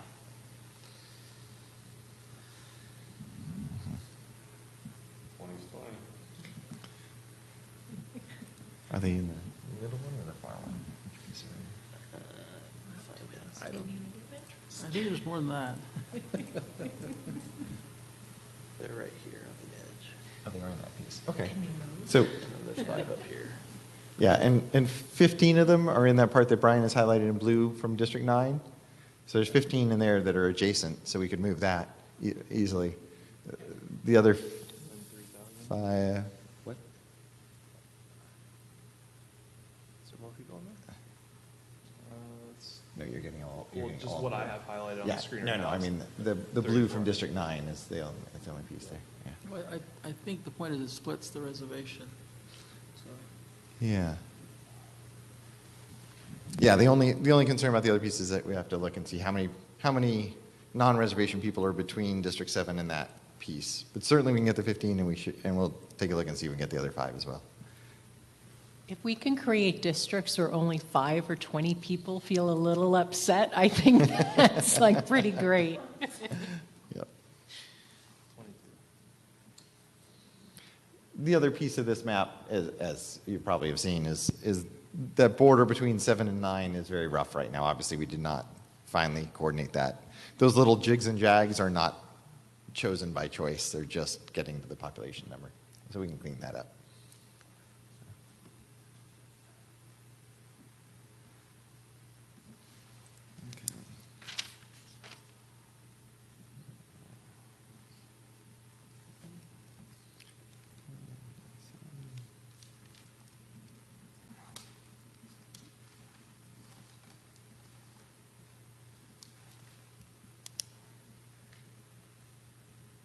So we came into you today with only one congressional map.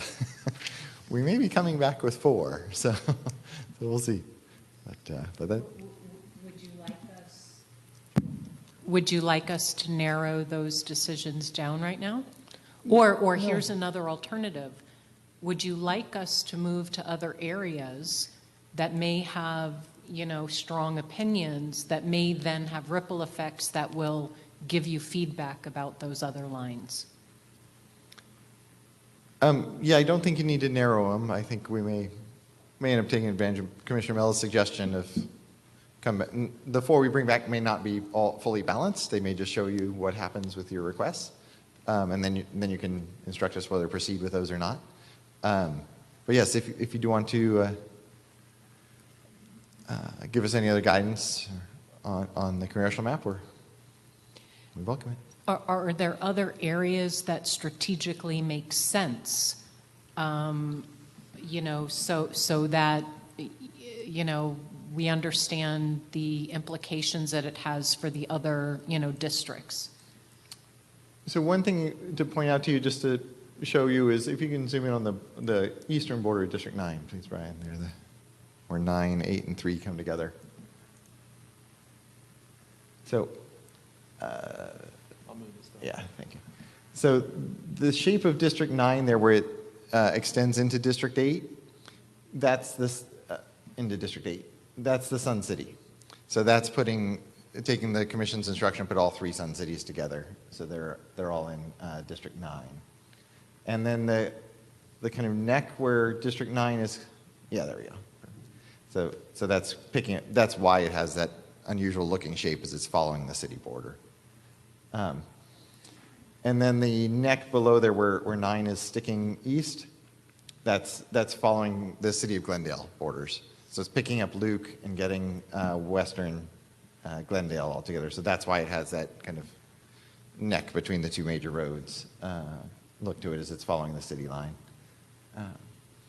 So not looking for any specific direction, just wanted to explain why those lines look the way they do there.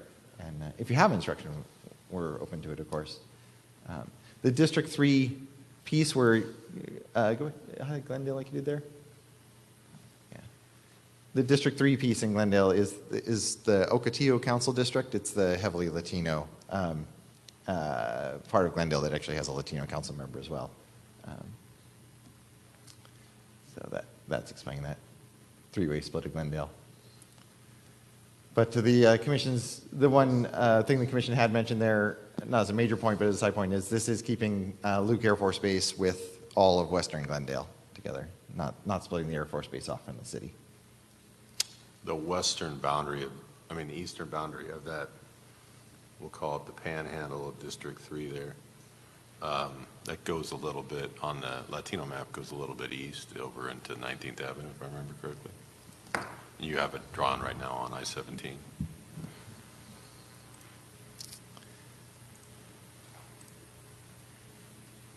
Oh, the eastern border you're talking about? Yeah. The eastern border of District 3? Yeah. Yeah.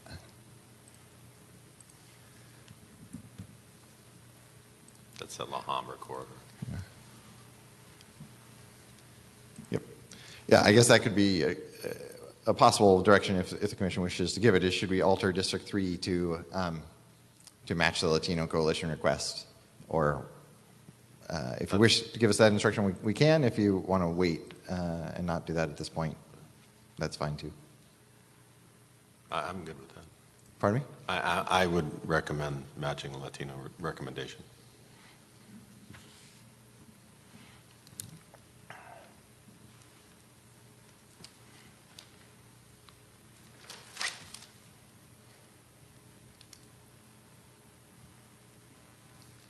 The other commissioners are all right with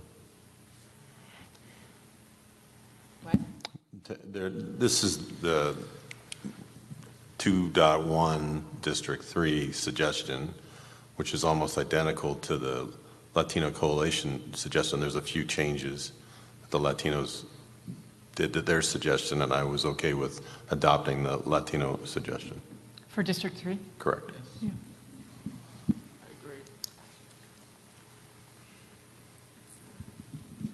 I'm good with that as well. Okay.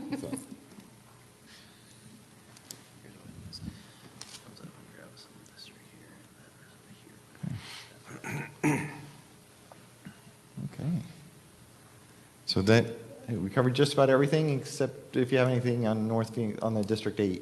If you have any specific instructions on District 8, District 1 boundaries, or if you're comfortable with it the way it is. The one thing I would note is obviously District 1 kind of wraps around District 8. The reason we made that choice, and feel free to agree or disagree with it and give us other direction, is it's an unusual kind of C shape, but it means that Anthem, New River are with Cave Creek and Carefree, which is the reason to take them around instead of taking them straight down into District 8. And that we had some comments about that. I'm curious, I know we're not locking in, but I'm curious about some of the demographic variables in 1 and 8 in terms of competitiveness, just the spreads.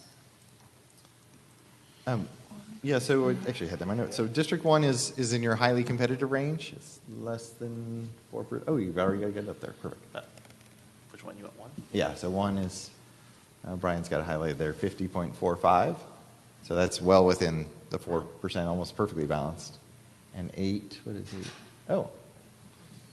And 8 is 47. Yeah, so it's 6.1. There we go. Perfect. So 8 is in our competitive range, and 1 is in our highly competitive range.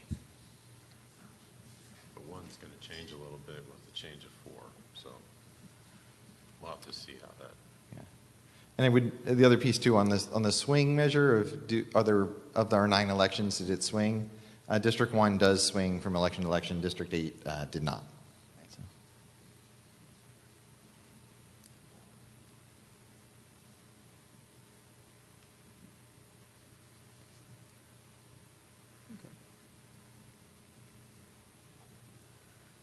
Yes.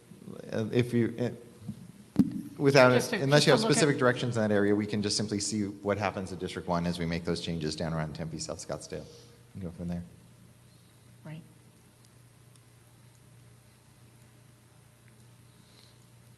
So District 8 is a lot of Peoria then, right? I'm just trying to get the cities up here.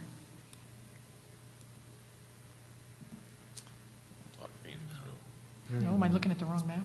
No, so you're right. So it's all but far north Peoria, and then in between there, and it's the north half of Glendale. Okay. Yeah, so that's Peoria there, highlighted in red on the screen. Oh, go back to Peoria there, Brian. There you go. Yeah, so that eastern border, I'm sorry, the western border of District 8 is for the most part following the border of Peoria to get it, okay. Almost all of it.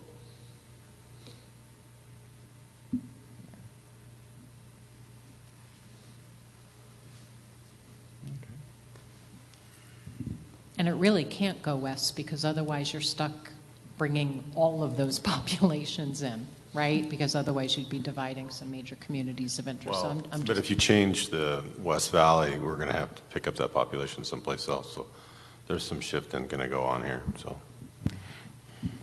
I think we're confronted with what we've known all along, right? With all of the rural districts, we're going to have to pick up populations from some of the metropolitan areas. So it's a matter of which ones and how do we do that. And it's not always going to align with the rural population that's there. And I think that's going to be the struggle, whether we pick it up with a part of West Phoenix or a part of North Tucson or whichever area, we're always going to be struggling to kind of meet that population and which population gets pulled in. right.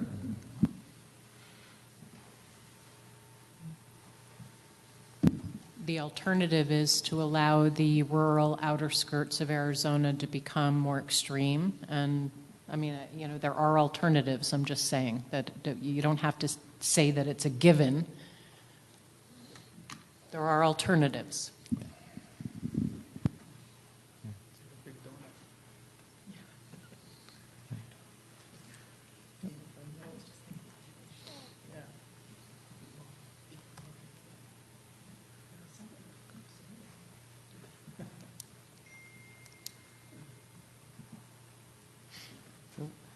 Sounds good. I think we've covered all the areas. If the commissioners have other directions, we're open to them, but I think we have a good set of marching orders. So is that 7 or 8 total versions? We'll see. Sunday afternoon? We can get you to 10 if you want. No, but seriously, you have us all here, and if there's deliberation, that would be helpful, and you know, for us to sit and wrestle with some decisions, we can. I mean, I'm certainly not asking for tough decisions prematurely, but you know, if there are directions that would significantly help you before the weekend hits, please let us know. You have 30 seconds.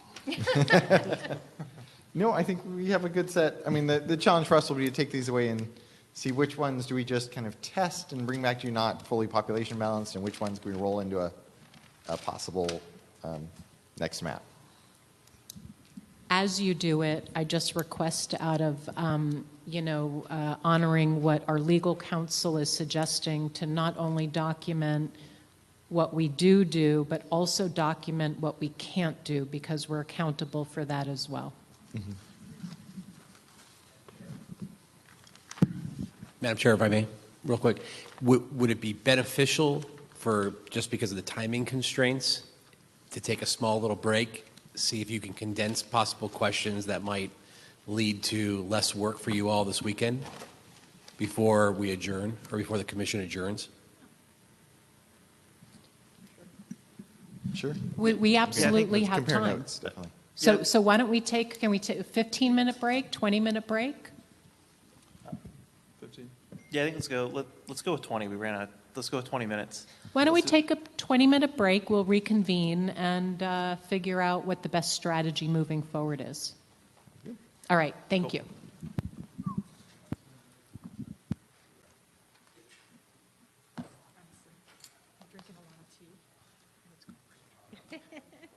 I love having it, though. Isn't it amazing?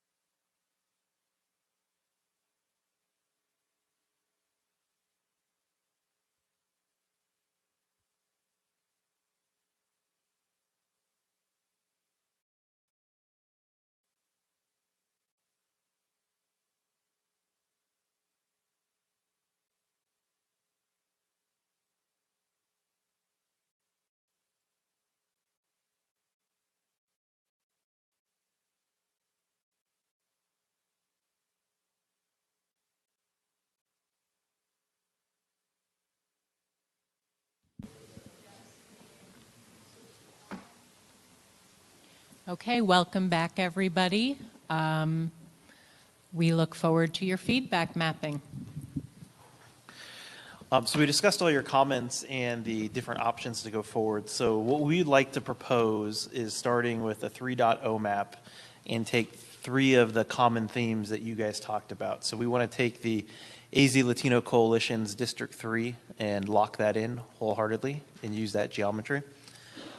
Then we want to step the Berry Goldwater range that is on I-8 going down towards Yuma. So that way we get the populations from both sides of I-8. So we keep the communities together. And then the third piece would be taking the Fort Yuma tribe, the 3 pieces that Commissioner Watchman talked about with the population of 22, and include those in District 7 instead of District 9. And that's what we would like to start as the 3.0 map, and then draw the other items that you guys would like with the northern district, with the district that would go down into Graham and Greenlee, and then figuring out where to go with Pinal. Yeah, Mojave in the northern district, 100%. Right, so every map after that would all be based on the 3.0, where we just tied those 3 points that I talked about together. I think we actually have requests for Pinal to go into D5, Pinal to go into D6, and Pinal to go into D7. So we'll be drawing a bunch of maps based off that 3.0 start.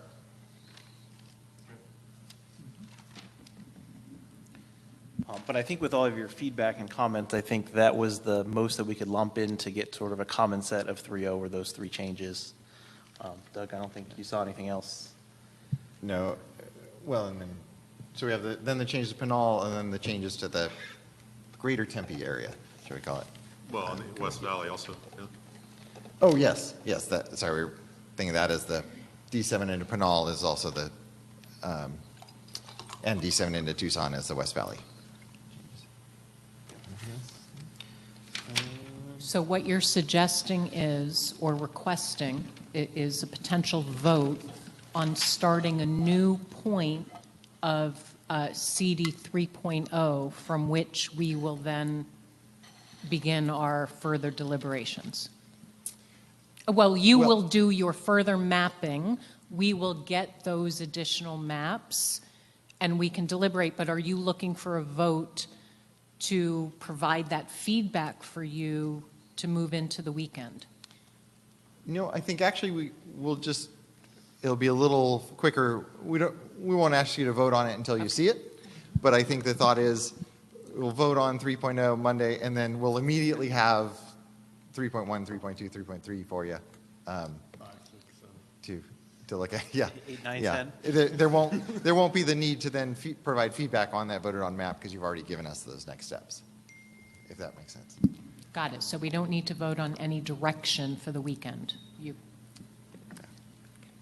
And do you think that we'd be able to get any number of those prior to Monday so we could look at them Sunday night? We are going to try our best to get them to you before Monday. I know we said we'd try to get them to you Saturday, but that was before we learned about all the versions that we wanted to come out here in the afternoon session. So as soon as possible, we will get them to you. And with 2 different teams working on the legislative and the congressional, maybe one would finish before the other, and we'd be able to send them to you sort of as we complete them instead of a whole package at one time. That'd be great. And we can send 3.0 right when it's ready. That should be a quicker one to build. And the interesting thing for you to look at when you get 3.0 for the public to react to is that we're going to draw in the Latino Coalition proposed District 3, but at that point we want to balance it so that all the districts right around it that are impacted by that will be a little off balance. So you can start taking a look at, if none of the other tests work out the way that we want it, how would you then direct us to balance those? And that's actually very helpful, that if you get one version done, post it. You don't have to have all of them done at the same time. We could take advantage of whatever time we have for the different versions.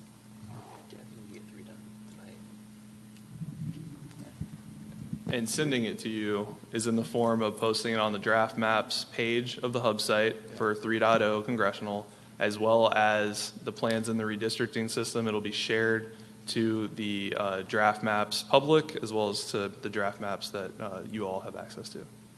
We just ask if somebody could text us when it's posted, so we don't keep, refreshing the page. We will let Brian and Lori know when when it is up there. Bat signal? Yes, we'll put up the bat signal. The map signal, I think. Or we could just all hang out here together this weekend at the Sheridan.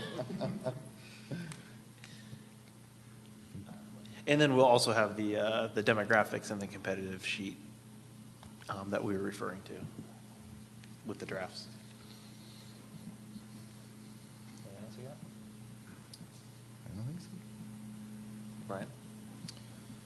Good. Oh, the other thing, just so you know what you're watching for, as was mentioned earlier, we have our fingers crossed that the Latino Coalition and perhaps other groups may be sending in maps too.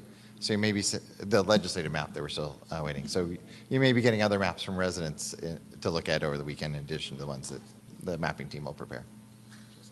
That would be great. Thank you. And I want to thank you for your help in uploading their data and making sure that it's in multiple formats and in S3. I know you've been very helpful.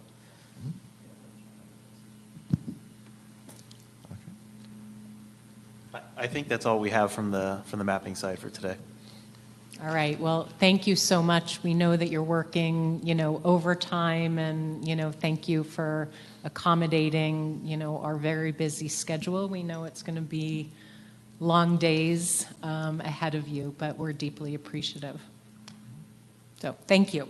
With that, we are going to jump to agenda item number 10, next meeting date. It will be October 18th, Monday at 8 a.m., and we will plan to go from 8 to 4 p.m. With that, we'll move to agenda item number 11, closing of public comments. We'll now close public comment. Please note, members of the commission may not discuss items that are not specifically identified on the agenda. Therefore, pursuant to ARS 38-431.01H, action taken as a result of public comment will be limited to directing staff to study the matter, responding to any criticism, or scheduling the matter for further consideration and decision at a later date. With that, we'll move to agenda item number 9, adjournment. I will entertain a motion to adjourn. This is Commissioner Lerner. I move to adjourn. Vice Chair Watchman, seconds. With no further discussion, Vice Chair Watchman. Aye. Commissioner Meal. Aye. Commissioner Lerner. Aye. Commissioner York. Aye. Commissioner Newberg is an aye. With that, we will adjourn, and I wish everybody a wonderful weekend. Thank you for your collaboration, your commitments, and we'll see you Monday morning at 8 a.m.